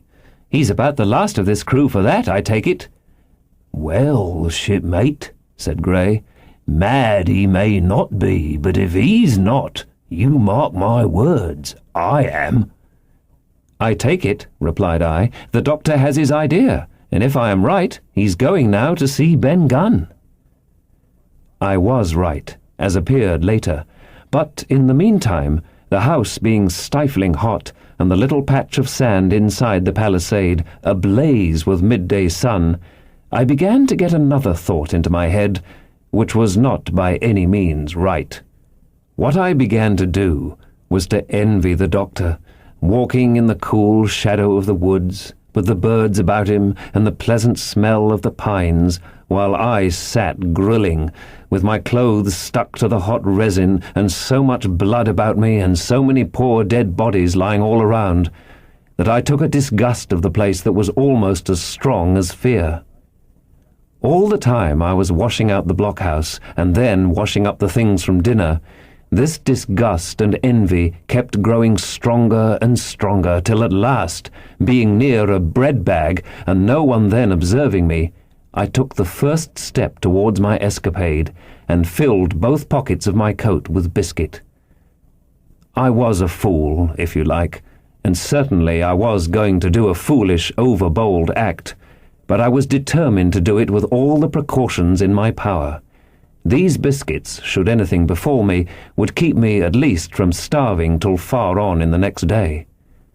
The next thing I laid hold of was a brace of pistols, and as I already had a powder horn and bullets, I felt myself well supplied with arms. As for the scheme I had in my head, it was not a bad one in itself. I was to go down the sandy spit that divides the anchorage on the east from the open sea, find the white rock I had observed last evening, and ascertain whether it was there or not that Ben Gunn had hidden his boat, a thing quite worth doing, as I still believe. But as I was certain I should not be allowed to leave the enclosure, my only plan was to take French leave and slip out when nobody was watching, and that was so bad a way of doing it as made the thing itself wrong. But I was only a boy, and I had made my mind up. Well, as things at last fell out, I found an admirable opportunity, The squire and Grey were busy helping the captain with his bandages. The coast was clear. I made a bolt for it over the stockade and into the thickest of the trees, and before my absence was observed, I was out of cry of my companions. This was my second folly, far worse than my first, as I left but 2 sound men to guard the house. But, like the first, it was a help towards saving all of us. I took my way straight for the east coast of the island, for I was determined to go down the seaside of the spit to avoid all chance of observation from the anchorage. It was already late in the afternoon, although still warm and sunny. As I continued to thread the tall woods, I could hear from far before me not only the continuous thunder of the surf, but a certain tossing of foliage and grinding of boughs, which showed me the sea breeze had set in higher than usual. Soon cool draughts of air began to reach me, and a few steps farther I came forth into the open borders of the grove, and saw the sea lying blue and sunny to the horizon, and the surf tumbling and tossing its foam along the beach. I have never seen the sea quiet around Treasure Island. The sun might blaze overhead, the air be without a breath, the surface smooth and blue. But still these great rollers would be running along all the external coast, thundering and thundering by day and night, and I scarce believe there is one spot in the island where a man would be out of earshot of their noise. I walked along beside the surf with great enjoyment till, thinking I was now got far enough to the south, I took the cover of some thick bushes and crept warily up to the ridge of the spit. Behind me was the sea, in front the anchorage. The sea breeze, as though it had the sooner blown itself out by its unusual violence, was already at an end. It had been succeeded by light variable airs from the south and southeast, carrying great banks of fog, and the anchorage, under lee of Skeleton Island, lay still and leaden as when first we entered it. The Hispaniola, in that unbroken mirror, was exactly portrayed from the truck to the waterline, the Jolly Roger hanging from her peak. Alongside lay one of the gigs, silver in the stern sheets. Him I could always recognize, while a couple of men were leaning over the stern bulwarks, one of them with a red cap, the very rogue that I'd seen some hours before stride legs upon the palisade. Apparently they were talking and laughing, though at that distance, upwards of a mile, I could of course hear no word of what was said. All at once there began the most horrid, unearthly screaming, which at first startled me badly, though I soon remembered the voice of Captain Flint, and even thought I could make out the bird by her bright plumage, as she sat perched upon her master's wrist. Soon after the jolly boat shoved off and pulled for shore, and the man with the red cap and his comrade went below by the cabin companion. Just about the same time, the sun had gone down behind the spyglass, and as the fog was collecting rapidly, it began to grow dark in earnest. I saw I must lose no time if I were to find the boat that evening. The white rock, visible enough above the brush, was still some 1/8 of a mile farther down the spit, and it took me a goodish while to get up with it, crawling often on all fours among the scrub. Night had almost come when I laid my hands on its rough sides. Right below it, there was an exceedingly small hollow of green turf, hidden by banks and a thick underwood about knee-deep, that grew there very plentifully. And in the centre of the dell, sure enough, a little tent of goatskins, like what the gypsies carry about with them in England. I dropped into the hollow, lifted the side of the tent, and there was Ben Gunn's boat. Homemade, if ever anything was homemade. A rude, lopsided framework of tough wood, and stretched upon that a covering of goatskin with the hair inside. The thing was extremely small, even for me, and I can hardly imagine that it could have floated with a full-sized man. There was one thwart set as low as possible, a kind of stretcher in the bows, and a double paddle for propulsion. I had not then seen a coracle, such as the ancient Britons made, but I have seen one since, and I can give you no fairer idea of Ben Gunn's boat than by saying it was like the first and the worst coracle ever made by man. But the great advantage of the coracle it certainly possessed, for it was exceedingly light and portable.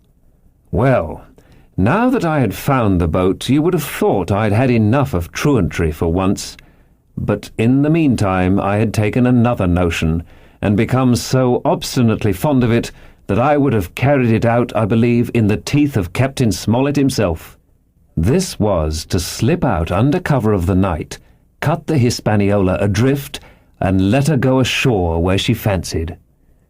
I had quite made up my mind that the mutineers, after their repulse of the morning, had nothing nearer their hearts than to up anchor and away to sea.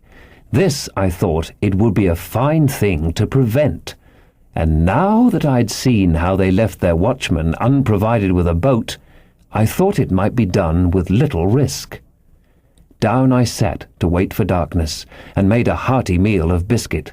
It was a night out of 10,000 for my purpose. The fog had now buried all heaven.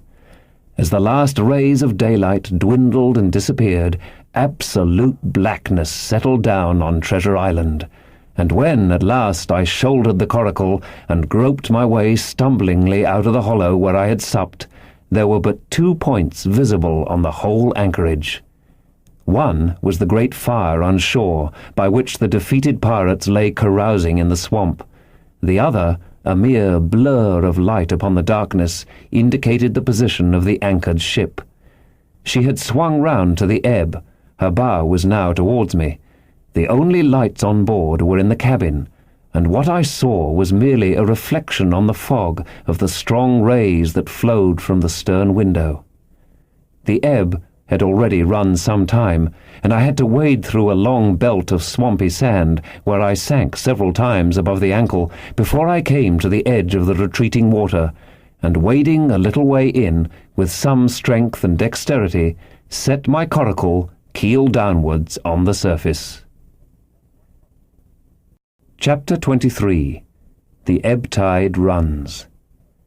The coracle, as I had ample reason to know before I was done with her, was a very safe boat for a person of my height and weight, both buoyant and clever in a seaway, but she was the most cross-grained, lopsided craft to manage.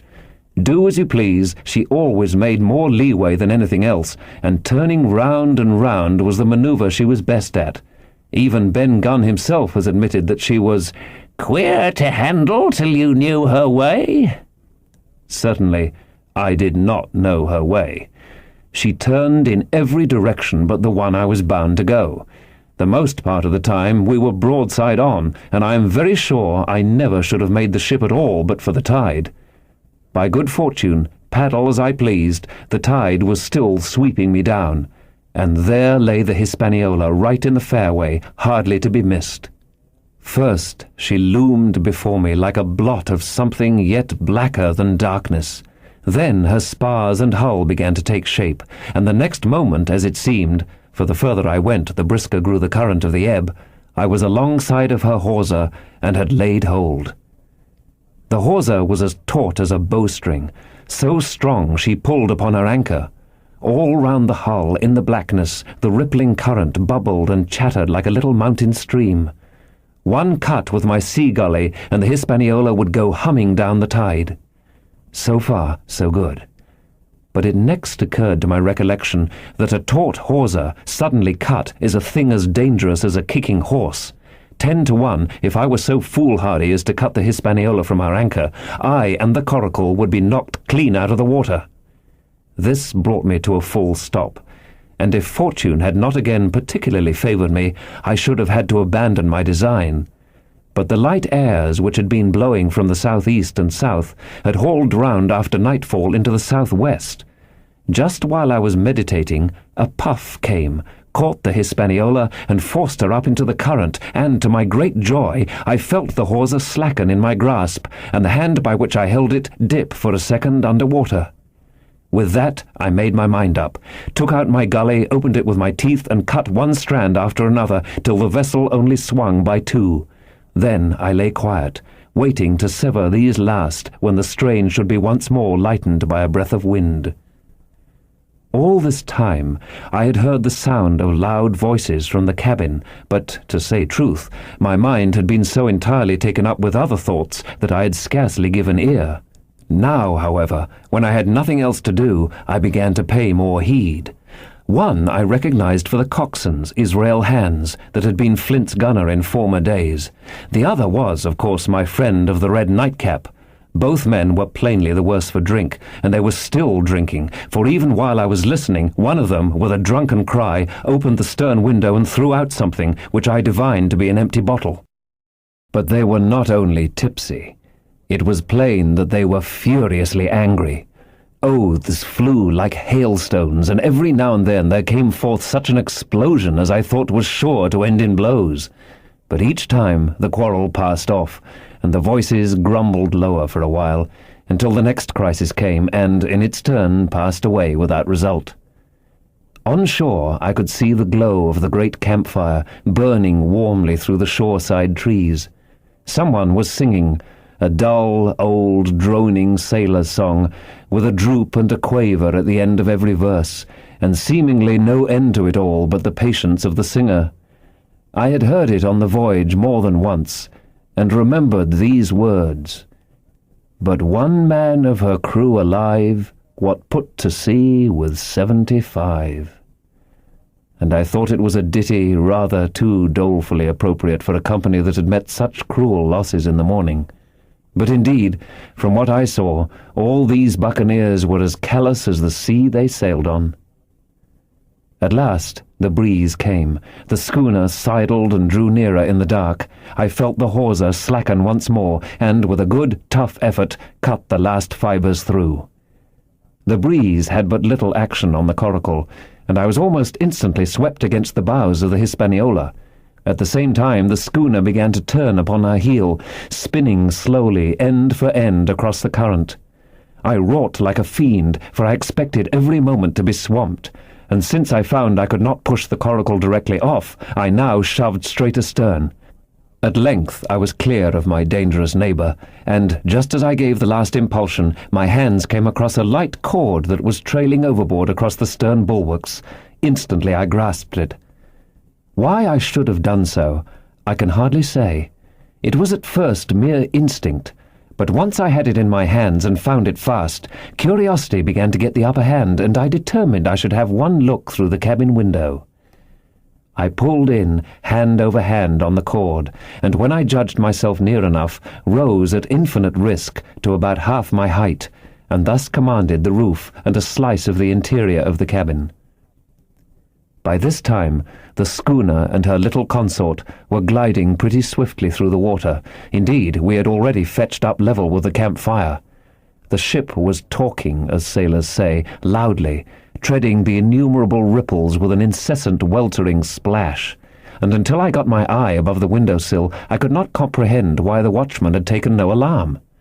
One glance, however, was sufficient, and it was only one glance that I durst take from that unsteady skiff. It showed me Hans and his companion, locked together in deadly wrestle, each with a hand upon the other's throat. I dropped upon the thwart again, none too soon, for I was near overboard.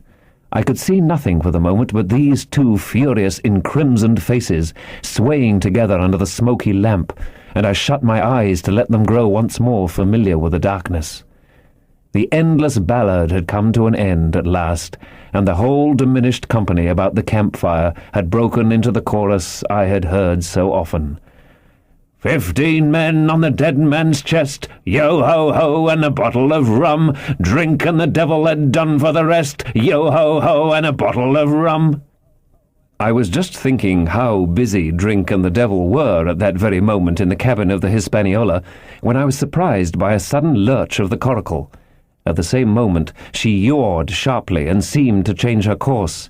The speed, in the meantime, had strangely increased. I opened my eyes at once. All round me were little ripples coming over with a sharp, bristling sound and slightly phosphorescent. The Hispaniola herself, a few yards in whose wake I was still being whirled along, seemed to stagger in her course, and I saw her spars toss a little against the blackness of the night. Nay, as I looked longer, I made sure she also was wheeling to the southward. I glanced over my shoulder, and my heart jumped against my ribs. There, right behind me, was the glow of the campfire.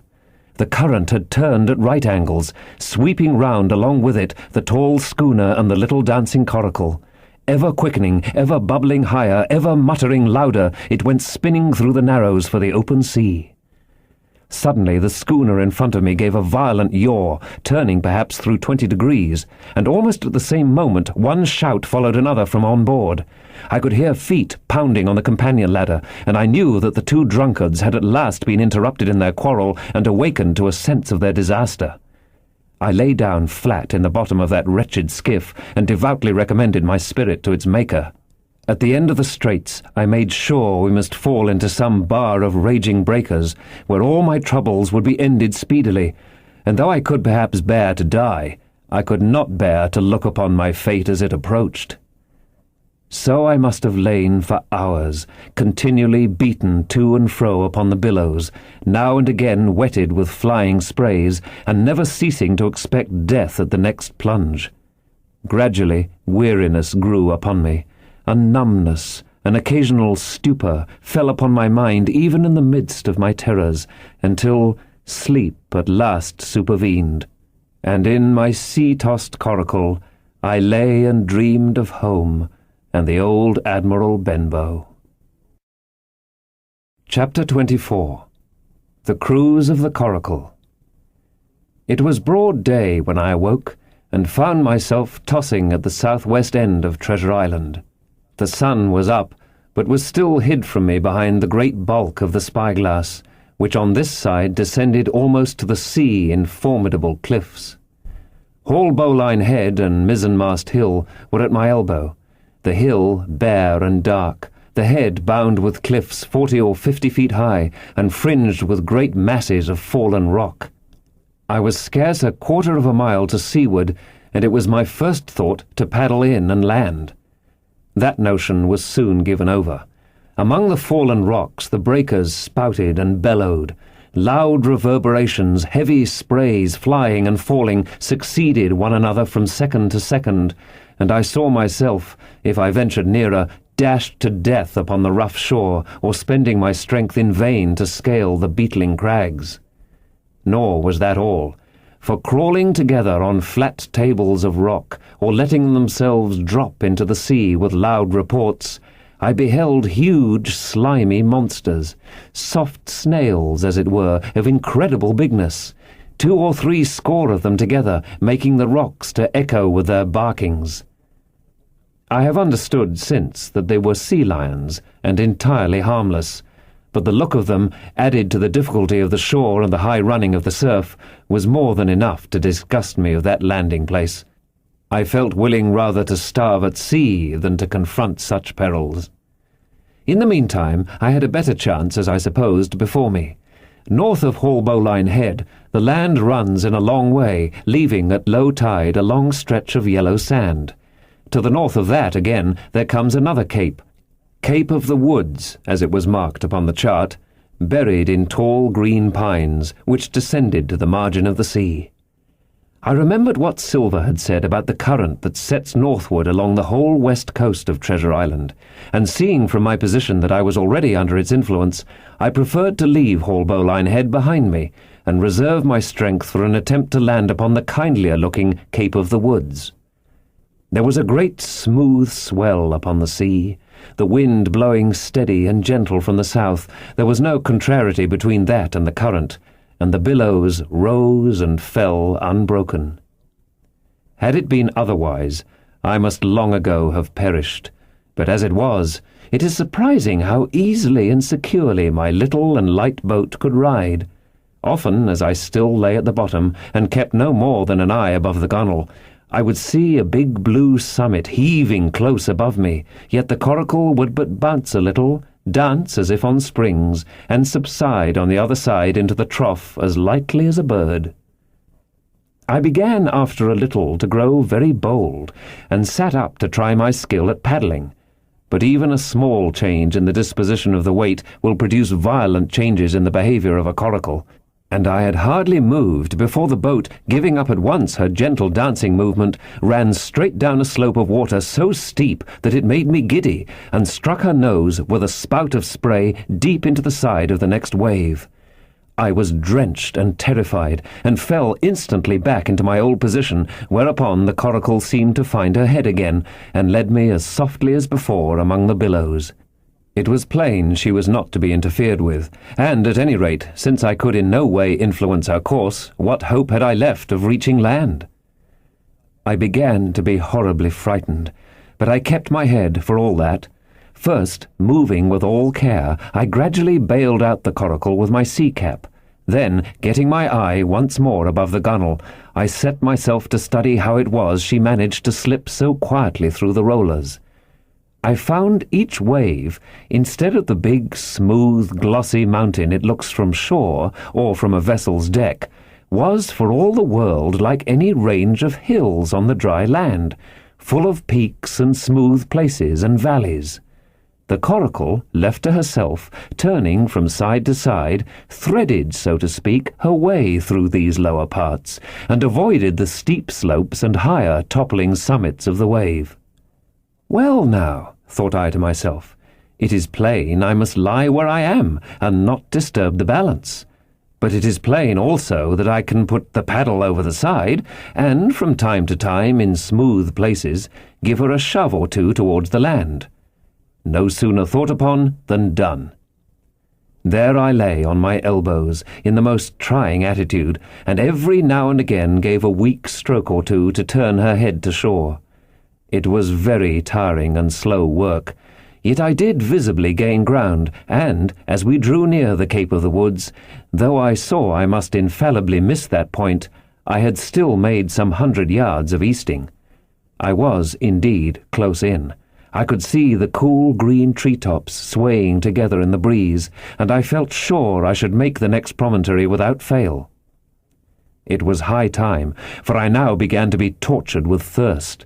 The glow of the sun from above, its thousand-fold reflections from the waves, the sea-water that fell and dried upon me, caking my very lips with salt, combined to make my throat burn and my brain ache. The sight of the trees, so near at hand, had almost made me sick with longing, but the current had soon carried me past the point, and as the next reach of sea opened out, I beheld a sight that changed the nature of my thoughts. Right in front of me, not half a mile away, I beheld the Hispaniola under sail. I made sure, of course, that I should be taken, but I was so distressed for want of water that I scarce knew whether to be glad or sorry at the thought. And long before I had come to a conclusion, surprise had taken entire possession of my mind, and I could do nothing but stare and wonder. The Hispaniola was under her mainsail and 2 jibs, and the beautiful white canvas shone in the sun like snow or silver. When I first sighted her, all her sails were drawing. She was lying a course about northwest, and I presumed the men on board were going round the island on their way back to the anchorage. Presently she began to fetch more and more to the westward, so that I thought they had sighted me and were going about to chase. At last, however, she fell right into the wind's eye, was taken dead aback, and stood there a while helpless, with her sail shivering. "Clumsy fellows," said I, "they must still be drunk as owls." And I thought how Captain Smollett would have set them skipping. Meanwhile, the schooner gradually fell off, and filled again upon another tack, sailed swiftly for a minute or so, and brought up once more dead in the wind's eye. Again and again was this repeated. To and fro, up and down, north, south, east and west, the Hispaniola sailed by swoops and dashes, and at each repetition ended as she had begun, with idly flapping canvas.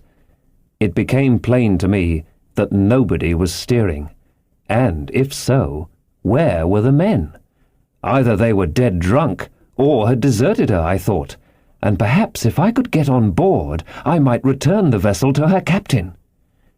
The current was bearing coracle and schooner southward at an equal rate. As for the latter's sailing, it was so wild and intermittent, and she hung each time so long in irons, that she certainly gained nothing, if she did not even lose, If only I dared to sit up and paddle, I made sure that I could overhaul her.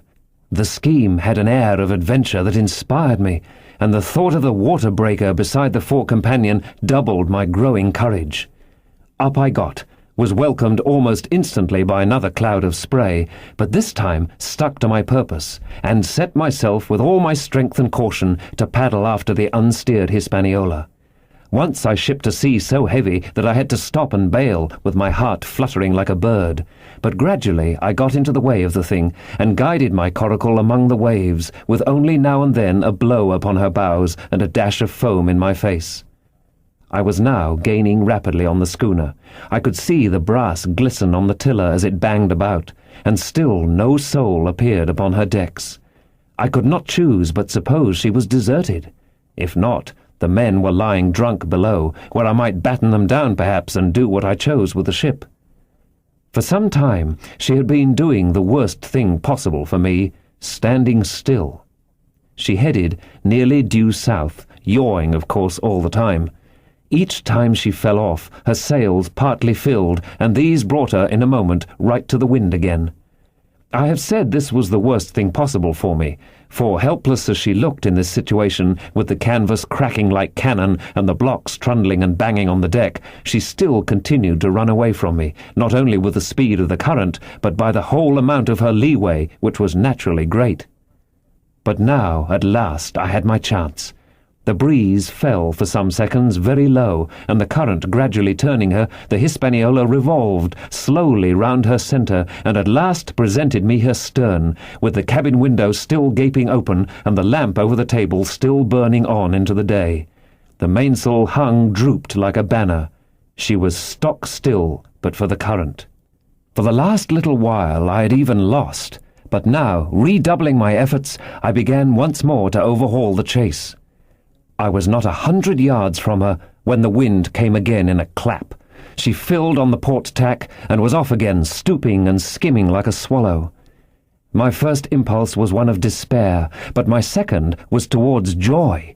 Round she came till she was broadside onto me, round still till she had covered a half, and then 2/3, and then 3/4 of the distance that separated us. I could see the waves boiling white under her forefoot. Immensely tall she looked to me from my low station in the coracle. And then, of a sudden, I began to comprehend. I had scarce time to think, scarce time to act and save myself. I was on the summit of one swell when the schooner came swooping over the next. The bowsprit was over my head. I sprang to my feet and leapt, stamping the coracle under water. With one hand I caught the jib boom while my foot was lodged between the stay and the brace, and as I still clung there panting, a dull blow told me that the schooner had charged down upon and struck the coracle, and that I was left without retreat on the Hispaniola. Chapter 25. I Strike the Jolly Roger. I had scarce gained a position on the bowsprit when the flying jib flapped and filled upon the other tack with a report like a gun. The schooner trembled to her keel under the reverse, but next moment, the other sails still drawing, the jib flapped back again and hung idle. This had nearly tossed me off into the sea, and now I lost no time crawling back along the bowsprit and tumbled head foremost on the deck. I was on the lee side of the forecastle, and the mainsail, which was still drawing, concealed from me a certain portion of the afterdeck. Not a soul was to be seen.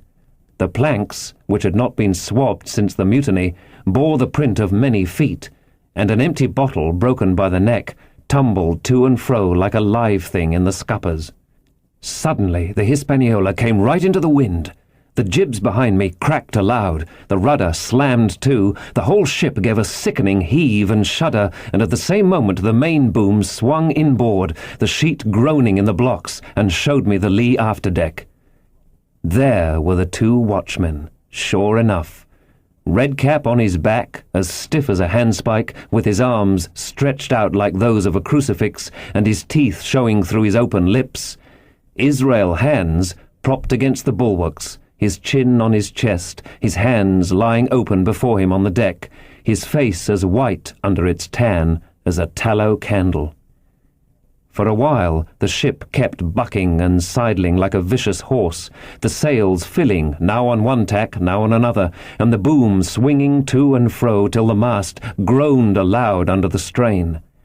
Now and again, too, there would come a cloud of light sprays over the bulwark, and a heavy blow of the ship's bows against the swell. So much heavier weather was made of it by this great rigged ship than by my home-made, lopsided coracle, now gone to the bottom of the sea. At every jump of the schooner, Redcap slipped to and fro, but, what was ghastly to behold, neither his attitude nor his fixed, teeth-disclosing grin was any way disturbed by this rough usage. At every jump, too, Hans appeared still more to sink into himself and settle down upon the deck, his feet sliding ever farther out, and the whole body canting towards the stern, so that his face became, little by little, hid from me, and at last I could see nothing beyond his ear and the frayed ringlet of one whisker. At the same time I observed, around both of them, splashes of dark blood upon the planks, and began to feel sure that they had killed each other in their drunken wrath. While I was thus looking and wondering, in a calm moment when the ship was still, Israel Hands turned partly round and, with a low moan, writhed himself back to the position in which I had seen him first. The moan, which told of pain and deadly weakness, and the way in which his jaw hung open, went right to my heart. But when I remembered the talk I had overheard from the apple barrel, all pity left me. I walked aft until I reached the mainmast. "Come aboard, Mr. Hans," I said ironically. He rolled his eyes round heavily, but he was too far gone to express surprise. All he could do was to utter one word. "Brandy." It occurred to me there was no time to lose, and, dodging the boom as it once more lurched across the deck, I slipped aft and down the companion stairs into the cabin. It was such a scene of confusion as you can hardly fancy. All the lock-fast places had been broken open in quest of the chart. The floor was thick with mud, where ruffians had sat down to drink or consult after wading in the marshes round their camp. The bulkheads, all painted in clear white and beaded round with gilt, bore a pattern of dirty hands. Dozens of empty bottles clinked together in corners to the rolling of the ship. One of the doctor's medical books lay open on the table, half of the leaves gutted out, I suppose, for pipe lights. In the midst of all this, the lamp still cast a smoky glow, obscure and brown as umber. I went into the cellar. All the barrels were gone, and of the bottles a most surprising number had been drunk out and thrown away. Certainly, since the mutiny began, not a man of them could ever have been sober. Foraging about, I found a bottle with some brandy left, for Hans, and for myself I routed out some biscuits, some pickled fruits, a great bunch of raisins, and a piece of cheese. With these I came on deck, put down my own stock behind the rudder-head, and well out of the coxswain's reach, went forward to the water-breaker, and had a good deep drink of water, and then, and not till then, gave Hans the brandy. He must have drunk a gill before he took the bottle from his mouth. "Aye," said he, "by thunder, but I wanted some of that." I had sat down already in my own corner and begun to eat. "Much hurt?" I asked him. He grunted, or rather I might say, he barked. "If that doctor was aboard," he said, "I'd be right enough in a couple of turns, but I don't have no manner of luck, you see, and that's what's the matter with me. As for that swab, he's good and dead, he is," he added, indicating the man with the red cap. "He warn't no seaman anyhow. And where mought you have come from?" "Well," said I, "I've come aboard to take possession of this ship, Mr. Hans, and you'll please regard me as your captain until further notice." He looked at me sourly enough, but said nothing. Some of the colour had come back into his cheeks, though he still looked very sick, and still continued to slip out and settle down as the ship banged about. "By the by," I continued, "I can't have these colours, Mr. Hans, and by your leave I'll strike 'em. Better none than these." And again, dodging the boom, I ran to the colour lines, handed down the cursed black flag, and chucked it overboard. "God save the King," said I, waving my cap, "and there's an end to Captain Silver." He watched me keenly and slyly, his chin all the while on his breast. "I reckon," he said at last, "I reckon, Captain Hawkins, you'll kind of want to get ashore now. S'pose we talks?" "Why, yes," says I, "with all my heart, Mr. Hands. Say on." And I went back to my meal with a good appetite. "This man," he began, nodding feebly at the corpse, "O'Brien were his name, a rank islander. This man and me got the canvas on her, meaning for to sail her back. Well, he's dead now, he is, as dead as bilge. And who's to sail this ship, I don't see.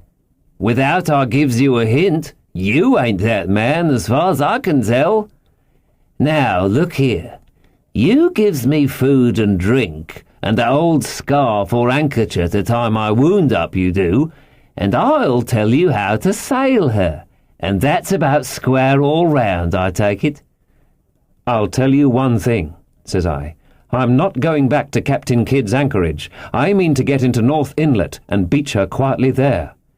"To be sure you does," he cried. "Why, I ain't sich an infernal lubber after all. I can see, can't I? I've tried my fling, I have, and I've lost, and it's you has the wind of me. North Inlet? Why, I haven't no choice, not I. I'd help you sail her up to Execution Dock, by thunder, so I would." Well, as it seemed to me, there was some sense in this. We struck our bargain on the spot. In 3 minutes I had the Hispaniola sailing easily before the wind along the coast of Treasure Island, with good hopes of turning the northern point ere noon and beating down again as far as North Inlet before high water, when we might beach her safely and wait till the subsiding tide permitted us to land. Then I lashed the tiller and went below to my own chest, where I got a soft silk handkerchief of my mother's. With this, and with my aid, Hans bound up the great bleeding stab he had received in the thigh, and after he had eaten a little and had a swallow or two more of the brandy, he began to pick up visibly, sat straighter up, spoke louder and clearer, and looked in every way another man. The breeze served us admirably. We skimmed before it like a bird, the coast of the island flashing by, and the view changing every minute. Soon we were past the high lands and bowling beside low, sandy country, sparsely dotted with dwarf pines, and soon we were beyond that again, and had turned the corner of the rocky hill that ends the island on the north. I was greatly elated with my new command, and pleased with the bright, sunshiny weather and these different prospects of the coast. I had now plenty of water and good things to eat, and my conscience, which had smitten me hard for my desertion, was quieted by the great conquest I had made. I should, I think, have nothing left me to desire, but for the eyes of the coxswain as they followed me derisively about the deck, and the odd smile that appeared continually on his face. It was a smile that had in it something both of pain and weakness, a haggard, old man's smile. But there was, besides that, a grain of derision, a shadow of treachery in his expression as he craftily watched and watched and watched me at my work. Chapter 26. Israel Hands. The wind, serving us to a desire, now hauled into the west.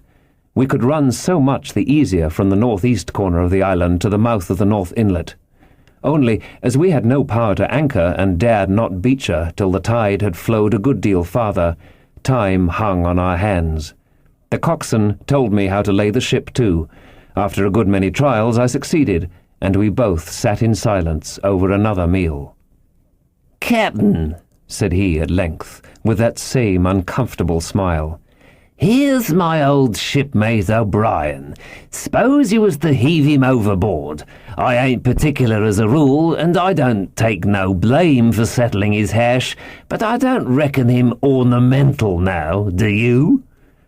"I'm not strong enough, and I don't like the job, and there he lies for me," said I. "This here's an unlucky ship, this Hispaniola, Jim," he went on, blinking. "There's a power of men been killed in this Hispaniola, a sight of poor seamen dead and gone since you and me took ship to Bristol. I never seen sich dirty luck, not I. There was this here O'Brien now. He's dead, ain't he?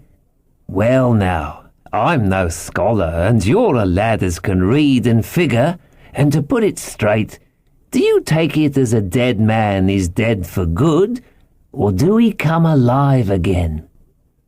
"You can kill the body, Mr. Hands, but not the spirit. You must know that already," I replied. "O'Brien there is in another world and may be watching us." "Ah," says he. "Well, that's unfortunate. Appears as if killing parties was a waste of time. Howsomever, spirits don't reckon for much, by what I've seen. I'll chance it with the spirits, Jim. And now, you've spoke up free, and I'll take it kind if you'd step down to that there cabin and get me shiver my timbers, I can't hit the name on it. Well, you get me a bottle of wine, Jim. This here brandy's too strong for my head." Now, the coxswain's hesitation seemed to be unnatural, and as for the notion of his preferring wine to brandy, I entirely disbelieved it. The whole story was a pretext. He wanted me to leave the deck, so much was plain, but with what purpose I could in no way imagine. His eyes never met mine. They kept wandering to and fro, up and down, now with a look to the sky, now with a flitting glance upon the dead O'Brien. All the time he kept smiling, and putting his tongue out in the most guilty, embarrassed manner, so that a child could have told that he was bent on some deception. I was prompt with my answer, however, for I saw where my advantage lay, and that with a fellow so densely stupid, I could easily conceal my suspicions to the end. "Some wine?" I said. "Far better. Will you have white or red?" "Well, I reckon it's about the blessed same to me, shipmate," he replied. "So it's strong and plenty of it. What's the odds?" "All right," I answered. "I'll bring you port, Mr. Hands, but I'll have to dig for it." With that, I scuttled down the companion with all the noise I could, slipped off my shoes, ran quietly along the sparred gallery, mounted the forecastle ladder, and popped my head out of the fore companion. I knew he would not expect to see me there. Yet I took every precaution possible, and certainly the worst of my suspicions proved too true. He had risen from his position to his hands and knees, and though his leg obviously hurt him pretty sharply when he moved, for I could hear him stifle a groan, yet it was at a good rattling rate that he trailed himself across the deck. In half a minute he had reached the port scuppers, and picked out of a coil of rope a long knife, or rather a short dirk, discoloured to the hilt with blood. He looked upon it for a moment, thrusting forth his under jaw, tried the point upon his hand, and then, hastily concealing it in the bosom of his jacket, trundled back again into his old place against the bulwark. This was all that I required to know. Israel could move about. He was now armed, and if he had been at so much trouble to get rid of me, it was plain that I was meant to be the victim. What he would do afterwards, whether he would try to crawl right across the island from North Inlet to the camp among the swamps, or whether he would fire Long Tom, trusting that his own comrades might come first to help him, was, of course, more than I could say. Yet I felt sure that I could trust him in one point, since in that our interests jumped together, and that was in the disposition of the schooner. We both desired to have her stranded safe enough in a sheltered place, and so that, when the time came, she could be got off again with as little labour and danger as might be, and until that was done, I considered that my life would certainly be spared. While I was thus turning the business over in my mind, I had not been idle with my body. I had stolen back to the cabin, slipped once more into my shoes, and laid my hand at random on a bottle of wine, and now, with this for an excuse, I made my reappearance on the deck. Hans lay as I had left him, all fallen together in a bundle, and with his eyelids lowered as though he were too weak to bear the light. He looked up, however, at my coming, knocked the neck off the bottle like a man who had done the same thing often, and took a good swig with his favourite toast of "Here's luck." Then he lay quiet for a little, and then, pulling out a stick of tobacco, begged me to cut him a quid. "Cut me a junk of that," says he, "for I haven't no knife and hardly strength enough, so be as I had. Oh, Jim, I reckon I've missed stays. Cut me a quid, as'll likely be the last, lad, for I'm for my long home and no mistake." "Well," said I, "I'll cut you some tobacco, but if I was you and thought myself so badly, I would go to my prayers like a Christian man." "Why?" said he. "Now you tell me why." "Why?" I cried. "You were asking me just now about the dead. You've broken your trust. You've lived in sin and lies and blood. There's a man you killed lying at your feet this moment, and you ask me why? For God's mercy, Mr. Hands, that's why." I spoke with a little heat, thinking of the bloody dirk he had hidden in his pocket and designed in his ill thoughts to end me with. He, for his part, took a great draught of the wine and spoke with the most unusual solemnity. "For 30 years, he said, "I've sailed the seas and seen good and bad, better and worse, fair weather and foul, provisions running out, knives going and what not. Well now, I tell you, I never seen good come o' goodness yet. Him as strikes first is my fancy. Dead men don't bite. Them's my views. Amen, so be it. And now, you look here," he added, suddenly changing his tone. "We've had about enough of this foolery. The tide's made good enough by now. You just take my orders, Captain Hawkins, and we'll sail slap in and be done with it." All told, we had scarce 2 miles to run, but the navigation was delicate. The entrance to this northern anchorage was not only narrow and shoal, but lay east and west, so that the schooner must be nicely handled to be got in. I think I was a good, prompt subaltern, and I am very sure that Hans was an excellent pilot, for we went about and dodged in, shaving the banks with a certainty and a neatness that were a pleasure to behold. Scarcely had we passed the heads before the land closed around us. The shores of North Inlet were as thickly wooded as those of the southern anchorage, but the space was longer and narrower, and more like, what in truth it was, the estuary of a river. Right before us, at the southern end, we saw the wreck of a ship in the last stages of dilapidation. It had been a great vessel of 3 masts, but had lain so long exposed to the injuries of the weather that it was hung about with great webs of dripping seaweed, and on the deck of it shore bushes had taken root, and now flourished thick with flowers. It was a sad sight, but it showed us that the anchorage was calm. "Now," said Hans, "look there. There's a pet bit to beach a ship in. Fine flat sand, never a cat's paw, trees all round of it, and flowers a-blooming like a garding on that old ship." "And once beached," I inquired, "how shall we get her off again?" "Why so," he replied. "You take a line ashore there on the other side at low water. Take a turn about one of them big pines. Bring it back, take a turn around the capstan, and lie to for the tide. Come high water, all hands take a pull upon the line, and off she comes as sweet as nature. And now, boy, you stand by. We're near the bit now, and she's too much way on her. Starboard a little. So. Steady. Starboard. Larboard a little. Steady. Steady." So he issued his commands, while I breathlessly obeyed, till all of a sudden he cried, "Now, my hearty, luff!" And I put the helm hard up, and the Hispaniola swung round rapidly and ran stem on for the low wooded shore. The excitement of these last manoeuvres had somewhat interfered with the watch I had kept hitherto, sharply enough, upon the coxswain. Even then I was still so much interested, waiting for the ship to touch, that I'd quite forgot the peril that hung over my head, and stood craning over the starboard bulwarks and watching the ripples spreading wide before the bows. I might have fallen without a struggle for my life, had not a sudden disquietude seized upon me and made me turn my head. Perhaps I had heard a creak, or seen his shadow moving with the tail of my eye. Perhaps it was an instinct like a cat's, but sure enough, when I looked around, there was Hans, already halfway towards me, with the dirk in his right hand.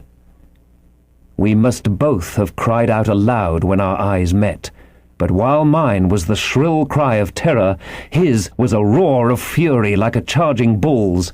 At the same instant he threw himself forward, and I leapt sideways towards the bows. As I did so, I left hold of the tiller, which sprang sharp to leeward, and I think this saved my life, for it struck Hans across the chest and stopped him for the moment dead.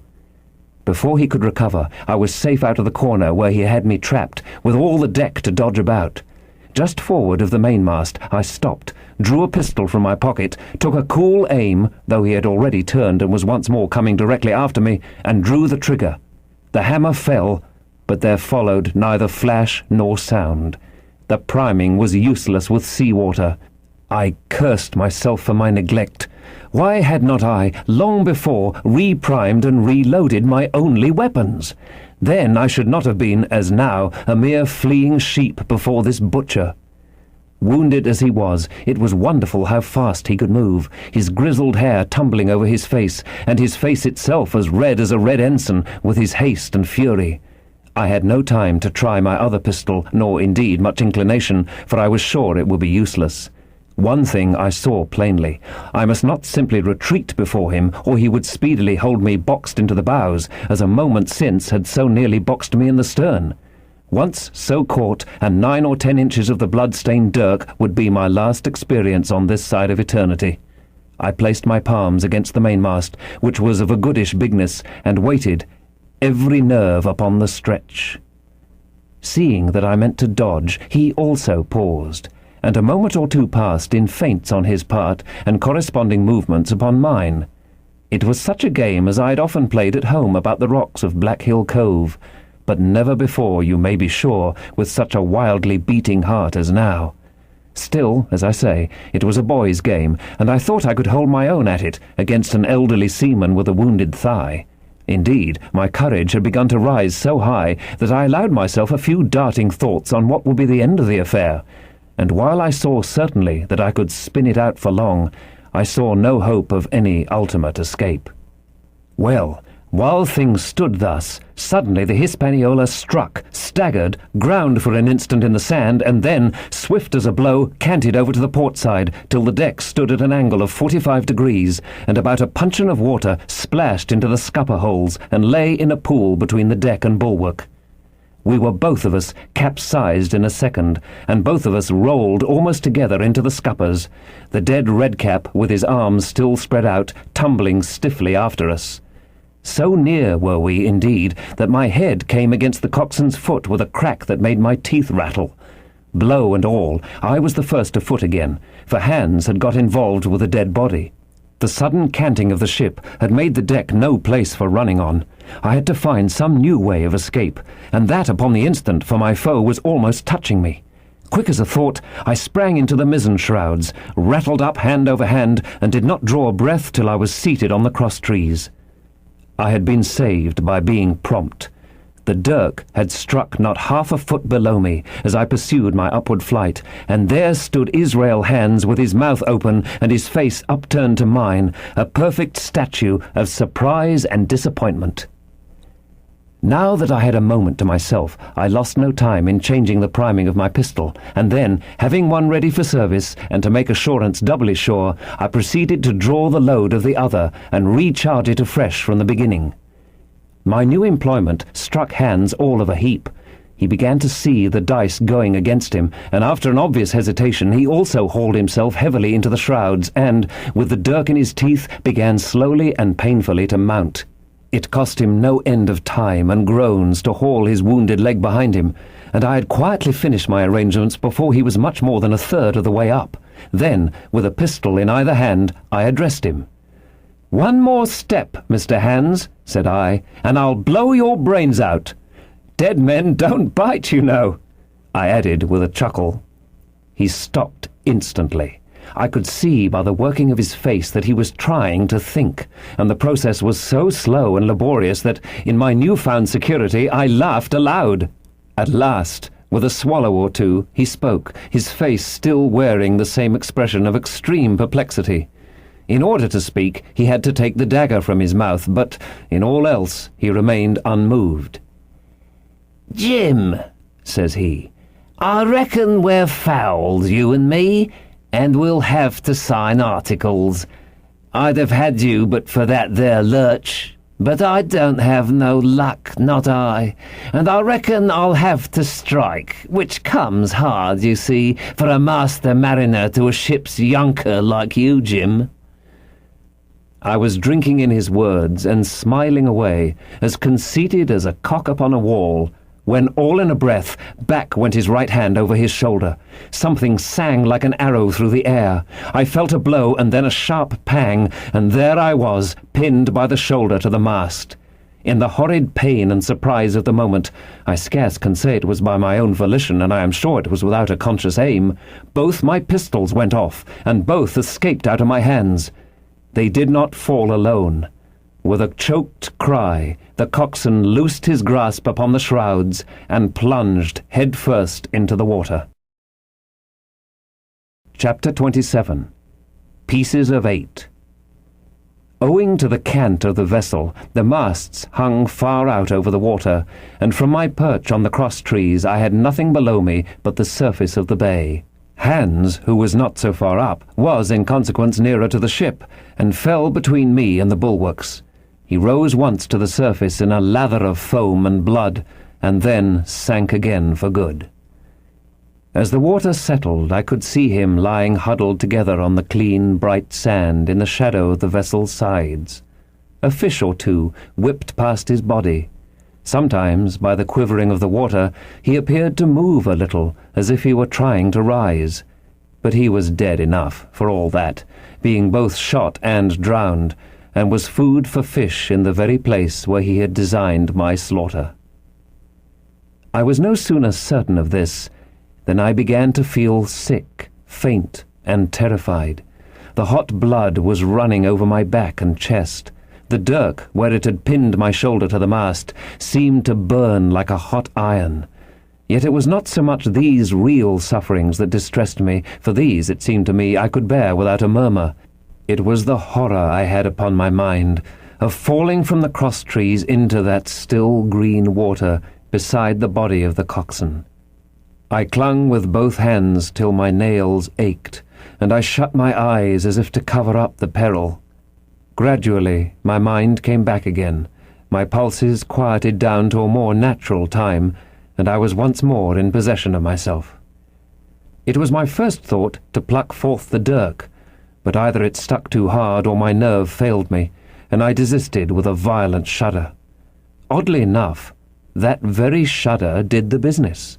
The knife, in fact, had come the nearest in the world to missing me altogether. It held me by a mere pinch of skin, and this the shudder tore away. The blood ran down the faster, to be sure, but I was my own master again, and only tacked to the mast by my coat and shirt. These last I broke through with a sudden jerk, and then regained the deck by the starboard shrouds. For nothing in the world would I have again ventured, shaken as I was, upon the overhanging port shrouds from which Israel had so lately fallen. I went below and did what I could for my wound. It pained me a good deal and still bled freely, but it was neither deep nor dangerous, nor did it greatly gore me when I used my arm. Then I looked around me, and as the ship was now, in a sense, my own, I began to think of clearing it from its last passenger, the dead man, O'Brien. He had pitched, as I have said, against the bulwarks, where he lay like some horrible, ungainly sort of puppet, life-sized indeed, but how different from life's colour or life's comeliness. In that position I could easily have my way with him, and as the habit of tragical adventures had worn off almost all my terror for the dead, I took him by the waist as if he had been a sack of bran, and, with one good heave, tumbled him overboard. He went in with a sounding plunge. The red cap came off, and remained floating on the surface. And, as soon as the splash subsided, I could see him and Israel lying side by side, both wavering with the tremulous movement of the water. O'Brien, though still quite a young man, was very bald. There he lay, with that bald head across the knees of the man who had killed him, and the quick fishes steering to and fro over both. I was now alone upon the ship. The tide had just turned. The sun was within so few degrees of setting that already the shadow of the pines upon the western shore began to reach right across the anchorage and fall in patterns on the deck. The evening breeze had sprung up, and though it was well warded off by the hill with the two peaks upon the east, the cordage had begun to sing a little softly to itself, and the idle sails to rattle to and fro. I began to see a danger to the ship. The jibs I speedily doused and brought tumbling to the deck, but the mainsail was a harder matter. Of course, when the schooner canted over, the boom had swung outboard, and the cap of it and a foot or two of sail hung even under water. I thought this made it still more dangerous, yet the strain was so heavy that I half feared to meddle. At last I got my knife and cut the halyards. The peak dropped instantly. A great belly of loose canvas floated broad upon the water, and since, pull as I liked, I could not budge the downhaul, that was the extent of what I could accomplish. For the rest, the Hispaniola must trust to luck, like myself. By this time, the whole anchorage had fallen into shadow. The last rays, I remember, falling through a glade of the wood and shining bright as jewels on the flowery mantle of the wreck. It began to be chill. The tide was rapidly fleeting seaward, the schooner settling more and more on her beam ends. I scrambled forward and looked over. It seemed shallow enough, and holding the cut hawser in both hands for a last security, I let myself drop softly overboard. The water scarcely reached my waist. The sand was firm and covered with ripple marks, and I waded ashore in great spirits, leaving the Hispaniola on her side, with her mainsail trailing wide upon the surface of the bay. About the same time, the sun went fairly down, and the breeze whistled low in the dusk among the tossing pines. At least, and at last, I was off the sea, nor had I returned thence empty-handed. There lay the schooner, clear at last from buccaneers and ready for our own men to board and get to sea again. I had nothing nearer my fancy than to get home to the stockade and boast of my achievements. Possibly I might be blamed a bit for my truantry, but the recapture of the Hispaniola was a clenching answer, and I hoped that even Captain Smollett would confess I had not lost my time. So thinking, and in famous spirits, I began to set my face homeward for the blockhouse and my companions. I remembered that the most easterly of the rivers which drain into Captain Kidd's anchorage ran from the two-peaked hill upon my left, and I bent my course in that direction that I might pass the stream while it was small. The wood was pretty open, and keeping along the lower spurs, I had soon turned the corner of that hill, and not long after waded to the midcalf across the watercourse. This brought me near to where I had encountered Ben Gunn, the maroon, and I walked more circumspectly, keeping an eye on every side. The dusk had come nigh hand completely, and as I opened out the cleft between the two peaks, I became aware of a wavering glow against the sky, where, as I judged, the man of the island was cooking his supper before a roaring fire. And yet I wondered, in my heart, that he should show himself so careless. For if I could see his radiance, might it not reach the eyes of Silver himself, where he camped upon the shore among the marshes? Gradually, the night fell blacker. It was all I could do to guide myself even roughly towards my destination. The double hill behind me and the spyglass on my right hand loomed faint and fainter. The stars were few and pale, and in the low ground where I wandered, I kept tripping among bushes and rolling into sandy pits. Suddenly, a kind of brightness fell about me. I looked up. A pale glimmer of moonbeams had alighted on the summit of the spyglass, and soon after I saw something broad and silvery moving low down behind the trees, and knew the moon had risen. With this to help me, I passed rapidly over what remained to me of my journey, and sometimes walking, sometimes running, impatiently drew near to the blockade. Yet, as I began to thread the grove that lies before it, I was not so thoughtless but that I slacked my pace and went a trifle warily. It would have been a poor end of my adventures to get shot down by my own party in mistake. The moon was climbing higher and higher. Its light began to fall here and there in masses through the more open districts of the wood, and right in front of me a glow of a different colour appeared among the trees. It was red and hot, and now and again it was a little darkened, as it were the embers of a bonfire smouldering. For the life of me I could not think what it might be. At last I came right down upon the borders of the clearing. The western end was already steeped in moonshine. The rest and the blockhouse itself still lay in a black shadow, checkered with long silvery streaks of light. On the other side of the house an immense fire had burned itself into clear embers and shed a steady red reverberation, contrasted strongly with the mellow paleness of the moon. There was not a soul stirring, nor a sound beside the noises of the breeze. I stopped, with much wonder in my heart, and perhaps a little terror also. It had not been our way to build great fires. We were, indeed, by the captain's orders, somewhat niggardly of firewood, and I began to fear that something had gone wrong while I was absent. I stole round by the eastern end, keeping close in shadow, and at a convenient place, where the darkness was thickest, crossed the palisade. To make assurance surer, I got upon my hands and knees and crawled without a sound towards the corner of the house. As I drew nearer, my heart was suddenly and greatly lightened. It is not a pleasant noise in itself, and I have often complained of it at other times, but just then it was like music to hear my friends snoring together, so loud and peaceful in their sleep.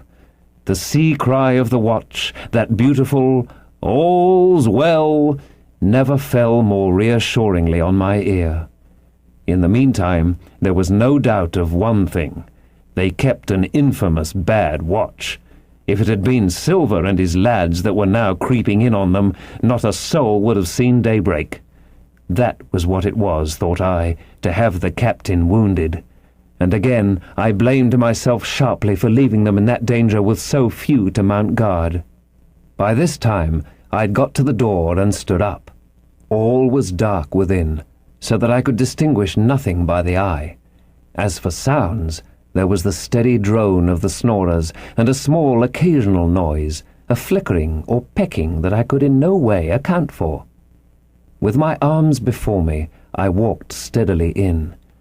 I should lie down in my own place, I thought with a silent chuckle, and enjoy their faces when they found me in the morning. My foot struck something yielding.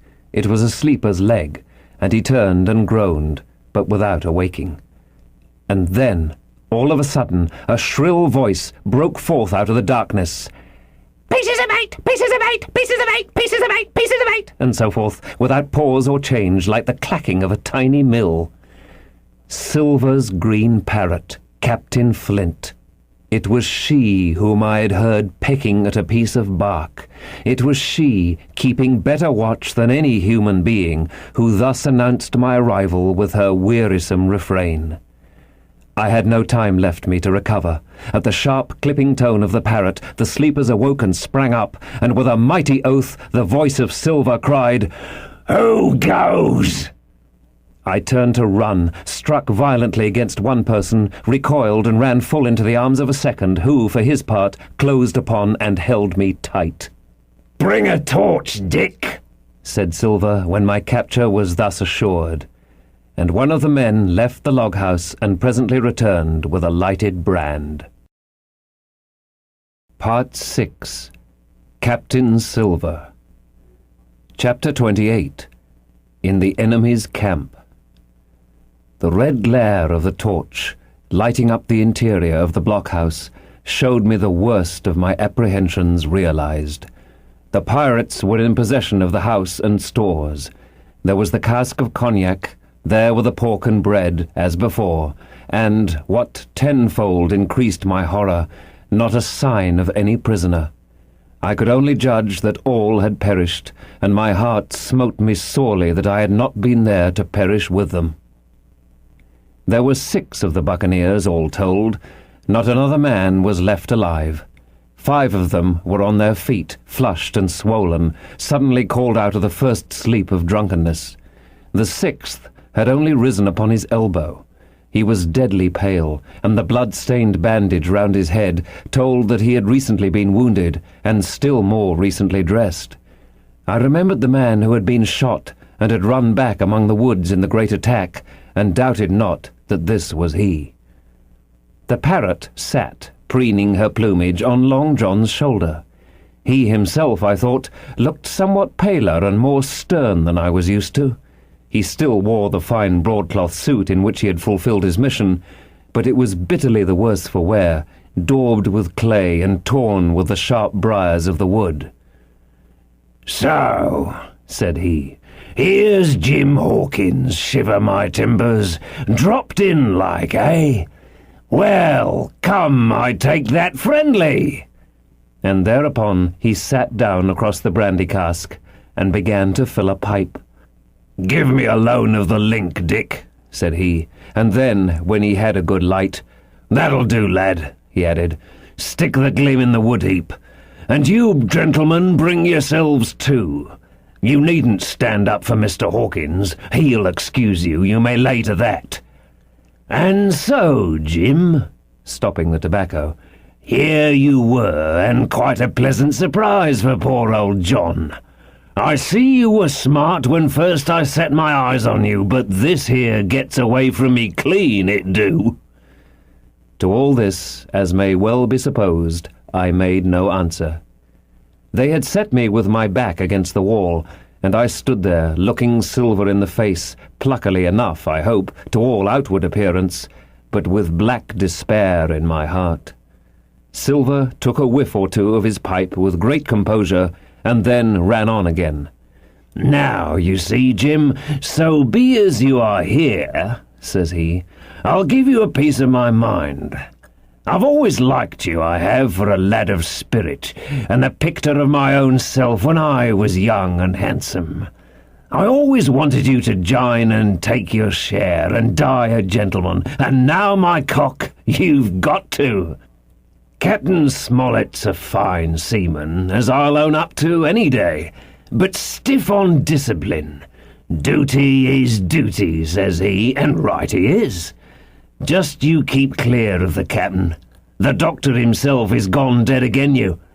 Ungrateful scamp was what he said, and the short and the long of the whole story is about here. You can't go back to your own lot, for they won't have you, and without you start a 3rd ship's company all by yourself, which might be lonely, you'll have to join with Captain Silver." So far, so good. My friends, then, were still alive, and though I partly believed the truth of Silver's statement that the cabin party were incensed at me for my desertion, I was more relieved than distressed by what I heard. "I don't say nothing as to your being in our hands," continued Silver, "though there you are, and you may lay to it. I'm all for argument. I never seen good come out of threatening. If you like the service, well, you'll join. And if you don't, Jim, why, you're free to answer no. Free and welcome, shipmate.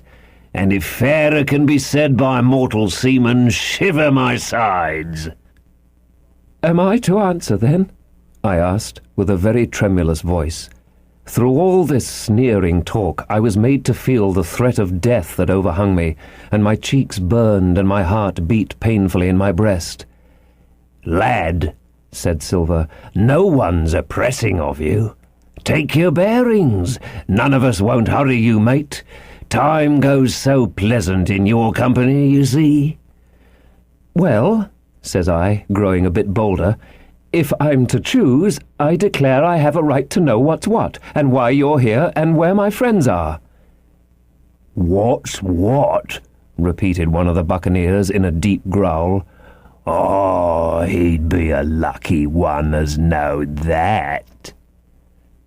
"You'll perhaps batten down your hatches till you're spoke to, my friend," cried Silver truculently to this speaker, and then, in his first gracious tones, he replied to me. "Yesterday morning, Mr. Hawkins," said he, "in the dog watch, down came Dr. Livesey with a flag of truce. Says he, 'Captain Silver, you're sold out. Ship's gone.' Well, maybe we'd been taking a glass and a song to help it round. I won't say no. Leastways, none of us had looked out. We looked out, and by thunder, the old ship was gone. I never seen a pack of fools look fishier, and you may lay to that if I tells you that looked the fishiest. 'Well,' says the doctor, 'let's bargain.' We bargained, him and I, and here we are. Stores, brandy, blockhouse, the firewood you was thoughtful enough to cut, and, in a manner of speaking, the whole blessed boat from Crosstrees to Kielson. As for them, they've tramped. I don't know where's they are." He drew again, quietly, at his pipe. "And lest you should take it into that head of yours," he went on, "that you was included in the treaty, here's the last word that was said. 'How many are you,' says I, 'to leave?' 'Four,' says he, 'four, and one of us wounded. As for that boy, I don't know where he is, confound him,' says he, 'nor I don't much care. We're about sick of him.' These was his words." "Is that all?" I asked. "Well, it's all that you're to hear, my son," returned Silver. "And now I am to choose?" "And now you are to choose, and you may lay to that," said Silver. "Well," said I'm not such a fool, but I know pretty well what I have to look for. Let the worst come to the worst. It's little I care. I've seen too many die since I fell in with you. But there's a thing or two I have to tell you," I said, and by this time I was quite excited. "And the first is this. Here you are in a bad way. Ship lost, treasure lost, men lost. Your whole business gone to wreck. And if you want to know who did it, it was I. I was in the apple barrel the night we sighted land, and I heard you, John, and you, Dick Johnson, and Hans, who is now at the bottom of the sea, and told every word you said before the hour was out. And as for the schooner, it was I who cut her cable, and it was I that killed the men you had aboard of her, and it was I who brought her where you'll never see her more, not one of you. The laugh's on my side. I've had the top of this business from the first. I no more fear you than I fear a fly. Kill me, if you please, or spare me, but one thing I'll say, and no more. If you spare me, bygones are bygones, and when you fellows are in court for piracy, I'll save you all I can. It is for you to choose. Kill another and do yourselves no good, or spare me and keep a witness to save you from the gallows." I stopped, for I tell you I was out of breath, and, to my wonder, not a man of them moved, but all sat staring at me like as many sheep. And while they were still staring, I broke out again. "And now, Mr. Silver," I said, "I believe you're the best man here, and if things go the worst, I'll take it kind of you to let the doctor know the way I took it." "I'll bear it in mind," said Silver, with an accent so curious that I could not for the life of me decide whether he were laughing at my request or had been favourably affected by my courage. "I'll put one to that," cried the old mahogany-faced seaman, Morgan by name, whom I had seen in Long John's public-house upon the quays of Bristol. "It was him that knowed Black Dog." "Well, and see here," added the sea-cook, "I'll put another again to that, by thunder, for it was this same boy that faked the chart from Billy Bones. First and last, we've split upon Jim Hawkins." "Then here goes," said Morgan with an oath, and he sprang up, drawing his knife as if he had been 20. "Avast there!" cried Silver. "Who are you, Tom Morgan? Maybe you thought you was captain here, perhaps. By the powers, but I'll teach you better. Cross me, and you'll go where many a good man's gone before you, first and last, these 30 years back. Some to the yardarms shiver my sides, and some by the board, and all to feed the fishes. There's never a man looked me between the eyes and seen a good day afterwards. Tom Morgan, you may lay to that. Morgan paused, but a hoarse murmur rose from the others. Tom's right, said one. I stood hazing long enough from one, added another. I'll be hanged if I'll be hazed by you, John Silver. Did any of you gentlemen want to have it out with me? Roared Silver, bending far forward from his position on the keg, with his pipe still glowing in his right hand. Put a name on what you're at. You ain't dumb, I reckon. Him that wants shall get it. Have I lived this many years, and a son of a rum-punch and cock-his hat athwart my whores at the latter end of it? You know the way. You're all gentlemen of fortune by your account. Well, I'm ready. Take a cutlass, him that dares, and I'll see the colour of his inside, crutch and all, before that pipe's empty. Not a man stirred. Not a man answered. That's your sort, is it? He added, returning his pipe to his mouth. Well, you're a gay lot to look at anyway. Not much worth to fight, you ain't. Perhaps you can understand King George's English. I'm captain here by election. I'm captain here because I'm the best man by a long sea mile. You won't fight as gentlemen of fortune should, then by thunder you'll obey, and you may lay to it. I like that boy now. I never seen a better boy than that. He's more a man than any pair of rats of you in this here house, and what I say is this. Let me see him that'll lay a hand on him. That's what I say, and you may lay to it. There was a long pause after this. I stood straight up against the wall, my heart still going like a sledgehammer, but with a ray of hope now shining in my bosom. Silver leant back against the wall, his arms crossed, his pipe in the corner of his mouth, as calm as though he had been in church. Yet his eye kept wandering furtively, and he kept the tail of it on his unruly followers. They, on their part, drew gradually together towards the far end of the blockhouse, and the low hiss of their whispering sounded in my ear continuously like a stream. One after another they would look up, and the red light of the torch would fall for a second on their nervous faces, but it was not towards me. It was towards Silver that they turned their eyes. You seem to have a lot to say, remarked Silver, spitting far into the air. Pipe up and let me hear it, or lay to.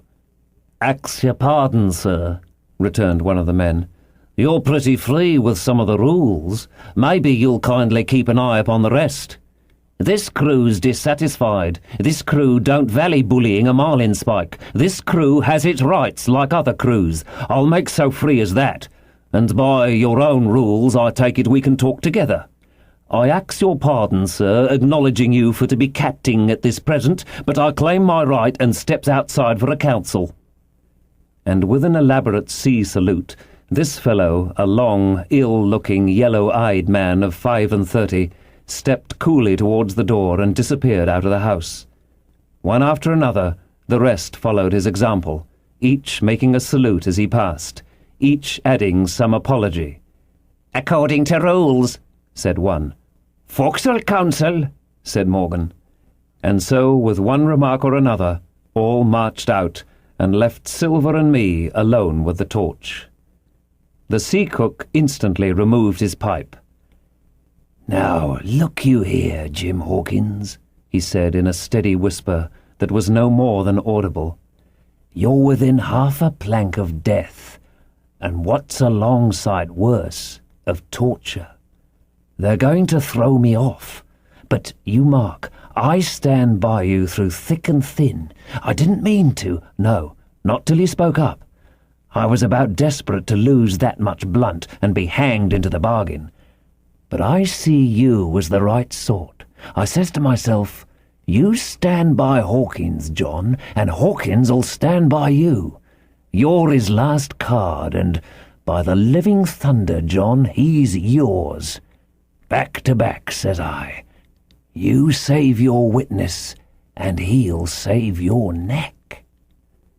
I began dimly to understand. You mean all is lost? I asked. Aye, by gum, I do, he answered. Ship gone, neck gone, that's the size of it. Once I looked into that bay, Jim Hawkins, and seen no schooner. Well, I'm tough, but I gave out. As for that lot and their counsel, mark me, they're outright fools and cowards. I'll save your life, if so be as I can, from them. But see here, Jim, tit for tat, you save Long John from swinging. I was bewildered. It seemed a thing so hopeless he was asking. He, the old buccaneer, the ringleader throughout. What I can do, that I'll do, I said. It's a bargain, cried Long John. You speak up, Plucky, and by thunder, I've a chance. He hobbled to the torch, where it stood propped among the firewood, and took a fresh light to his pipe. Understand me, Jim, he said, returning. I've a head on my shoulders, I have. I'm on Squire's side now. I know you've got that ship safe somewheres. How you done it, I don't know, but safe it is. I guess Hans and O'Brien turned soft. I never much believed in neither of them. Now, you mark me. I ask no questions, nor I won't let others. I know when a game's up, I do, and I know a lad that's staunch. Ah, you that's young, you and me might have done a power of good together. He drew some cognac from the cask into a tin cannikin. Will you taste, messmate? He asked, and when I had refused, well, I'll take a drain myself, Jim, said he. I need a corker, for there's trouble on hand, and, talking of trouble, why did that doctor give me the chart, Jim? My face expressed a wonder so unaffected that he saw the needlessness of further questions. Ah, well, he did, though, said he. And there's something under that, Jim, bad or good. And he took another swallow of the brandy, shaking his great fair head like a man who looks forward to the worst. Chapter 29. The Black Spot Again. The council of the buccaneers had lasted some time when one of them re-entered the house, and with a repetition of the same salute, which had in my eyes an ironical air, begged for a moment's loan of the torch. Silver briefly agreed, and this emissary retired again, leaving us together in the dark. "There's a breeze coming, Jim," said Silver, who had by this time adopted quite a friendly and familiar tone. I turned to the loophole nearest me and looked out. The embers of the great fire had so far burned themselves out, and now glowed so low and duskily that I understood why these conspirators desired a torch. About halfway down the slope to the stockade, they were collected in a group. One held the light, another was on his knees in their midst, and I saw the blade of an open knife shine in his hand with varying colours in the moon and torchlight. The rest were all somewhat stooping, as though watching the manoeuvres of this last. I could just make out that he had a book as well as a knife in his hand, and was still wondering how anything so incongruous had come in their possession, when the kneeling figure rose once more to his feet, and the whole party began to move together towards the house. "Here they come," said I, and I returned to my former position, for it seemed beneath my dignity that they should find me watching them. "Well, let 'em come, lad, let 'em come," said Silver cheerily. "I've still a shot in my locker." The door opened, and the 5 men, standing huddled together just inside, pushed one of their number forward. In any other circumstances it would have been comical to see his slow advance, hesitating as he set down each foot, but holding his closed right hand in front of him. "Step up, lad," cried Silver. "I won't eat you. Hand it over, lubber. I know the rules, I do. I won't hurt a deputation. Thus encouraged, the buccaneer stepped forth more briskly, and having passed something to Silver from hand to hand, slipped yet more smartly back again to his companions. The sea cook looked at what had been given him. The black spot. I thought so, he observed. Where might you have got the paper? Why, hello! Look here now. This ain't lucky. You've gone and cut this out of a Bible. What fools cut a Bible? Ah, there, said Morgan. There, what did I say? No good'll come of that, I said. Well, you've about fixed it now among you, continued Silver. You'll all swing now, I reckon. What soft-hearted lubber had a Bible? It was Dick, said one. Dick, was it? Then Dick can get to prayers, said Silver. He's seen his slice of luck, has Dick, and you may lay to that. But here the long man with the yellow eyes struck in. Belay that talk, John Silver, he said. This crew has tipped you the black spot in full council, as in duty bound. Just you turn it over as in duty bound, and see what's wrote there. Then you can talk. Thank ye, George, replied the sea cook. You always was brisk for business, and has the rules by heart, George, as I'm pleased to see. Well, what is it, anyway? Ah, deposed. That's it, is it? Very pretty wrote, to be sure, like print, I swear. Your hand a right, George? Why, you was getting quite a leading man in this here crew. You'll be cattin' next, I shouldn't wonder. Just oblige me with that torch again, will you? This pipe don't draw. Come now, said George. You don't fool this crew no more. You're a funny man by your account, but you're over now, and you'll maybe step down off that barrel and help vote. I thought you said you knowed the rules, returned Silver contemptuously. Leastways, if you don't, I do. And I wait here, and I'm still your captain, mind, till you outs with your grievances and I reply. In the meantime, your black spot ain't worth a biscuit. After that, we'll see.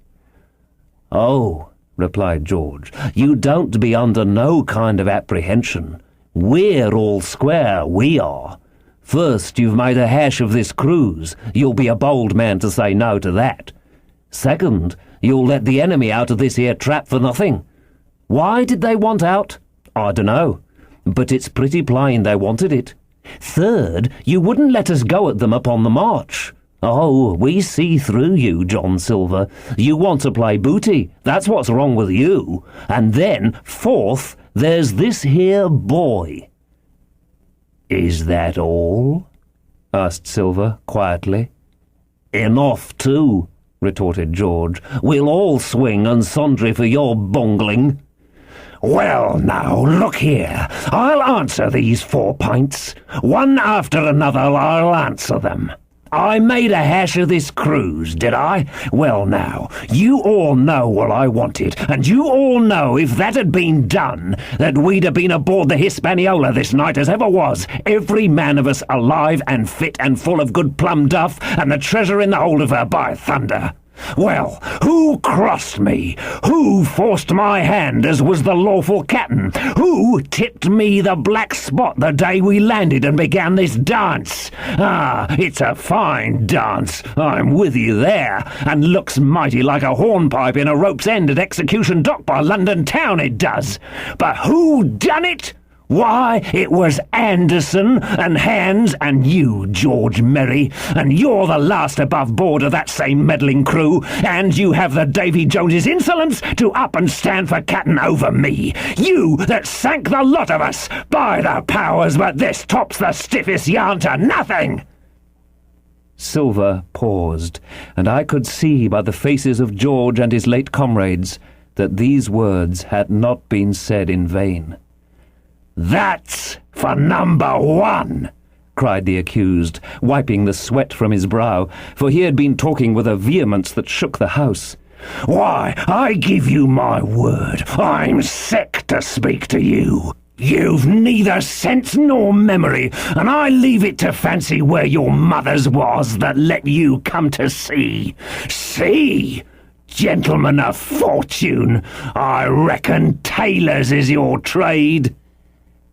"Go on, John," said Morgan. "Speak up to the others." "Ah, the others," returned John. "They're a nice lot, ain't they? You say this cruise is bungled. Ah, by gum, if you could understand how bad it's bungled, you would see. We're that near the gibbet that my neck's stiff with thinking on it. You've seen 'em, maybe, hanged in chains, birds about 'em, seamen pinting 'em out as they go down with the tide. 'Who's that?' says one. 'That? Why, that's John Silver. I knowed him well,' says another, and you can hear the chains a-jangle as you go about and reach for the other boy. Now, that's about where we are, every mother's son of us, thanks to him and Hans and Anderson and other ruination fools of you. And if you want to know about number 4 and that boy, why, shiver my timbers, isn't he a hostage? Are we a-going to waste a hostage? No, not us. He might be our last chance, and I shouldn't wonder. Kill that boy? Not me, mates. And number 3? Ah, well, there's a deal to say to number 3. Maybe you don't count it nothing to have a real college doctor come to see you every day.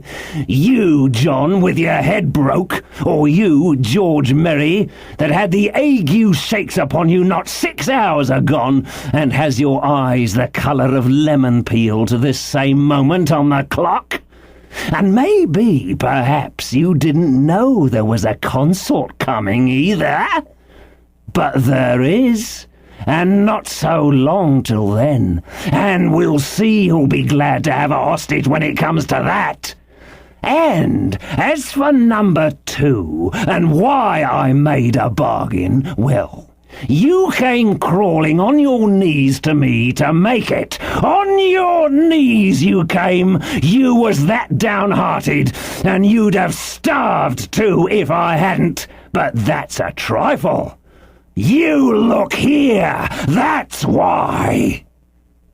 And he cast down upon the floor a paper that I instantly recognized.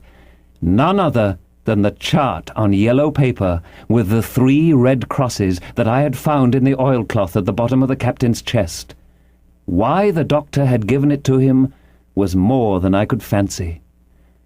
But if it were inexplicable to me, the appearance of the chart was incredible to the surviving mutineers. They leapt upon it like cats upon a mouse. It went from hand to hand, one tearing it from another, and by the oaths and the cries and the childish laughter with which they accompanied their examination, you would have thought not only they were fingering the very gold, but were at sea with it besides in safety. "Yes," said one, "that's flint, sure enough. J.F. and a score below with a clove hitch to it. So he done ever." "Mighty pretty," said George, "but how are we to get away with it, and us no ship?" Silver suddenly sprang up, and supporting himself with a hand against the wall. "Now I give you warning, George," he cried. "One more word of your sauce, and I'll call you down and fight you." "How? Why, how do I know? You had ought to tell me that. You and the rest that lost me my schooner with your interference, burn you. But not you, you can't. You ain't got the invention of a cockroach. But civil you can speak, and shall, George Merry. You may lay to that." "That's fair enow," said the old man Morgan. "Fair, I reckon so," said the sea cook. "You lost the ship. I found the treasure. Who's the better man at that? And now I resign, by thunder! Elect whom you please to be your captain now. I'm done with it!" "Silver!" they cried. "Barbecue forever! Barbecue for captain!" "So that's the tune, is it?" cried the cook. "George, I reckon you'll have to wait another turn, friend, and lucky for you as I'm not a revengeful man, but that was never my way. And now, shipmates, this black spot? 'Tain't much good now, is it? Dick's crossed his luck and spoiled his Bible, and that's about all." "It'll do to kiss the book on still, won't it?" growled Dick, who was evidently uneasy at the curse he had brought upon himself. "A Bible with a bit cut out?" returned Silver derisively. "Not it. It don't bind no more'n a ballad book." "Don't it, though?" cried Dick with a sort of joy. "Well, I reckon that's worth having too." "Here, Jim, here's a curiosity for you," said Silver, and he tossed me the paper. It was around about the size of a crown piece. One side was blank, for it had been the last leaf. The other contained a verse or two of Revelation. These words among the rest, which struck sharply home upon my mind: "Without are dogs and murderers." The printed side had been blackened with wood ash, which already began to come off and soil my fingers. On the blank side had been written with the same material the one word, "deposed." I have that curiosity beside me at this moment, but not a trace of writing now remains beyond a single scratch, such as a man might make with his thumbnail. That was the end of the night's business. Soon after, with a drink all round, we lay down to sleep, and the outside of Silver's vengeance was to put George Merry up for sentinel, and threaten him with death if he should prove unfaithful. It was long ere I could close an eye, and heaven knows I had matter enough for thought in the man whom I had slain that afternoon, in my own most perilous position, and above all, in the remarkable game that I saw Silver now engaged upon, keeping the mutineers together with one hand, and grasping with the other, after every means, possible and impossible, to make his peace and save his miserable life. He himself slept peacefully, and snored aloud. Yet my heart was sore for him, wicked as he was, to think on the dark perils that environed and the shameful gibbet that awaited him. Chapter 30. On Parole. I was wakened. Indeed, we were all wakened, for I could see even the sentinel shake himself together from where he had fallen against the doorpost, by a clear, hearty voice hailing us from the margin of the wood. "Blockhouse, ahoy!" it cried. "Here's the doctor!" And the doctor it was. Although I was glad to hear the sound, yet my gladness was not without admixture. I remembered with confusion my insubordinate and stealthy conduct, and when I saw where it had brought me, among what companions and surrounded by what dangers, I felt ashamed to look him in the face. He must have risen in the dark, for the day had hardly come, and when I ran to a loophole and looked out, I saw him standing, like Silver once before, up to the mid-leg in creeping vapour. "You, doctor! Top of the morning to you, sir!"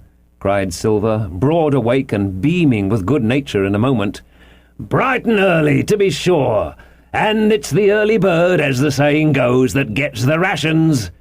George, shake up your timbers, son, and help Dr. Livesey over the ship's side. All a-doing well, your patience was, all well and merry." So he pattered on, standing on the hilltop, with his crutch under his elbow and one hand upon the side of the log-house. Quite the old John in voice, manner, and expression. "We've quite a surprise for you too, sir," he continued. "We've a little stranger here. A new boarder and lodger, sir, and looking fit and taut as a fiddle. Slept like a supercargo, he did, right alongside of John. Stem to stem we was all night."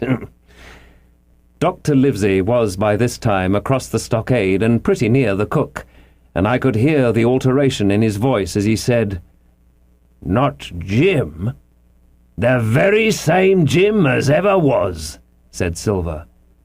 The doctor stopped outright, although he did not speak, and it was some seconds before he seemed able to move on. "Well, well," he said at last. "Duty first and pleasure afterwards, as you might have said yourself, Silver.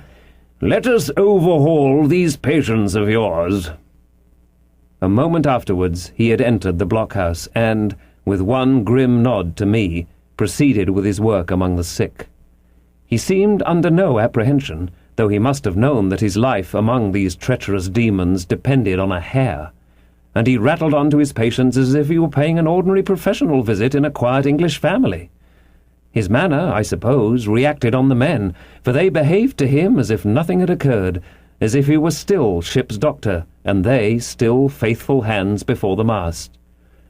"You're doing well, my friend," he said to the fellow with a bandaged head. "And if ever any person had a close shave, it was you. Your head must be as hard as iron. Well, George, how goes it? You're a pretty colour, certainly. Why, your liver man is upside down. Did you take that medicine? Did he take that medicine, men?" "Aye, aye, sir, he took it sure enough," returned Morgan. "Because, you see, since I am mutineer's doctor, or prison doctor, as I prefer to call it," says Dr. Livesey in his pleasantest way, "I make it a point of honour not to lose a man for King George, God bless him, and the gallows." The rogues looked at each other, but swallowed the home thrust in silence. "Dick don't feel well, sir," said one. "Don't he?" replied the doctor. "Well, step up here, Dick, and let me see your tongue." "No, I should be surprised if he did. The man's tongue is fit to frighten the French. Another fever." "Ah, there," said Morgan, "that comed of spiling Bibles." "That comed, as you call it, of being arrant asses," retorted the doctor, "and not having sense enough to know honest air from poison, and the dry land from a vile pestiferous slough. I think it most probable, though of course it's only an opinion, that you'll all have the deuce to pay before you get that malaria out of your systems. Camp in a bog, would you? Silver, I'm surprised at you. You're less of a fool than many, take you all round, but you don't appear to me to have the rudiments of a notion of the rules of health. Well," he added, after he had dosed them round, and they had taken his prescriptions with really laughable humility, more like charity school children than blood-guilty mutineers and pirates, "well, that's done for today, and now I should wish to have a talk with that boy, please." And he nodded his head in my direction carelessly. George Merry was at the door, spitting and spluttering over some bad-tasted medicine, but at the first word of the doctor's proposal he swung round with a deep flush and cried, "No!" and swore. Silver struck the barrel with his open hand. "Silence!" he roared, and looked about him positively like a lion. "Doctor," he went on in his usual tones, "I was a-thinking of that, knowing as how you had a fancy for the boy. We're all humbly grateful for your kindness, and, as you see, puts faith in you, and takes the drugs down like that much grog. And I take it I've found a way as'll suit all. Hawkins, will you give me your word of honour as a young gentleman, for a young gentleman you are, although poor born, your word of honour not to slip your cable?" I readily gave the pledge required.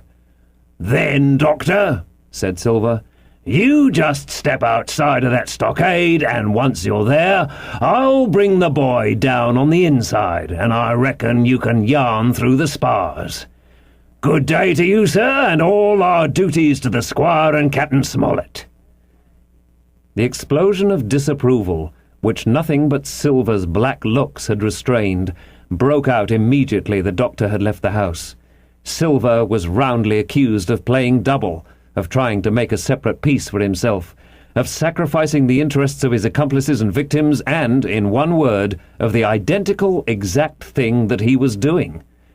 It seemed to me so obvious in this case that I could not imagine how he was to turn their anger. But he was twice the man the rest were, and his last night's victory had given him a huge preponderance on their minds. He called them all the fools and dolts you can imagine, said it was necessary I should talk to the doctor, fluttered the chart in their faces, asked them if they could afford to break the treaty the very day they were bound to treasure hunting. "No, by thunder!" he cried.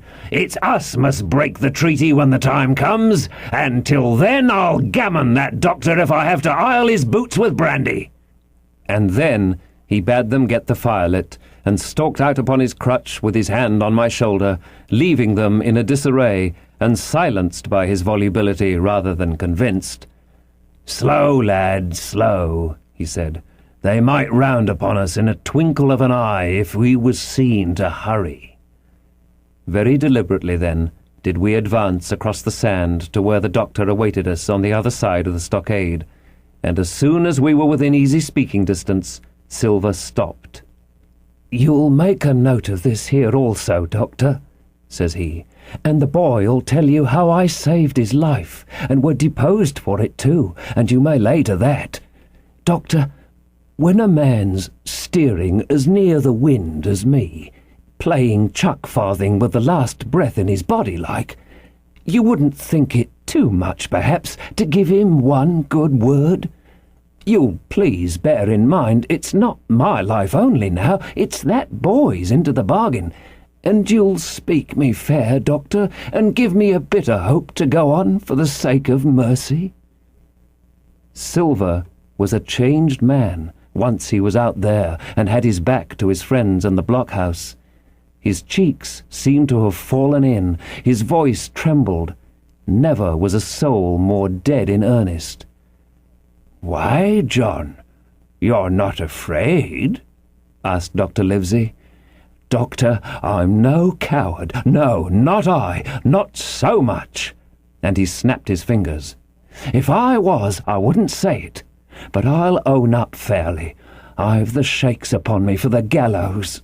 You're a good man and a true.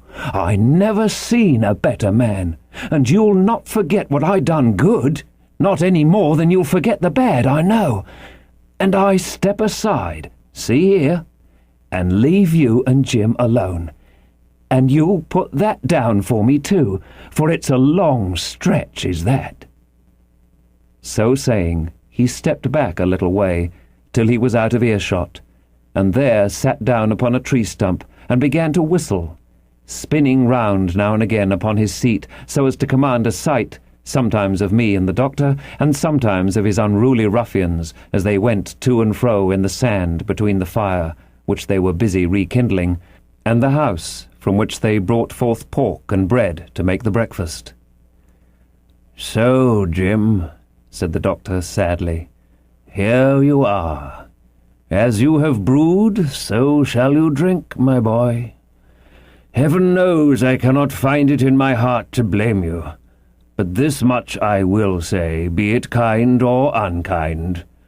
When Captain Smollett was well, you dared not have gone off, and when he was ill and couldn't help it, by George, it was downright cowardly." I will own that I here began to weep.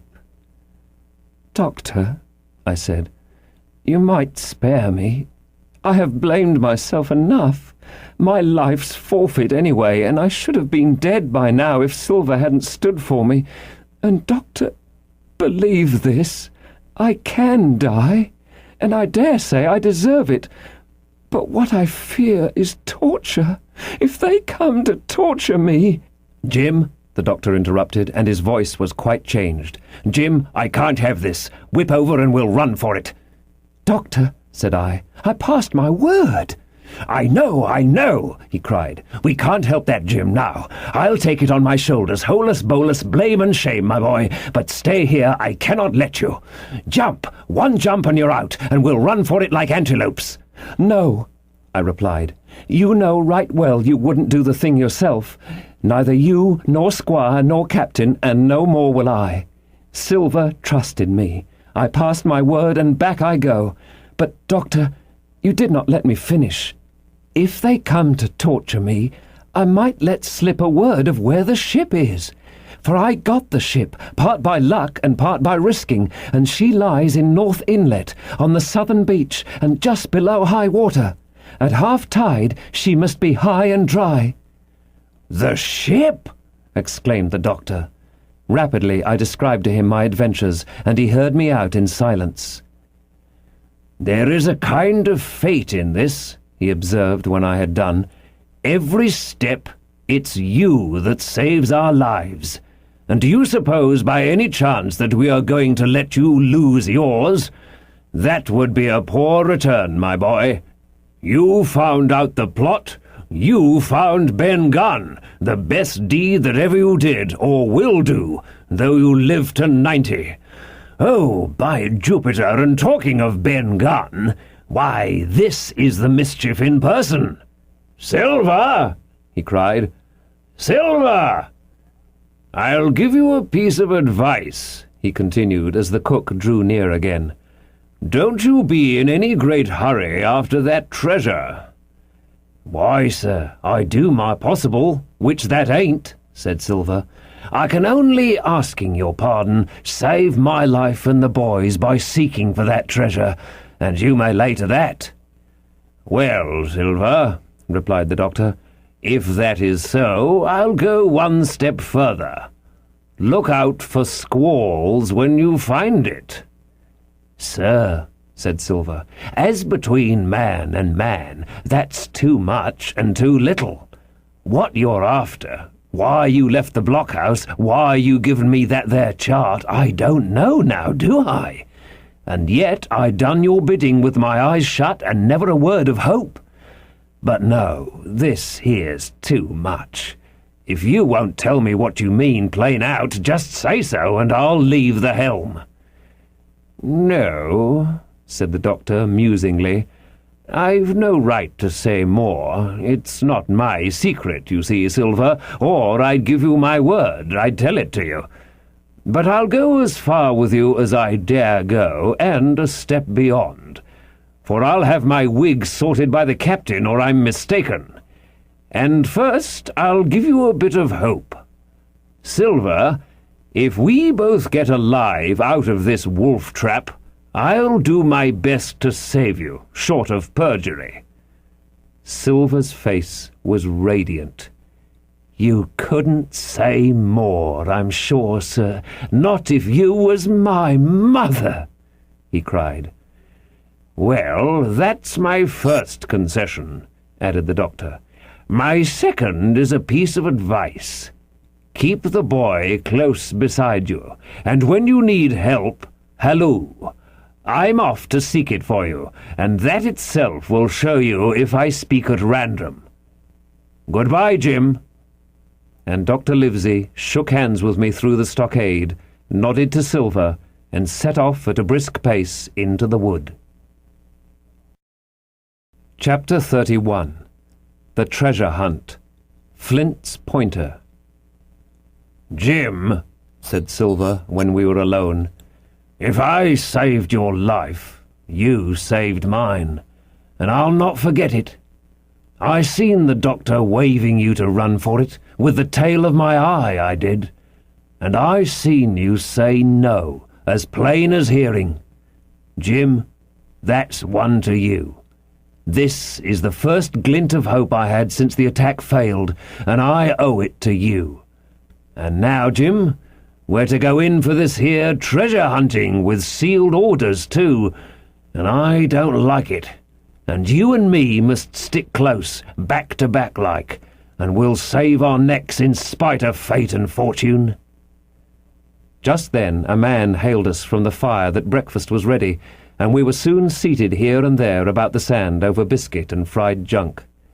They had lit a fire fit to roast an ox, and it was now grown so hot that they could only approach it from the windward, and even there not without precaution.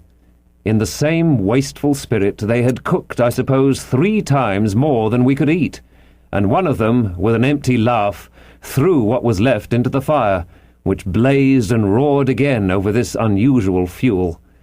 I never in my life saw men so careless of the morrow. Hand to mouth is the only word that can describe their way of doing, and what with wasted food and sleeping sentries, though they were bold enough for a brush and be done with it, I could see their entire unfitness for anything like a prolonged campaign. Even Silver, eating away, with Captain Flint upon his shoulder, had not a word of blame for their recklessness, and this the more surprised me, for I thought he had never shown himself so cunning as he did then. "Aye, mates," said he, "it's lucky you have barbecue to think for you with this here head. I got what I wanted, I did. Sure enough, they have the ship. Where they have it I don't know yet, but once we hit the treasure we'll have to jump about and find out. And then, mates, us that has the boats, I reckon, has the upper hand." Thus he kept running on, with his mouth full of the hot bacon. Thus he restored their hope and confidence, and, I more than suspect, repaired his own at the same time. "As for hostage," he continued, "that's his last talk, I guess, with them he loves so dear. I've got my piece of news, and thankee to him for that, but it's over and done. I'll take him in a line when we go treasure hunting, for we'll keep him like so much gold in case of accidents, you mark, and in the meantime, once we got the ship and treasure both, and off to sea like jolly companions, why then we'll talk Mr. Hawkins over, we will, and we'll give him his share, to be sure, for all his kindness." It was no wonder the men were in a good humour now. For my part, I was horribly cast down. Should the scheme he had now sketched prove feasible, Silver, already doubly a traitor, would not hesitate to adopt it. He had still a foot in either camp, and there was no doubt he would prefer wealth and freedom with the pirates to a bare escape from hanging, which was the best he had to hope on our side. Nay, and even if things so fell out that he was forced to keep his faith with Dr. Livesey, even then what danger lay before us! What a moment that would be, when the suspicions of his followers turned to certainty, and he and I should have to fight for dear life, he a cripple and I a boy, against 5 strong and active seamen. Add to this double apprehension the mystery that still hung over the behaviour of my friends, their unexplained desertion of the stockade, their inexplicable cession of the chart, or, harder still to understand, the doctor's last warning to Silver, "Look out for squalls when you find it," and you will readily believe how little taste I found in my breakfast, and with how uneasy a heart I set forth behind my captors on the quest for treasure. We made a curious figure, had anyone been there to see us, all in soiled sailor clothes, and all but me armed to the teeth. Silver had 2 guns slung about him, one before and one behind, besides the great cutlass at his waist and a pistol in each pocket of his square-tailed coat. To complete his strange appearance, Captain Flint sat perched upon his shoulder and gabbled odds and ends of purposeless sea-talk. I had a line about my waist, and followed obediently after the sea-cook, who held the loose end of the rope, now in his free hand, now between his powerful teeth. For all the world, I was led like a dancing bear.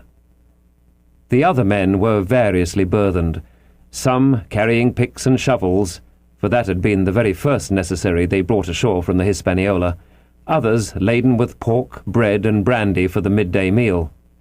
All the stores, I observed, came from our stock, and I could see the truth of Silver's words the night before. Had he not struck a bargain with the doctor, he and his mutineers, deserted by the ship, must have been driven to subsist on clear water and the proceeds of their hunting. Water would have been little to their taste. A sailor is not usually a good shot, and besides all that, when they were so short of eatables, it was not likely they would be very flush of powder. Well, thus equipped, we all set out, even the fellow with the broken head who should certainly have kept in shadow, and straggled one after another to the beach, where the 2 gigs awaited us.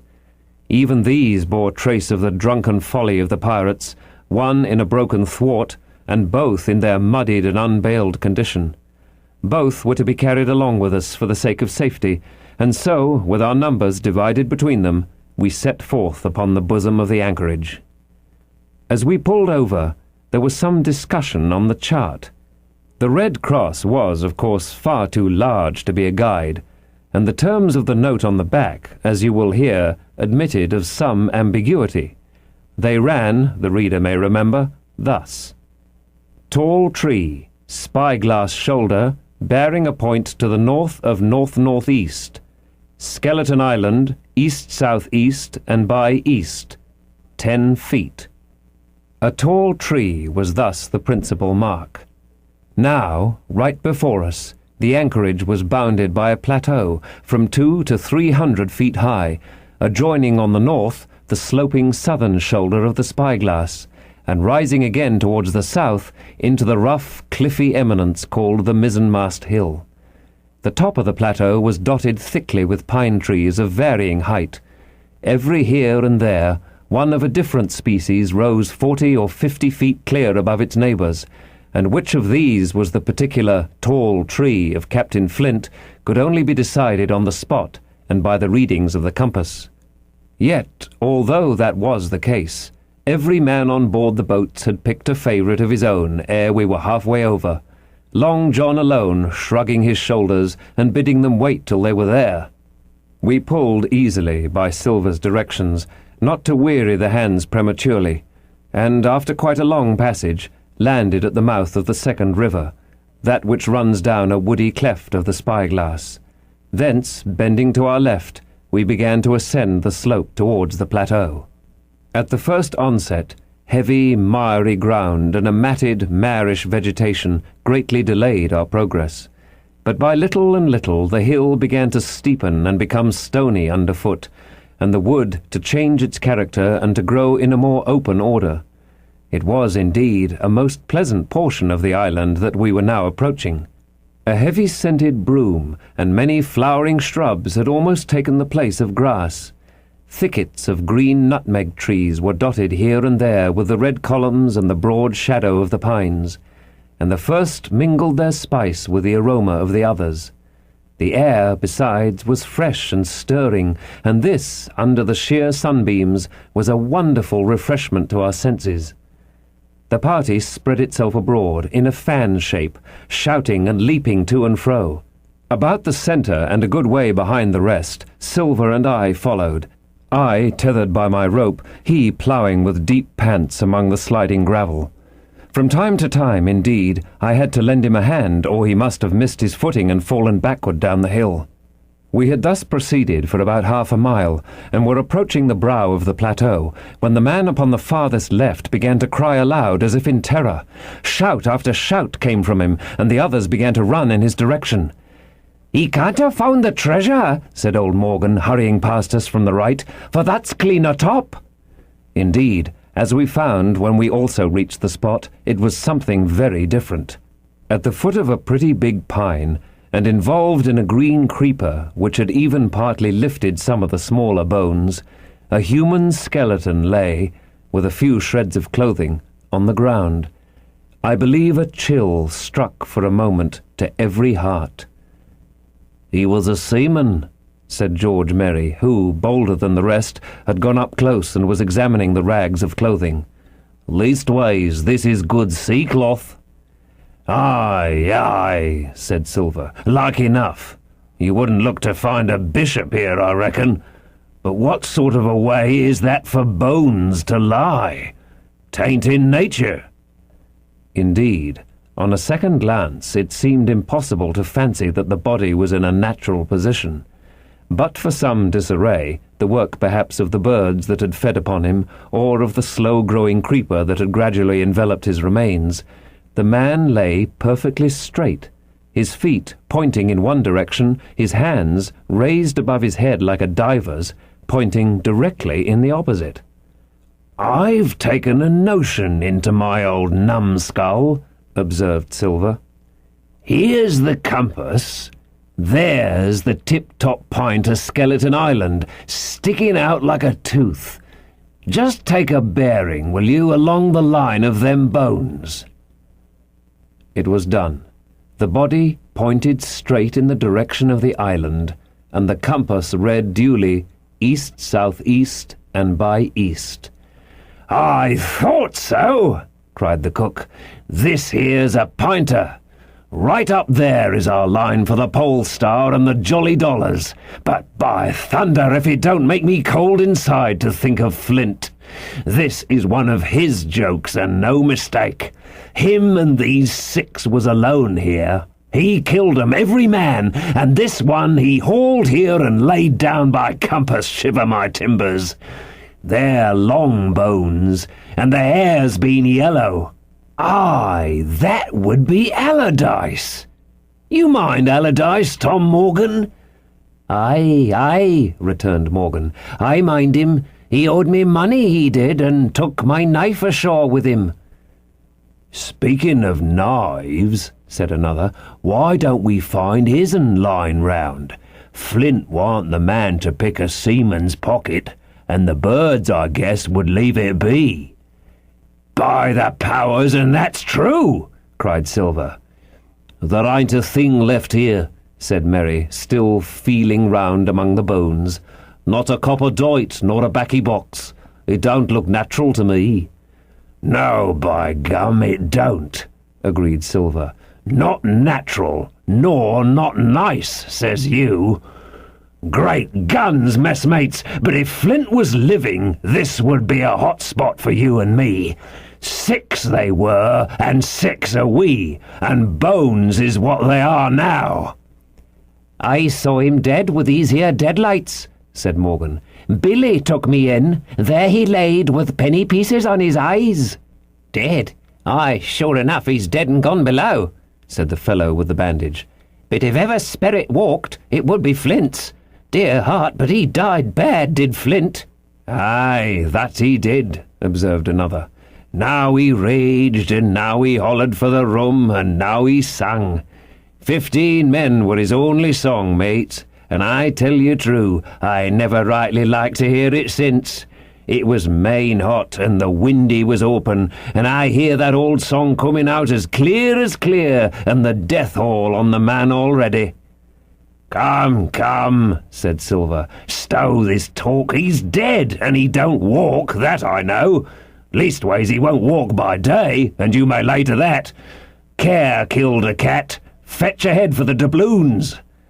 We started, certainly, but in spite of the hot sun and the staring daylight, the pirates no longer ran separate and shouting through the wood, but kept side by side and spoke with bated breath. The terror of the dead buccaneer had fallen on their spirits. Chapter 32. The Treasure Hunt. The Voice Among the Trees. Partly from the damping influence of this alarm, partly to rest Silver and the sick folk, the whole party sat down as soon as they had gained the brow of the ascent. The plateau being somewhat tilted towards the west, this spot on which we had paused commanded a wide prospect on either hand. Before us, over the treetops, we beheld the Cape of the Woods, fringed with surf. Behind, we not only looked down upon the anchorage and Skeleton Island, but saw, clear across the spit and the eastern lowlands, a great field of open sea upon the east. Sheer above us rose the spyglass, here dotted with single pines, there black with precipices. There was no sound but that of the distant breakers, mounting from all around, and the chirp of countless insects in the brush. Not a man, not a sail upon the sea. The very largeness of the view increased the sense of solitude. Silver, as he sat, took certain bearings with his compass. "There are 3 tall trees," said he, about in the right line from Skeleton Island. Spyglass Shoulder, I take it, means that lower pint there. It's child's play to find the stuff now. I've half a mind to dine first." "I don't feel sharp," growled Morgan. "Thinking of Flint, I think it were, has done me." "Ah, well, my son, you praise your stars, he's dead," said Silver. "He was an ugly devil," cried a third pirate with a shudder. "That blue in the face, too." "That was how the rum took him," added Merry. "Blue? Well, I reckon he was blue. That's a true word." Ever since they had found the skeleton and got upon this train of thought, they had spoken lower and lower, and they had almost got to whispering by now, so that the sound of their talk hardly interrupted the silence of the wood. All of a sudden, out of the middle of the trees in front of us, a thin, high, trembling voice struck up the well-known air and words. 15 men on the dead man's chest, yo ho ho, and a bottle of rum. I never have seen men more dreadfully affected than the pirates. The colour went from their 6 faces like enchantment. Some leapt to their feet, some clawed hold of others. Morgan grovelled on the ground. "It's Flint, boy!" cried Merry. The song had stopped as suddenly as it began, broken off, you would have said, in the middle of a note, as though someone had laid his hand upon the singer's mouth. Coming so far through the clear, sunny atmosphere among the green treetops, I thought it had sounded airily and sweetly, and the effect on my companions was the stranger. "Come," said Silver, struggling with his ashen lips to get the word out. "This won't do. Stand by to go about. This is a rum start, and I can't name the voice, but it's someone skylarking, someone that's flesh and blood, and you may lay to that." His courage had come back as he spoke, and some of the colour to his face along with it. Already the others had begun to lend an ear to his encouragement, and were coming a little to themselves, when the same voice broke out again, not this time singing, but in a faint, distant hail that echoed yet fainter among the clefts of the spyglass. "Darby McGraw," it wailed, for that is the word that best describes the sound. "Darby McGraw, Darby McGraw." Again and again and again, and then, rising a little higher, and with an oath that I leave out, "Fetch off the rum, Darby." The buccaneers remained rooted to the ground, their eyes starting from their heads. Long after the voice had died away, they still stared in silence, dreadfully before them. "That fixes it," gasped one. "Let's go." "They was his last words," moaned Morgan. "His last words above board." Dick had his Bible out and was praying volubly. He had been well brought up, had Dick, before he came to sea and fell among bad companions. Still, Silver was unconquered. I could hear his teeth rattle in his head, but he had not yet surrendered.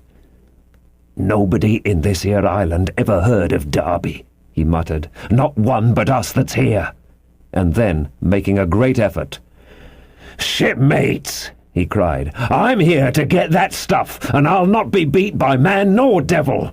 I never was feared of Flint in his life, and by the powers I'll face him dead. There's £700,000, not a quarter of a mile from here.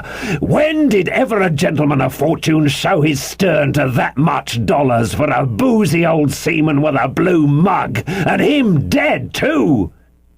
But there was no sign of reawakening courage in his followers, rather, indeed, of growing terror at the irreverence of his words. "Belay there, John," said Merry. "Don't you cross a spirit." And the rest were all too terrified to reply. They would have run away severally had they dared, but fear kept them together, and kept them close by John, as if his daring helped them. He, on his part, had pretty well fought his weakness down. "Spirit? Well, maybe," he said, "but there's one thing not clear to me. There was an echo. Now, no man ever seen a spirit with a shadow. Well then, what's he doing with an echo to him, I should like to know? That ain't in nature, surely." This argument seemed weak enough to me, but you can never tell what will affect the superstitious, and to my wonder, George Merry was greatly relieved. "Well, that's so," he said. "You've a head upon your shoulders, John, and no mistake. But, shipmates, this here crew is on a wrong tack, I do believe, and come to think on it, it was like Flint's voice, I grant you, but not just so clear away like it after all. It was like a somebody else's voice now. It was like a... By the powers, Ben Gunn! Roared Silver. "Aye, and so it were," cried Morgan, springing onto his knees. "Ben Gunn it were." "It don't make much odds to it now," asked Dick. "Ben Gunn's not here in the body any more'n Flint." But the older hands greeted this remark with scorn. "Why, nobody minds Ben Gunn," cried Merry. "Dead or alive, nobody minds him." It was extraordinary how their spirits had returned, and how the natural colour had revived in their faces. Soon they were chatting together with intervals of listening, and not long after, hearing no further sound, they shouldered the tools and set forth again, Merry walking first with Silver's compass to keep them on the right line with Skeleton Island. He had said the truth. Dead or alive, nobody minded Ben Gunn. Dick alone still held his Bible, and looked around him as he went with fearful glances. But he found no sympathy, and Silver even joked him on his precautions. "I told you," said he, "I told you you had spiled your Bible. If it ain't no good to swear by, what do you suppose a spirit would give for it? Not that!"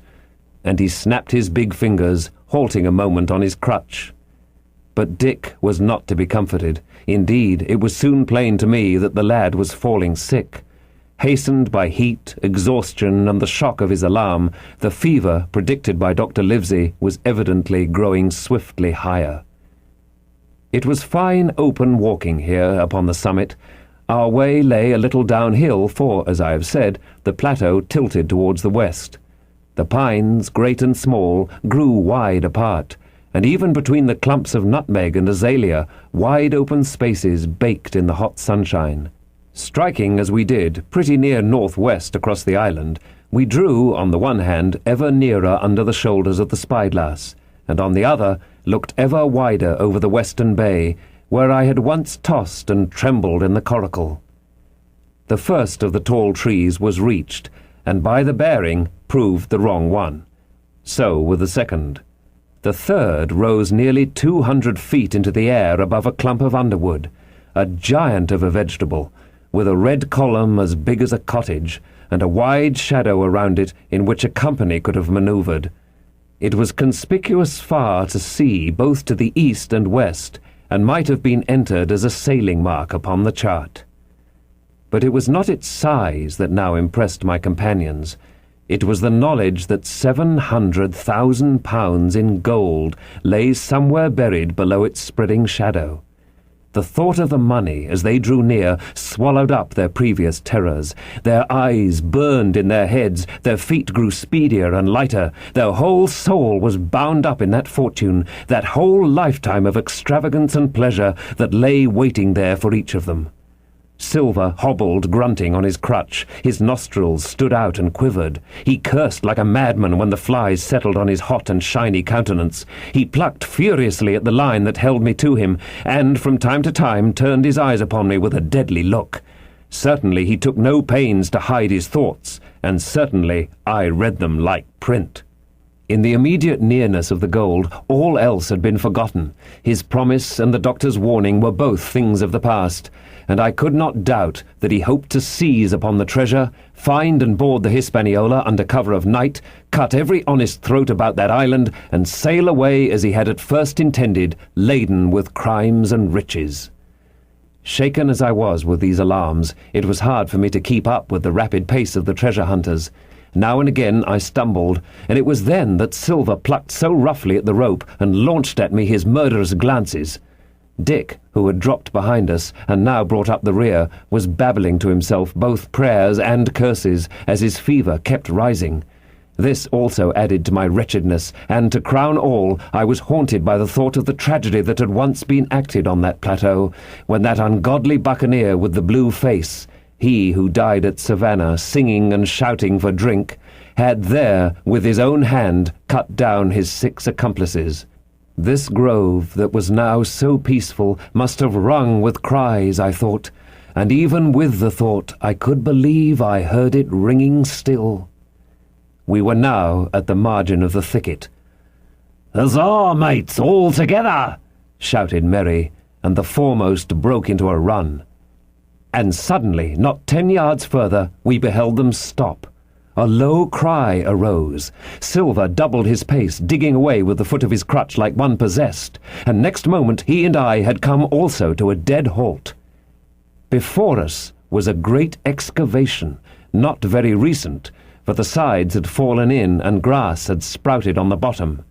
In this were the shaft of a pick broken in 2 and the boards of several packing cases strewn around.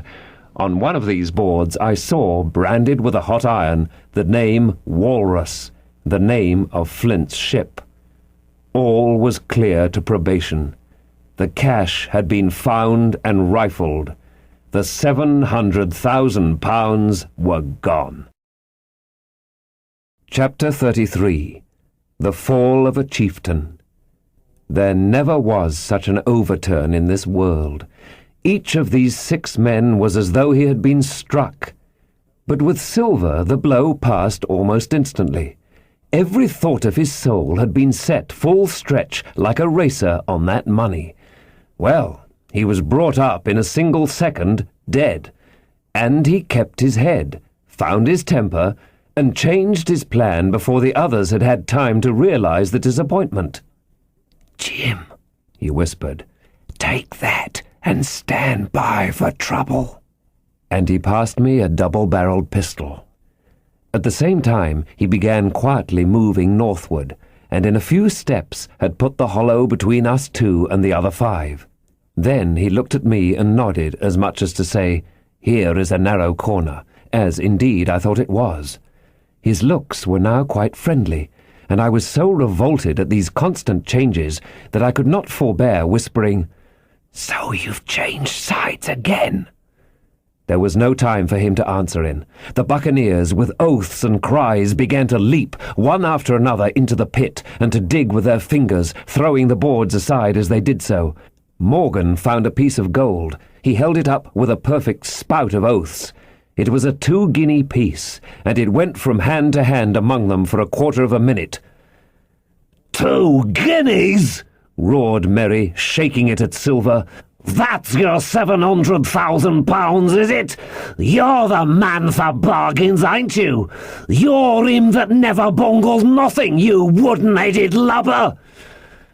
"Dig away, boys," said Silver with the coolest insolence. "You'll find some pig nuts, and I shouldn't wonder." "Pig nuts!" repeated Merry in a scream. "Mates, do you hear that? I tell you now, that man there knew it all along. Look in the face of him and you'll see it right there." "Ah, Merry," remarked Silver, "standing for captain again. You're a pushing lad, to be sure." But this time everyone was entirely in Merry's favour. They began to scramble out of the excavation, darting furious glances behind them. One thing I observed, which looked well for us. They all got out upon the opposite side from Silver. Well, there we stood, 2 on one side, 5 on the other, the pit between us, and nobody screwed up high enough to offer the first blow. Silver never moved.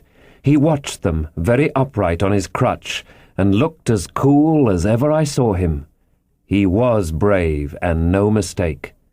At last, Merry seemed to think a speech might help matters.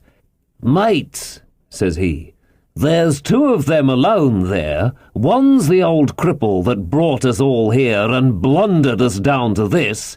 The other's that cob that I mean to have the heart of. Now, mates!" He was raising his arm and his voice, and plainly meant to lead a charge. But just then, crack, crack, crack! 3 musket shots flashed out of the thicket. Merry tumbled head foremost into the excavation. The man with the bandage spun round like a teetotum and fell all his length upon his side, where he lay dead, but still twitching, and the other 3 turned and ran for it with all their might.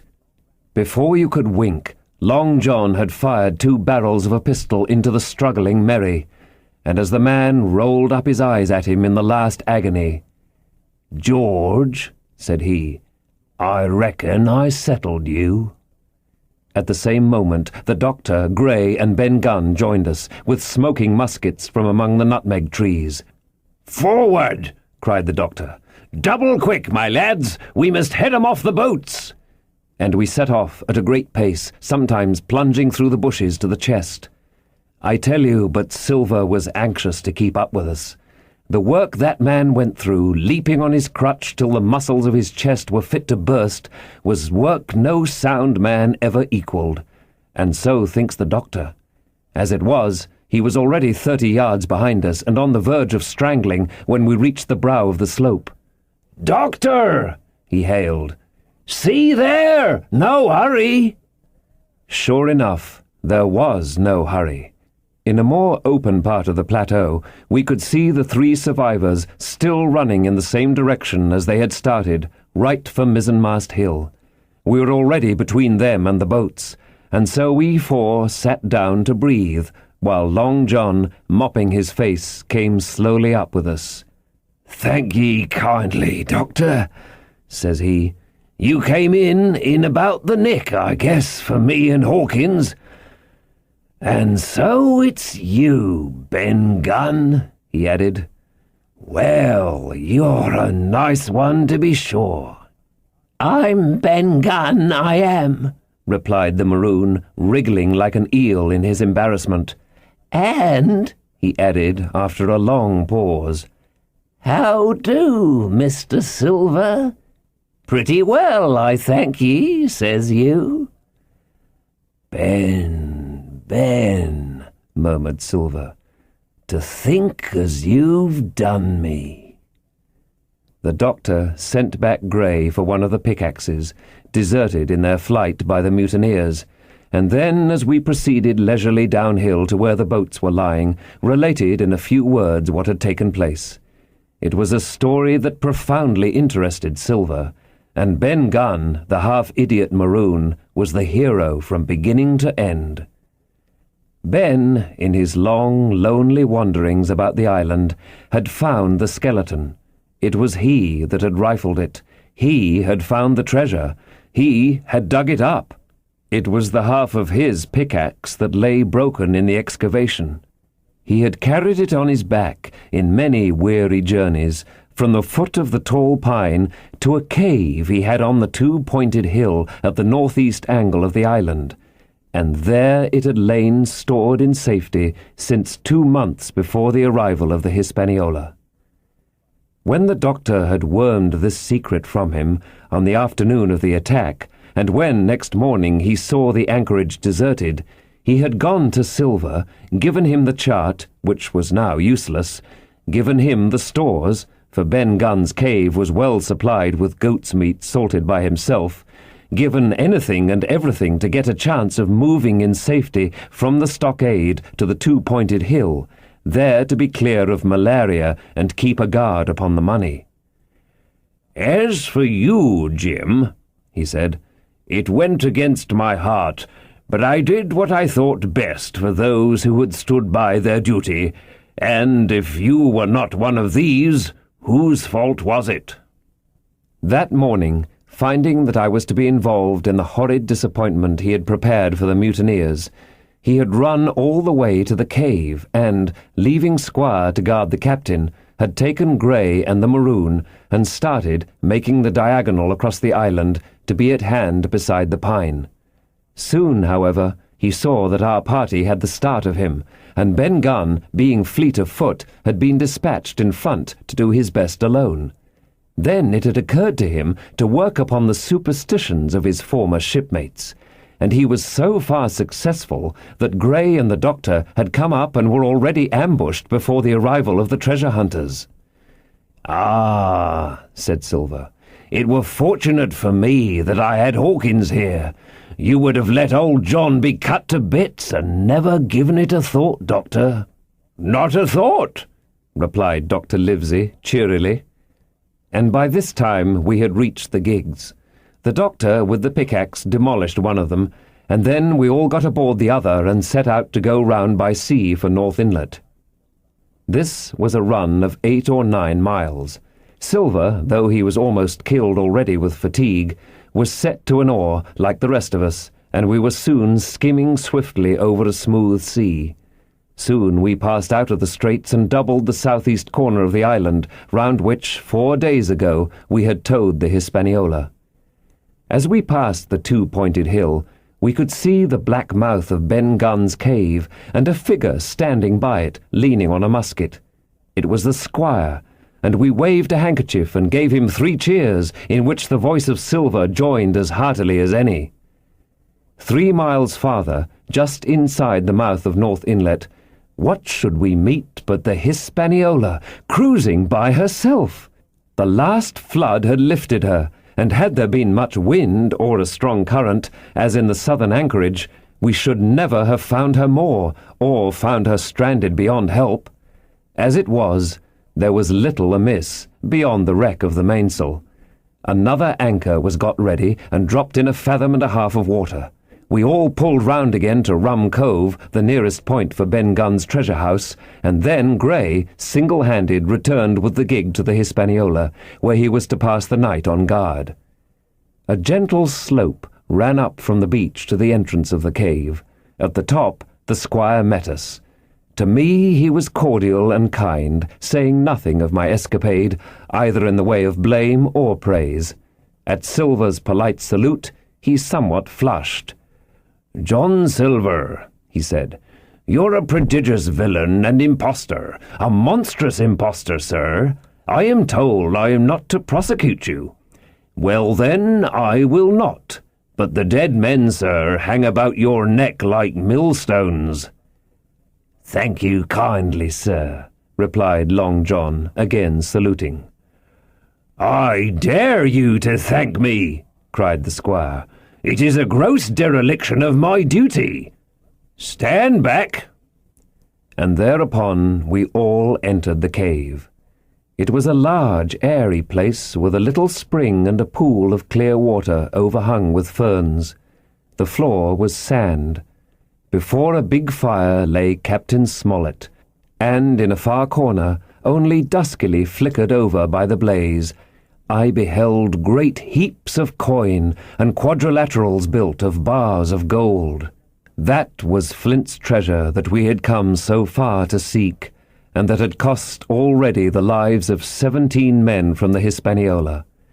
How many it had cost in the amassing, what blood and sorrow, what good ships scuttled on the deep, what brave men walking the plank blindfold, what shot of cannon, what shame and lies and cruelty, perhaps no man alive could tell.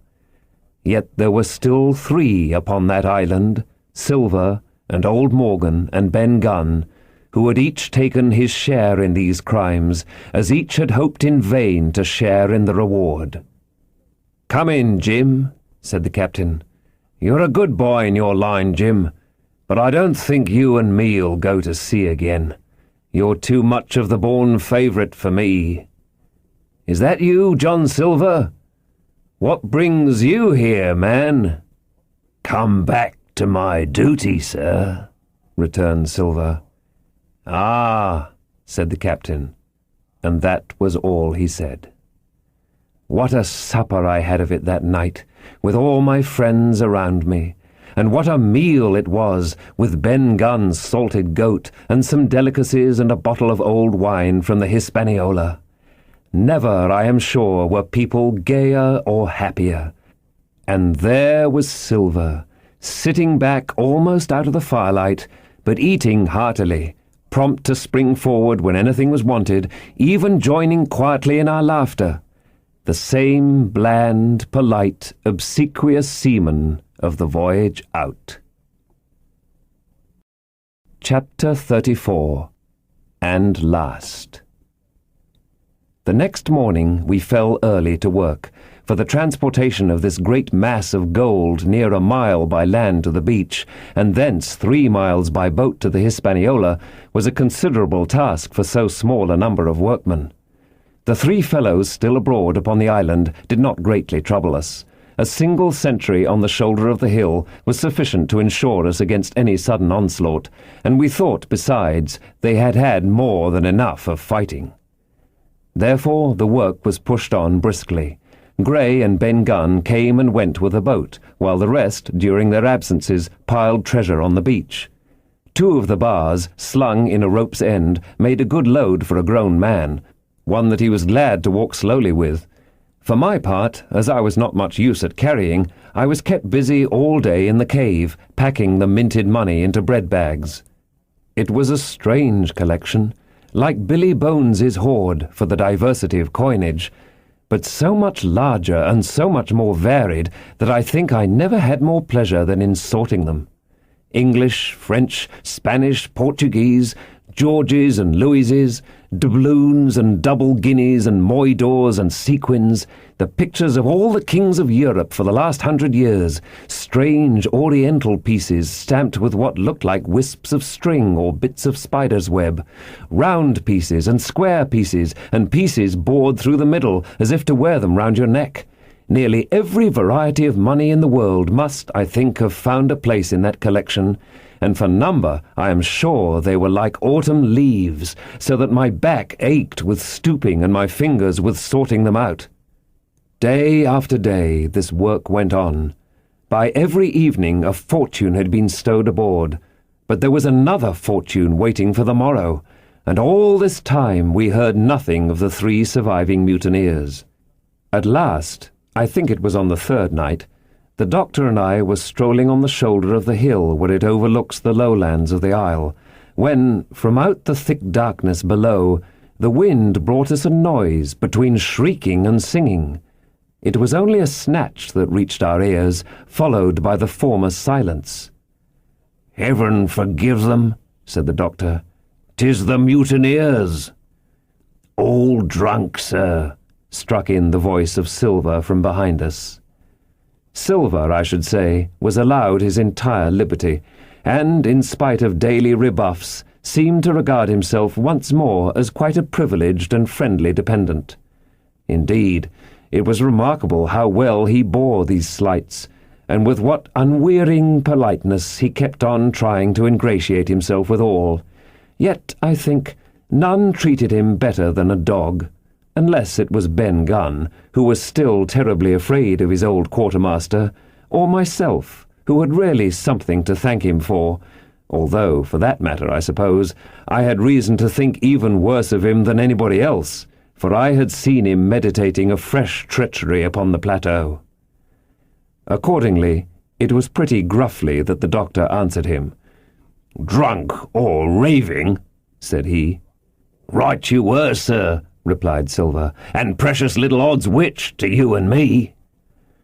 "I suppose you would hardly ask me to call you a humane man," returned the doctor with a sneer, "and so my feelings may surprise you, Master Silver. But if I were sure they were raving, as I am morally certain one at least of them is down with fever, I should leave this camp, and, at whatever risk to my own carcass, take them the assistance of my skill." "Ask your pardon, sir, you would be very wrong," quoth Silver. "You would lose your precious life, and you may lay to that. I'm on your side now, hand and glove, and I shouldn't wish for to see the party weakened, let alone yourself, seeing as I know what I owes you. But these men down there, they couldn't keep their word, no, not supposing they wished to, and what's more, they couldn't believe as you could." "No," said the doctor. "You're the man to keep your word, we know that." Well, that was about the last news we had of the three pirates. Only once we heard a gunshot a great way off, and supposed them to be hunting. A council was held, and it was decided that we must desert them on the island, to the huge glee, I must say, of Ben Gunn, and with the strong approval of Grey. We left a good stock of powder and shot, the bulk of the salt goat, a few medicines, and some other necessaries, tools, clothing, a spare sail, a fathom or two of rope, and, by the particular desire of the doctor, a handsome present of tobacco. That was about our last doing on the island. Before that, we had got the treasure stowed, and had shipped enough water and the remainder of the goat meat in case of any distress. And at last, one fine morning, we weighed anchor, which was about all that we could manage, and stood out of North Inlet, the same colours flying that the captain had flown and fought under at the palisade. The three fellows must have been watching us closer than we thought for, as we soon had proved. For, coming through the Narrows, we had to lie very near the southern point, and there we saw all three of them, kneeling together on a spit of sand, with their arms raised in supplication. It went to all our hearts, I think, to leave them in that wretched state, but we could not risk another mutiny, and to take them home for the gibbet would have been a cruel sort of kindness. The doctor hailed them and told them of the stores we had left, and where they were to find them, but they continued to call us by name, and appeal to us for God's sake to be merciful, and not to leave them to die in such a place. At last, seeing the ship still bore on her course, and was now swiftly drawing out of earshot, one of them, I know not which it was, leapt to his feet with a hoarse cry, whipped his musket to his shoulder, and sent a shot whistling over Silver's head and through the mainsail. After that, we kept under cover of the bulwarks, and when next I looked out they had disappeared from the spit, and the spit itself had almost melted out of sight in the growing distance. That was, at least, the end of that, and before noon, to my inexpressible joy, the highest rock of Treasure Island had sunk into the blue round of sea. We were so short of men that everyone on board had to bear a hand, only the captain lying on a mattress in the stern and giving his orders, for though greatly recovered, he was still in want of quiet. We laid her head for the nearest port in Spanish America, for we could not risk the voyage home without fresh hands, and as it was, what with baffling winds and a couple of fresh gales, we were all worn out before we reached it.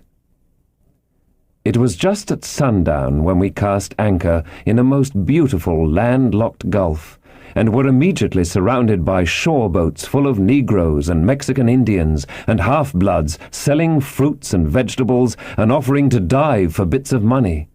The sight of so many good-humoured faces, especially the blacks, the taste of the tropical fruits, and above all the lights that began to shine in the town, made a most charming contrast to our dark and bloody sojourn on the island.